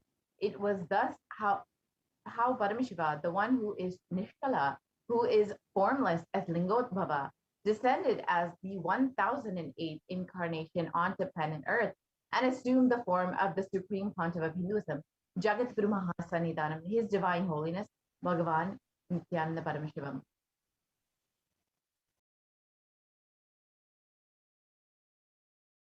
And the happening of Lingodhava is stated in the Arunachala Mahatmya, chapter 1, verse 55. Arunachala is described as Tejastamba Stulalingham Shaivam Teja Surarchitam, the shaft of effulgence, Tejastamba, which manifested such that it was perceived as a linga, and this effulgence of Paramashiva is worshipped by all gods, Surarchitam.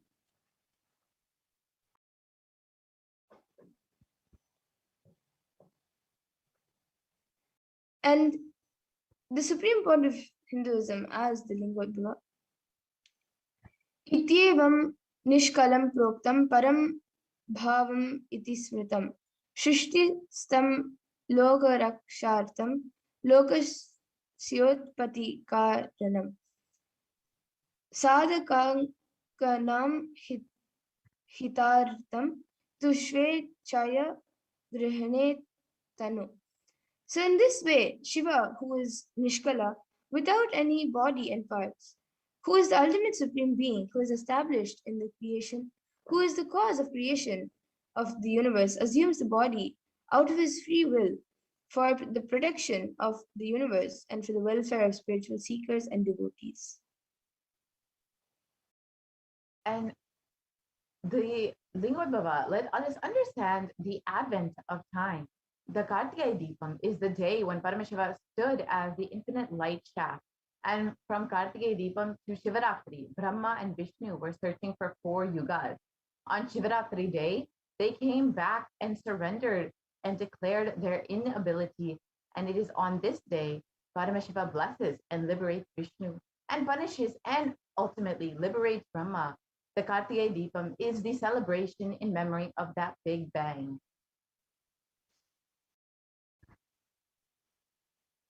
And as per the Vedic Hindu calendar, the day of Kartikeya Deepam is the first day.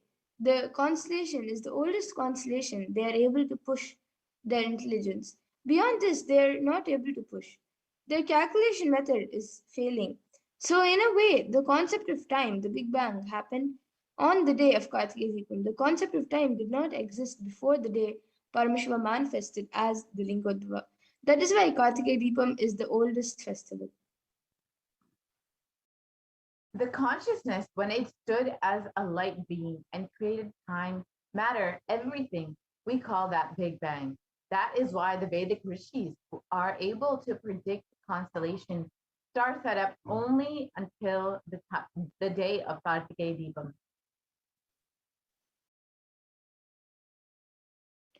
And the sun, we know as, is junior to the Lingodhava, the infinite shaft of light of Arunachala. The Big Bang, after the sun, which was born 20 galactic years back, Earth cooled to support life. This happened 17 galactic years back. That is when the Ananda Gandha, the core of the Big Bang, cooled and appeared as Arunachala on planet Earth we are in now, and where this body manifested. It was neither dark nor light. This is the advent of the Supreme Pontiff of Hinduism as the Lingotbhava. And the Supreme Pontiff of Hinduism himself describes it was neither dark nor light filled. An indeterminate color covered the planet Earth, a world where darkness covered darkness. I saw the cosmos.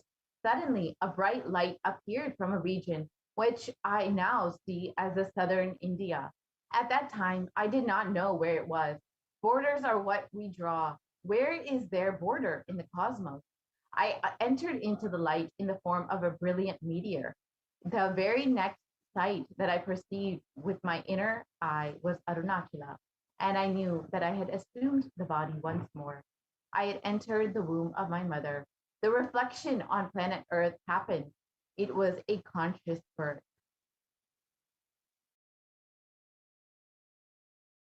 And let us understand the genesis of the Nitya Yuga. As promised, when there was a big chaos and stagnance in the cosmos due to Brahma and Vishnu's delusion, Paramashiva descended to planet Earth, causing a big bang as Lingotbhava, manifesting the universe. To save the humanity from the delusion of Kali Yuga, Paramashiva as Lingotbhava descended onto planet Earth as the Supreme Pontiff of Hinduism, Jagat Guru Mahasannidhanam, His Divine Holiness, Bhagavan Nityananda Paramashivam, to create a new Yuga. The Big Bang created the Nitya Yuga in the very same Tirunamala. So let us understand why we need Guru in our lives. And the Shastra Pramana for this translates as the supreme state is easily attained by those who think of nothing else but me. Therefore, strive to the utmost propitiate the Guru. So who is a Guru? The Guru is the master is not a vyakti, a person as you imagine. He is a tattva, a principle. He is simply a physical representation of the divine. In the Vedic tradition, the spiritual teacher, the Guru or the master, is said to be more important than God. God is always and everywhere, but it is the Guru who opens the disciples' eyes to the existence of God. The master is the doorway to one's own experience of the divine. And the Shastra Pramana from the Guru Gita translates as, always remember the Guru's form, constantly repeat the divine name given by the Guru, always follow the Guru's commands, think of nothing other than the Guru. And the translation continues on, out of compassion for you, I shall tell you how the embodied soul becomes Brahman, having been purified of all sins by serving the feet of the Shri Guru. So the only thing you need to do to experience the compassion of the Guru is just make yourself available. Let us understand that in the words of the Supreme Pontiff of Hinduism himself.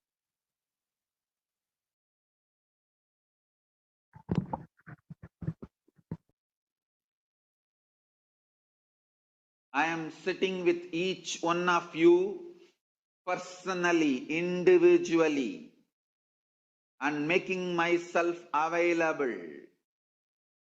This being is now available to all of you, to each one of you.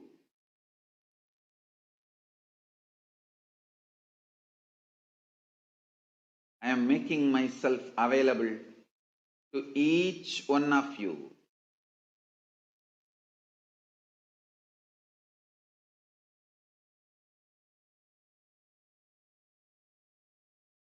To each one of your being. Now the relationship is absolutely between you and me.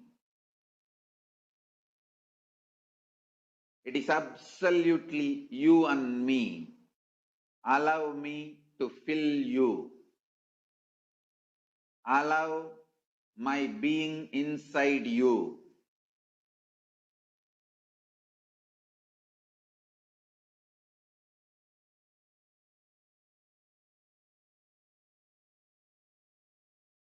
When you start tasting my being, all your past fears, greeds, powerlessness, everything will just become irrelevant. You will be showered with the boons you aspired for and you can never even imagine. You will understand the highest, ultimate dimensions of the life and universe. If you have been begging for a few tons of gold, you are going to be granted hills of diamonds. Not just few tons of gold which you are aspiring, hills of diamonds. Beyond you can even ask or imagine. So understand, all your fears and greeds will become irrelevant. The first thing Paramashiva's being, me, going to do in you all, manifest my state, space, powers intensely. Make yourself available for every session. Nothing else is needed. Just make yourself available.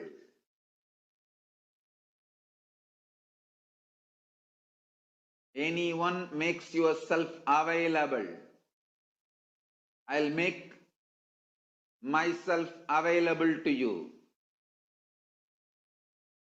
All the words I am uttering are mantra. I am not going to give you any teaching. I am not going to give you any technique. I am just directly uttering every word which is mantra to manifest in your being. I am manifesting Paramashiva, myself completely, so your brain can mirror these neuron activities. Understand?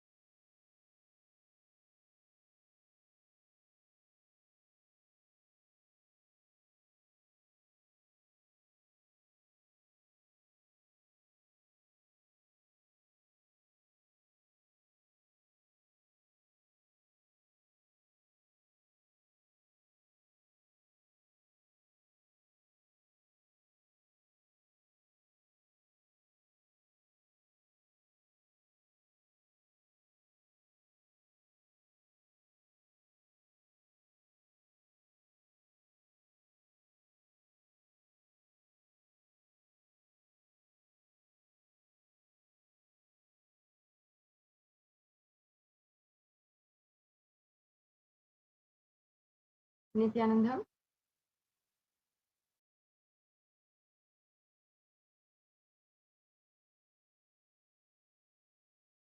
Let's now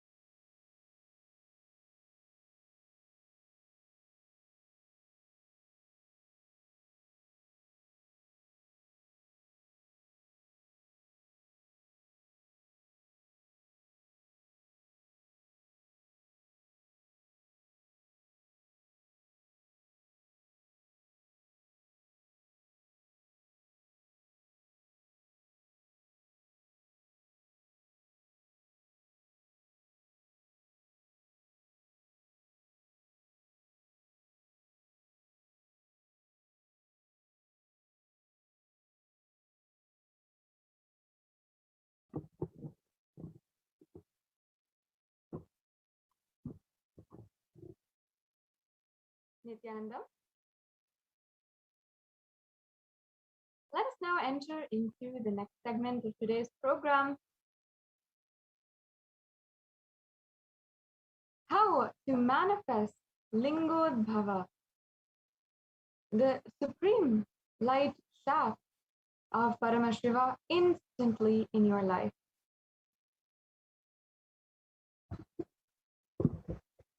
Now, today, before the Bhava Samadhi Darshan, you can submit your prayer request to Lingodbhava at tiny.cc/BSD prayer request.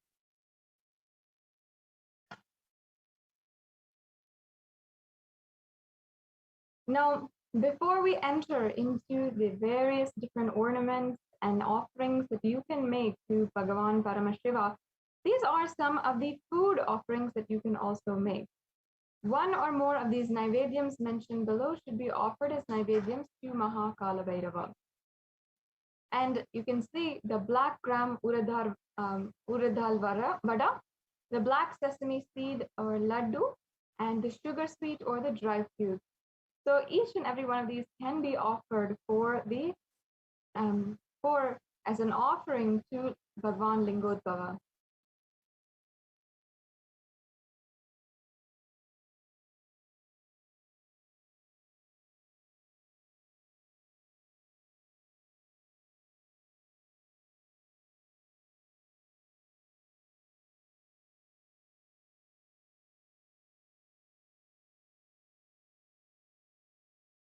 Let's go on to the next slide.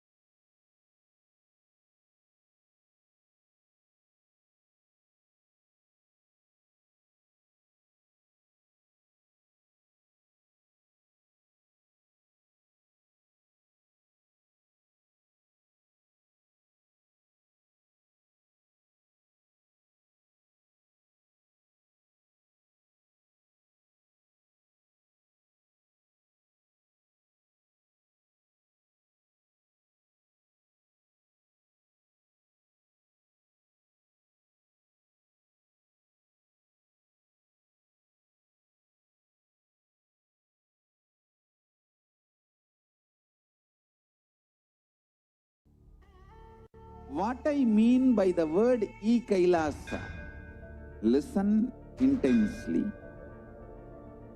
Enlightenment ecosystem, literally enlightenment itself, in your own home, wherever you are. If you cannot come to Kailasa, it's okay. Kailasa can come to you. Kailasa coming to you is e-Kailasa.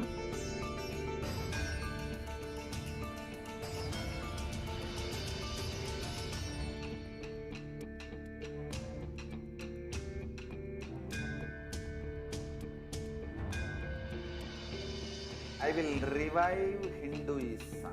I am a Hindu revivalist, not by any revolution, but by evolution.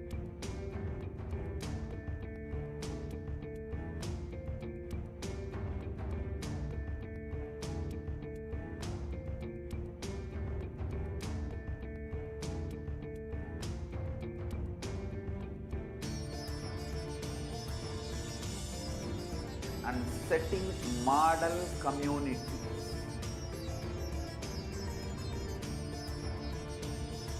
Kailasas, enlightenment ecosystems, Sarvanya Pitas all over the world.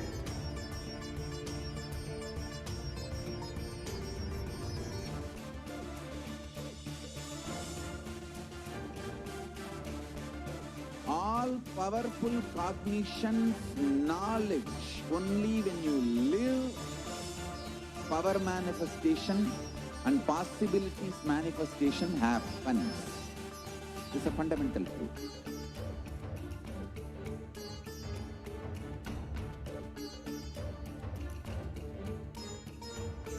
Hinduism cannot live exclusively as one sampradaya. No. All sampradayas of Hinduism is an ecosystem.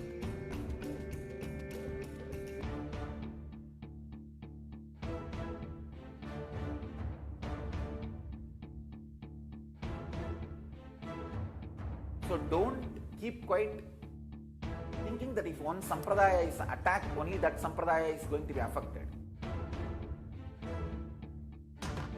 All of us are ecosystems.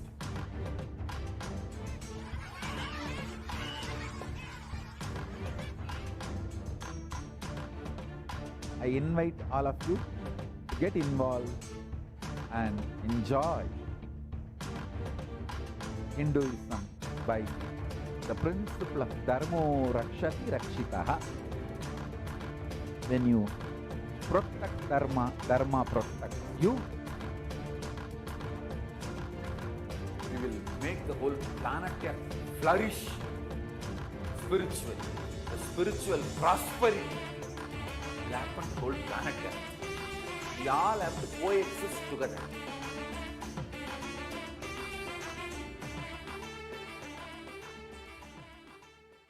Just be alive for next 3 years. Don't die.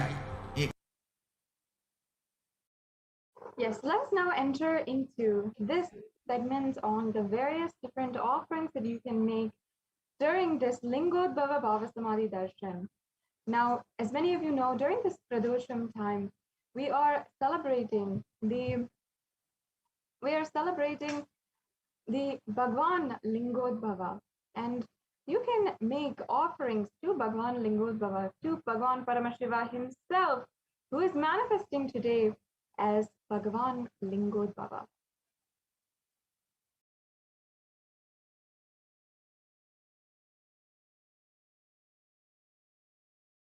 Now, in this following verse, as you can see,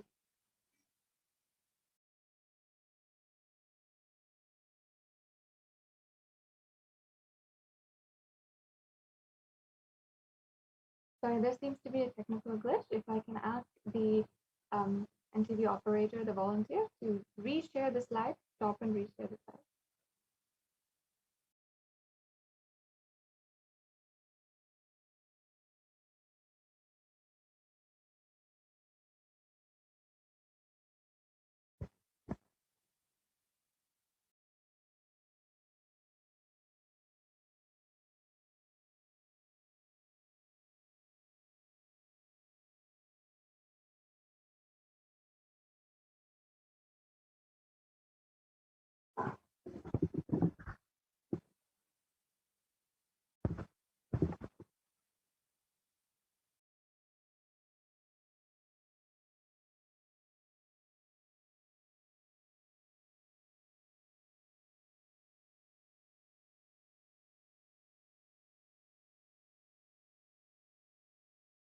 I can ask the NTV volunteer to reshare the slide, stop and restart. I think there's a technical glitch with the slide.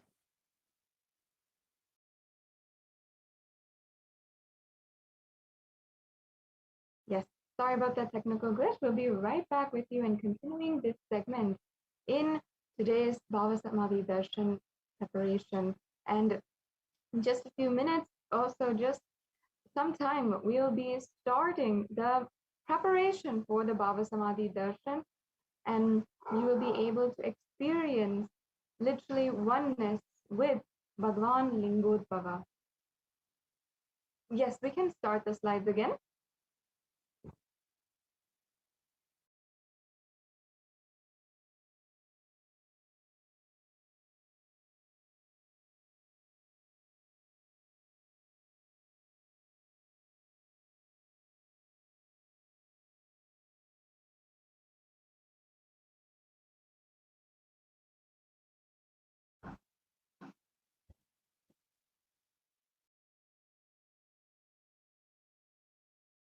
Yes, yes.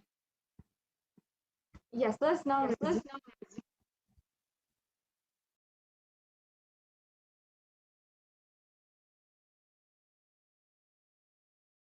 Yes, as you can see here, this is from the Kamikagama Purva Pada, verse 330 to 334.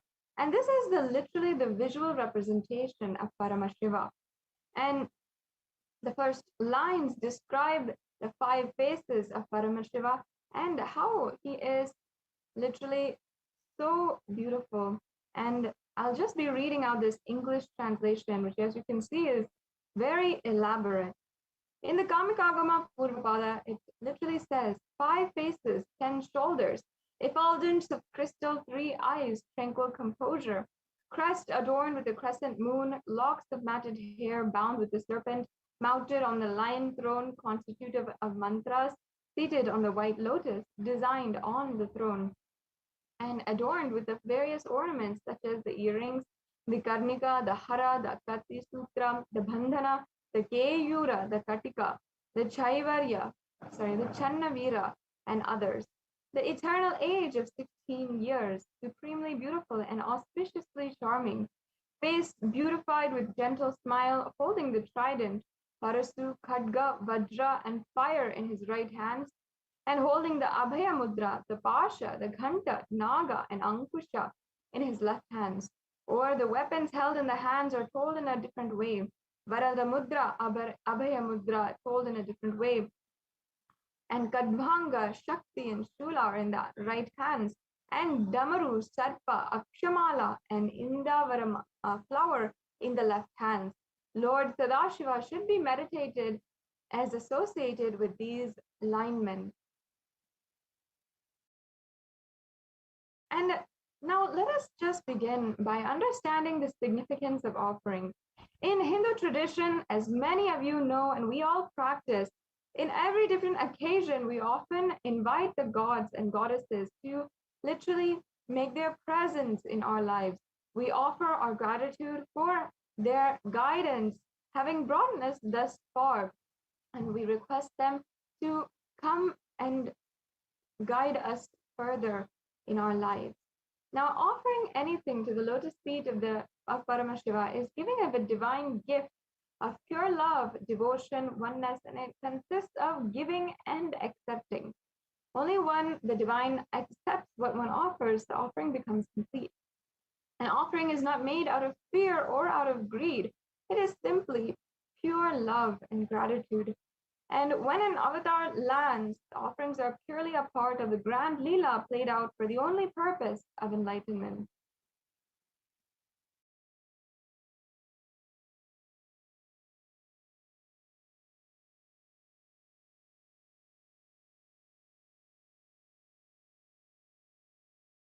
Yes. Now, the first offering that we have today is the Sankalpa offering. The Sankalpa is a very sacred chant. And here we have a verse from the Shiva Sankalpa Suktam, the second verse from the Rig Veda. And it says, Yena karmana yapasu manisino yagne kranvanti vidastesu viraha. Yadapurvam yaksmat prajyanam tanme manaha shiva sankalpamastu. So this means the means by which a man who wants to do good, whose senses are still, and who is wise and diligent becomes proficient in the yajnas and other karmas established by the Shastras, and also that which is principal and most revered of the means of knowledge. My mind, may you have good intentions. Now, today you can offer the Sankalpa, the conscious resolution at the feet of the divine, is a sacred and conscious act of aligning our straying mind into empowering our declarations with the auspicious will, power, and manifesting energy of the divine to manifest our intentions into reality and for living an enlightened lifestyle.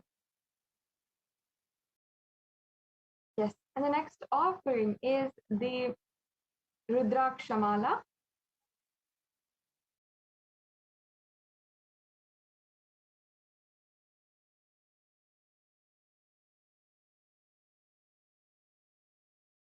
And this is a verse from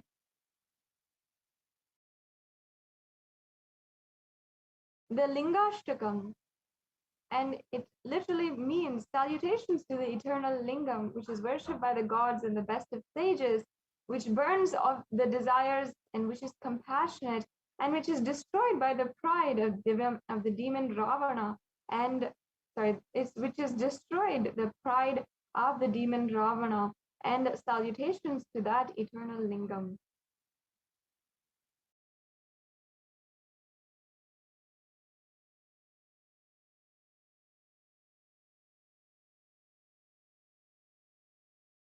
Yes, we can go to the previous slide. Now I'll just be chanting that verse. Sorry, the previous slide, please. The previous slide. The previous slide. Yes. So here it says in the Lingashtakam, this is the first. Deva Muni Pravarachita Lingam Kamadahana Karuna Karalingam Ravana Darpa Vinashana Lingam Tat Pranamami Sada Shiva Lingam. So this means salutations to the eternal lingam, which is worshipped by gods and the best of sages, which burns the desires and which is compassionate and which destroyed the pride of the demon Ravana, and salutations to that eternal lingam. Yes, the next slide, please. So you can offer the Rudraksha is mala to the Lingodbhava. The Rudraksha mala is known as the teardrop of Paramashiva, and it is literally a storehouse of enlightenment energy which can radiate forever.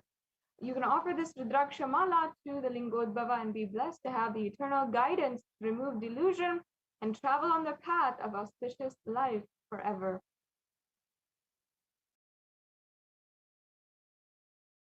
Yes, and the next offering is the Swarna Ashtottara Kasu, and here it says that this is a pure gold coin with the 108 names of Paramashiva inscribed on that coin. Yes, and now I'll just be chanting the verse from the Lingashtakam, which refers to this Swarna Ashtottara Kasu. Kanaka Mahamani Bhushita Lingam Panipati Veshita Shobhita Lingam Daksha Suyajna Vinashana Lingam Tat Pranamami Sada Shiva Lingam. This means salutations to that eternal Shiva Lingam, which is decorated with the gold and other precious gems, which is adorned with the best of the serpents wrapped around it, and which is destroyed the grand sacrifice of Daksha. I salute to the eternal Shiva Lingam. So as you can see, the linga is described as being adorned with gold. And you can offer this gold coin with a unique name of 108 names of Paramashiva, of Lingodbhava inscribed on it, and receive the blessings of those qualities and radiating and manifesting in your life. During this, the different names of the Lingodbhava, Bhagavan Paramashiva, is chanted out.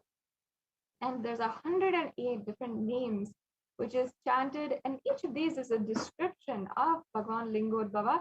And what we ultimately do during the chanting and the japam or the Sahasranamavali of or the Ashtotaranamavali of the different gods and goddesses is cherishing those divine qualities in our inner space, and that ultimately makes those divine qualities manifest in our reality.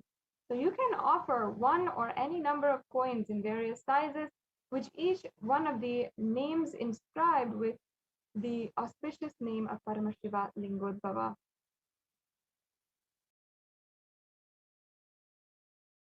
Yes, and the next offering is the Swarna Mrityunjaya Mantra Kastu. So this is the pure gold coin with the Mrityunjaya mantra, and this is a very, very powerful mantra that is known to celebrate peace and to worship Paramashiva. And I'll just be chanting that mantra. Om Trayambakam Yajamahe Sugandhim Pushtivardhanam Urvarukamiva Gandhanat Mutyormukshe Yamramritaat. And this is from the Rig Veda. And it means salutations to the fragrant Shiva of 3 eyes, the one who nourishes all living entities. May he help us sever our bondages with samsara by making us realize that we are never separated from our immortal nature. Offer a gold coin to be protected from the untimely deaths, accidents, and untoward incidents. And you can receive the blessings to have the protection of Paramashiva for yourself and for your whole family. So this Mrityunjaya mantra is very much known to be very powerful for protection and is often chanted in order to invoke Paramashiva and request his protection in any situation that you might find yourself in. So this offering literally secures the protection that you might need with this Swarna Mrityunjaya mantra Kastu. Yes, let's go on to the next offering. The next offering is the Pratyaksha Pada Puja.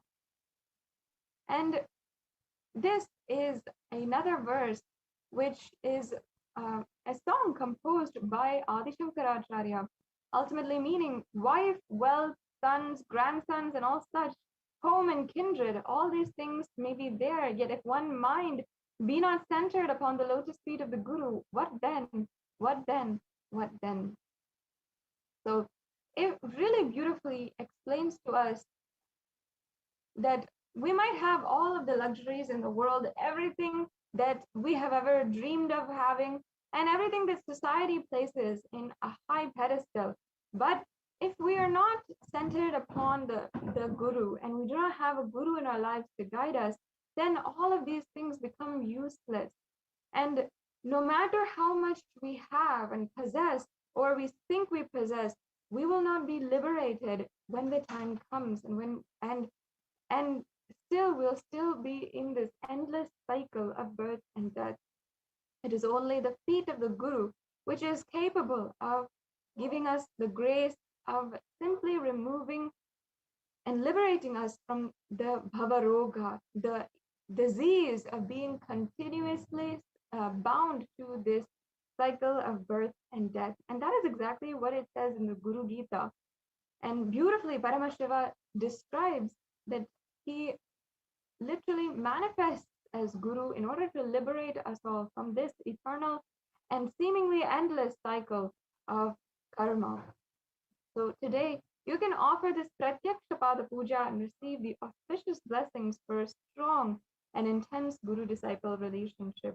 Whether it is any incarnation of Paramashiva, be it Adi Shankaracharya himself, who composed the Guru Padaka Stotram with so many beautiful poetic lines and such deep sacred sentiments and powerful cognitions on the auspiciousness of the Guru Paduka, or even Sri Satya Sai Baba, who upon his realization of incarnationhood had sung Manasa Bhajare Guru Charanam, meaning my heart and whole inner space sings with the glory of the feet of the Guru.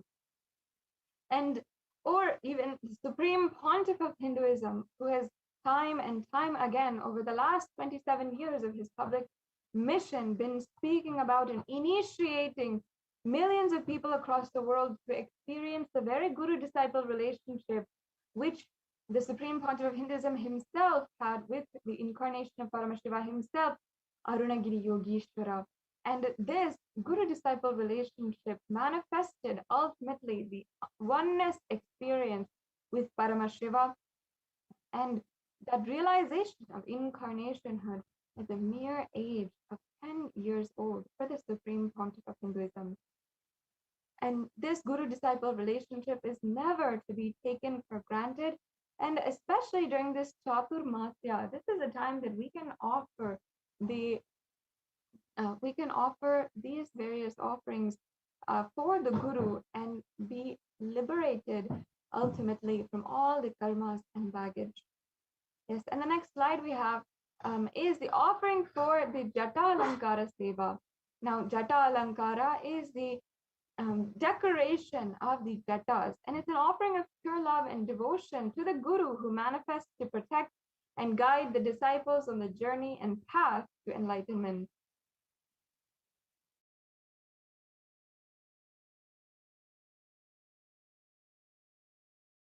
Yes. Now, next is the Vastra Alankara Seva. And here, this is a verse from the Guru Gita where it says, the Guru should be beautified, the linga, with 3-stranded sacred thread, upper garment, and the waistband. He should adorn the linga with golden cloth and golden belt. So beautifully, traditionally, this seva is offered for better physical and mental well-being and healing from any illness.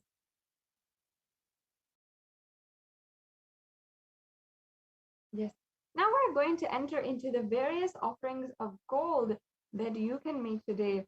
And there is a huge significance in the element gold. Nowadays, we often use gold as a way to place value in our relationships by giving it as a gift to our loved ones. However, many of us have forgotten the real significance of the element gold. And not only that, the real significance has such sacred meaning and context behind it, and real understanding given to us by the ancient rishis of Sanatana Hindu Dharma. So as you can see here, we have a verse from the Atharva Veda where it says, strictly born by birth is this gold, from the atoms of Agni is one, it becomes dearest to Agni, and one fell away from the Soma when it was heard, one they call the seed of virtuous and powerful Apaha, let that triple gold be for your long life. As you can see here in the translation, the verse literally speaks on the virtuous and powerful properties of gold. And that is what our Hindu rishis had recognized. They literally saw that gold is a divine element and it purifies anything it touches. It is an element of spiritual significance and great spiritual power of healing and enlightenment. And the vibration of gold has the power to infuse sattva energy and positive thought currents in anyone who wears and anyone who sees or operates in its vicinity. Gold is a permanent and most auspicious gift for eternal transformation of not only one who wears or the one who breathes the air around it, but more importantly, for the one who gives it. Yes, let's go on to the next slide. And actually, that is why the gold, sorry, we can go back. That's why the gold is present in all of the various different scriptures, the Agamas, the Vedas, the Itihasas and Puranas, Shruti, Smriti, everything in Sanatana Hindu Dharma has a reference to gold. And in the Hindu civilization, we thrived on the banks of rivers of gold. In fact, in the Atharva Veda, the river Saraswati was called the Hiranyavartani, and the river, the Indus River was called the Hiranyamaya. So really, we had so much of abundance of gold. Even the horses, the cows, the elephants, all of the various animals and sentient beings of the Hindu civilization were all living in coexistence, worshipped as Paramashiva, and adorned and decorated with gold jewelry. So that is the significance of the element gold. And now let us enter into the various offerings of gold ornaments that we have today. So the first is the Swarna Bilva Patra, as you can see here. And the Swarna Bilva Patra is literally the gold leaf. And Bilva Patras or leaves are regarded as a favorite of Paramashiva.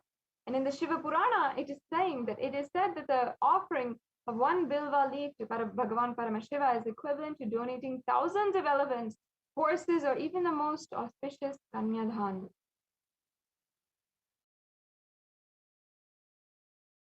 Yes, let's go on to the next slide.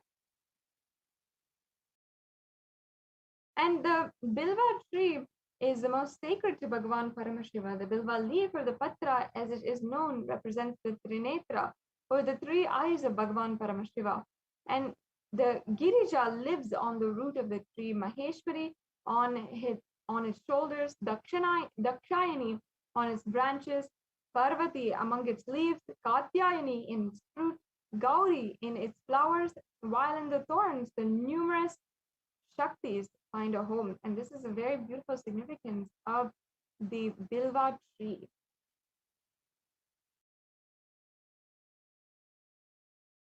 Yes, and the next offering here is the Swarna Padma Pushpa. Yes, now let me chant this verse from the Lingashtakam.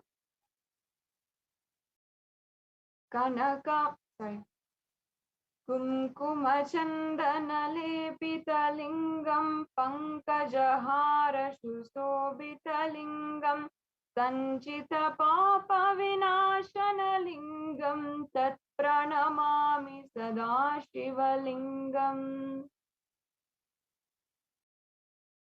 Now, this translation goes, salutations to the eternal Shiva Lingam, which is anointed with the saffron and sandal paste and beautifully decorated with garlands of lotuses.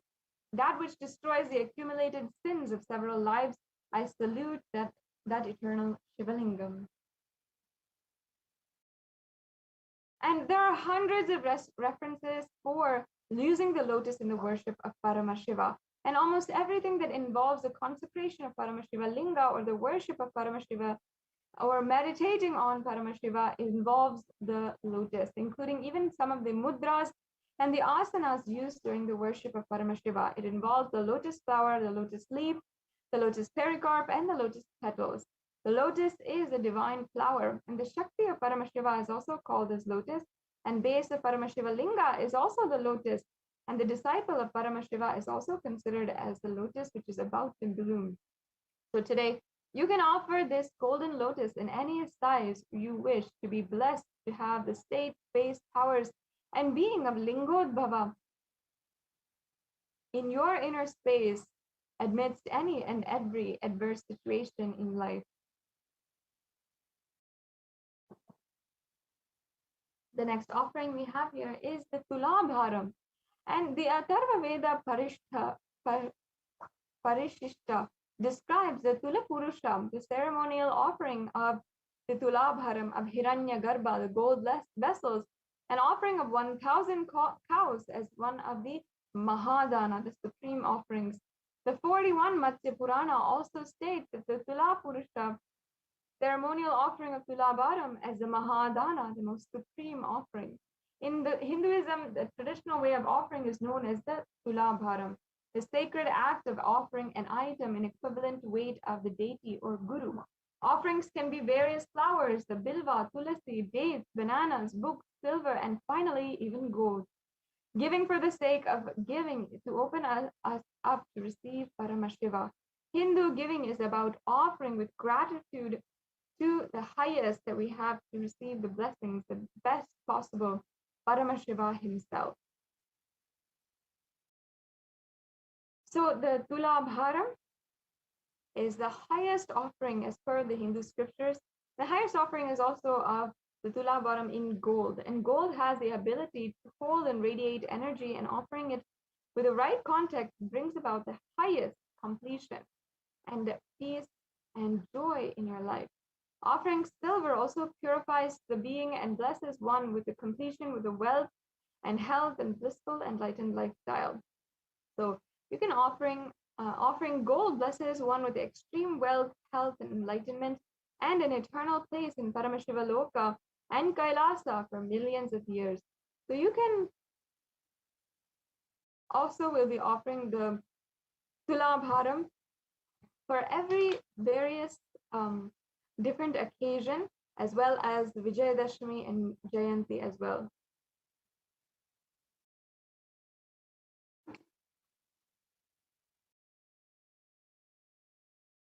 And the next slide here we have the Tulabharam, how the other auspicious items are also there. So various auspicious items may be offered and be blessed with the immense grace and compassion of. And here you can see the various different offerings that is made during the Tulabharam, including the organic rice, the organic honey, the organic ghee, oil, and jaggery. And so even all of these offerings are ensured that they are entirely organic and offered with the best of best quality as well to Paramashiva.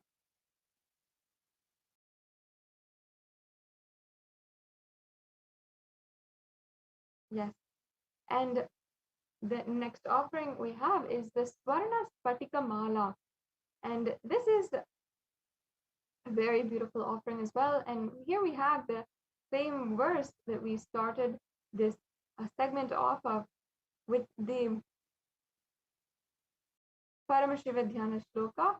It describes Paramashiva with 5 faces, 10 shoulders, effulgence of crystal, 3 eyes, and tranquil composure, the chest, the crest adorned with the crescent moon, the locks of matted hair bound with the serpent, mounted on the lion throne constituted of mantras, seated on the white lotus designed on the throne, adorned with the various ornaments such as the earrings, the karnika, the hara, the katisutra, the bandana, the keyura, the katika, the channavira, and others, an eternal age of 16 years old, and supremely beautiful and auspiciously charming.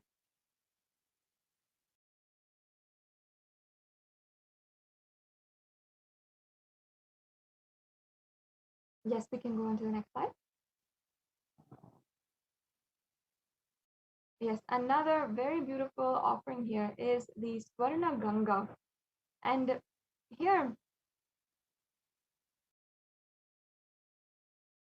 we have a verse from the Sri Vaidyanatha Ashtakam, where it says, I salute that God Shiva, who is a king among physicians, who wears the flow of Ganga and the moon on his head, and who has 3 eyes, who had killed the god of love and death, and who is worshipped by all devas.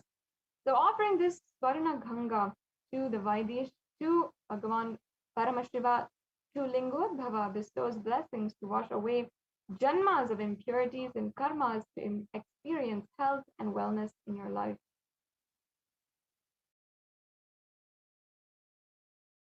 Yes. And the next offering is the Swarna Naghabharana. And I'll now be chanting a verse from the Lingashtakam again.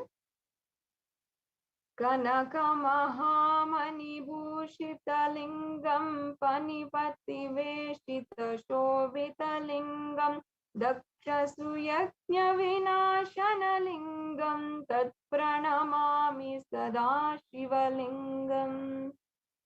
This means salutations to the eternal Shiva Linga, which is decorated with gold and other precious gems, which is adorned with the best of serpents wrapped around it, and the one who has destroyed the grand sacrifice of Daksha. I salute that eternal Shiva Lingam. And you can offer the golden snake. Sorry, if we can go back.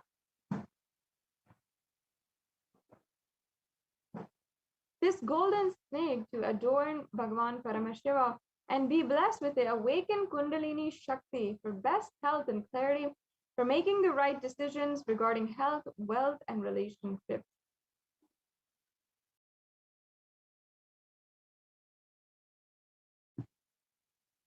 The next offering is the Swarna Chandra, the gem-studded golden moon.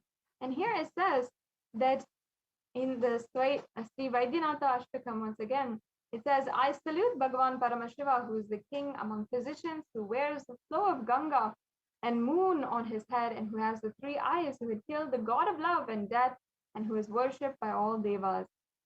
So this is the moon that Lingodhava Paramashiva wears gracefully upon his head, and the moon represents the compassionate, friendly, loving, and ever-healing, peaceful nature of Bhagavan Paramashiva.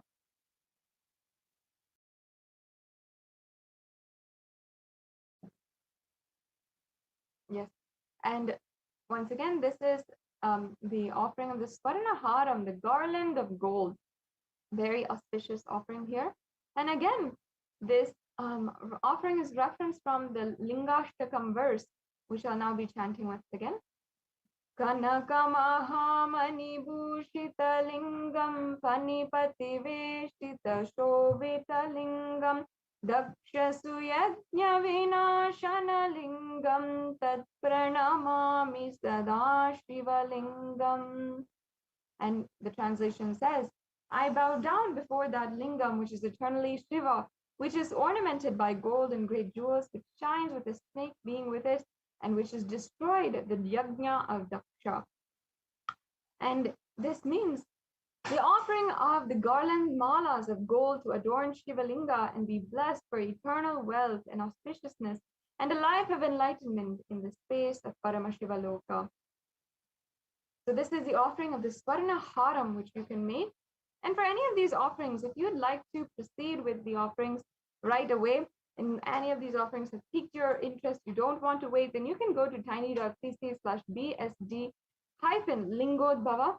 And in this offering, you can select the offering that you'd like to make and go ahead with the payments of these offerings. And also we have an option to go to tiny.cc/bsd-ehundi. And you can also offer the ehundi offering through the YouTube super chat, where you can make a general donation as well for the darshan experience that you will be about to receive. The next slide, please.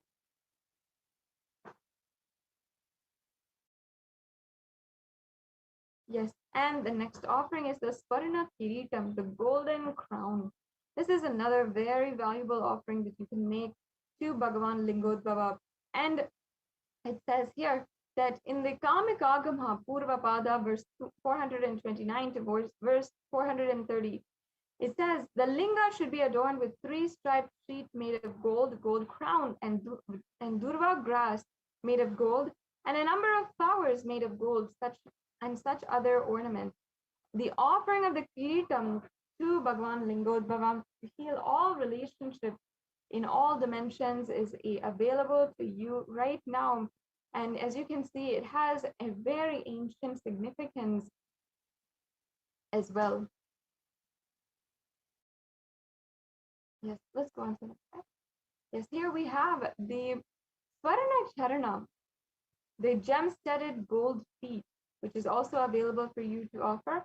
And this is Sri Vaidyanatha Ashtakam, verse 6, where it says, I salute the Bhagavan Paramashiva, who is a king among physicians, who can be known through the Vedanta, and who is spread throughout the universe, who has lotus feet that is meditated upon by great sages, and who is the form of the Holy Trinity, and who has thousands of names.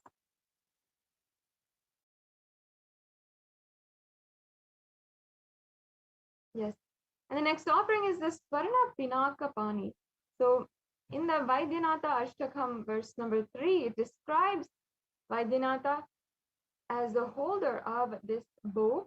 And it says literally, I salute Bhagavan Paramashiva, who is the king among physicians, who is the lover of his devotees, who has destroyed the 3 cities, who holds the bow called Pinaka, and who destroys the enmity and negativity daily, and who wears and plays in the world of humans.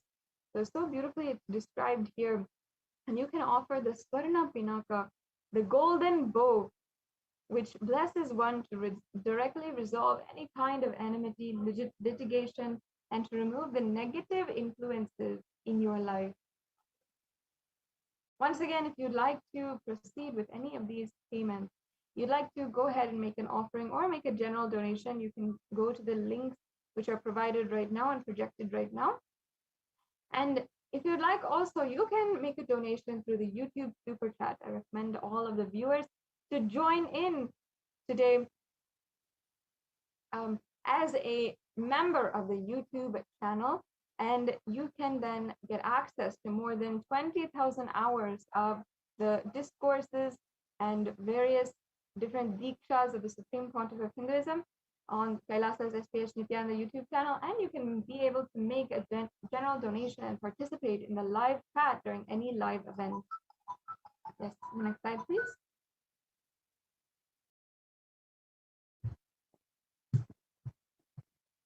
The next offering is the Swarna Trishulam, the golden trident, and this is from the Kamikagama Purvapada.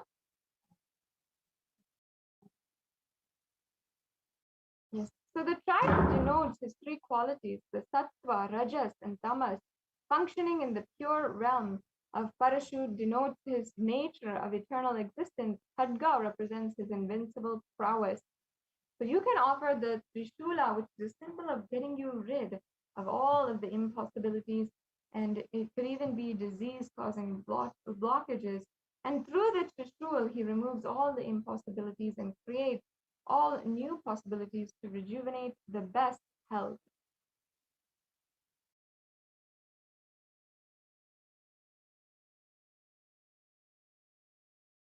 So as you can see, we have a summary of all the different offerings that we can make today.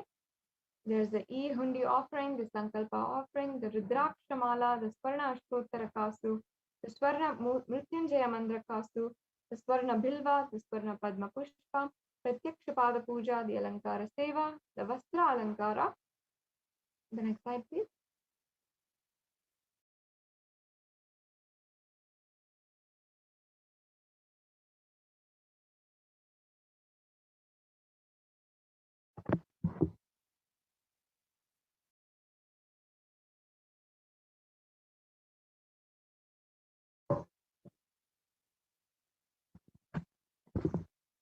And here we have the other gold offerings as well. Swarna Spatika Mala, the pure crystal mala in different lengths. The Swarna Nagabharana, the Tulabharam, the Swarna Ganga, the Swarna Chandra, the Swarna Pinaka, the Swarna Kamandalu, the Swarna Kiritam, the Swarna Charana, the Swarna Trishul, and the Swarna Dhwaja. So as you can see in all this table of offerings, we have so many different levels, and it's not, you can make a donation for any amount, or you can make an offering for a very substantial amount today. And based on what you want to offer during this very, very special Lingodbhava Darshan. Now, once again, also, we have the E-Hundi offering, which is the general donation, and you can make a general donation, an offering of any amount in the E-Hundi, and you can also make this offering in any amount in through the YouTube Super Chat.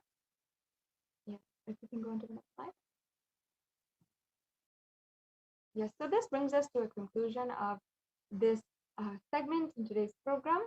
In the registration form, we'll have two options, and either you are ready to offer today and your intention to offer you can make.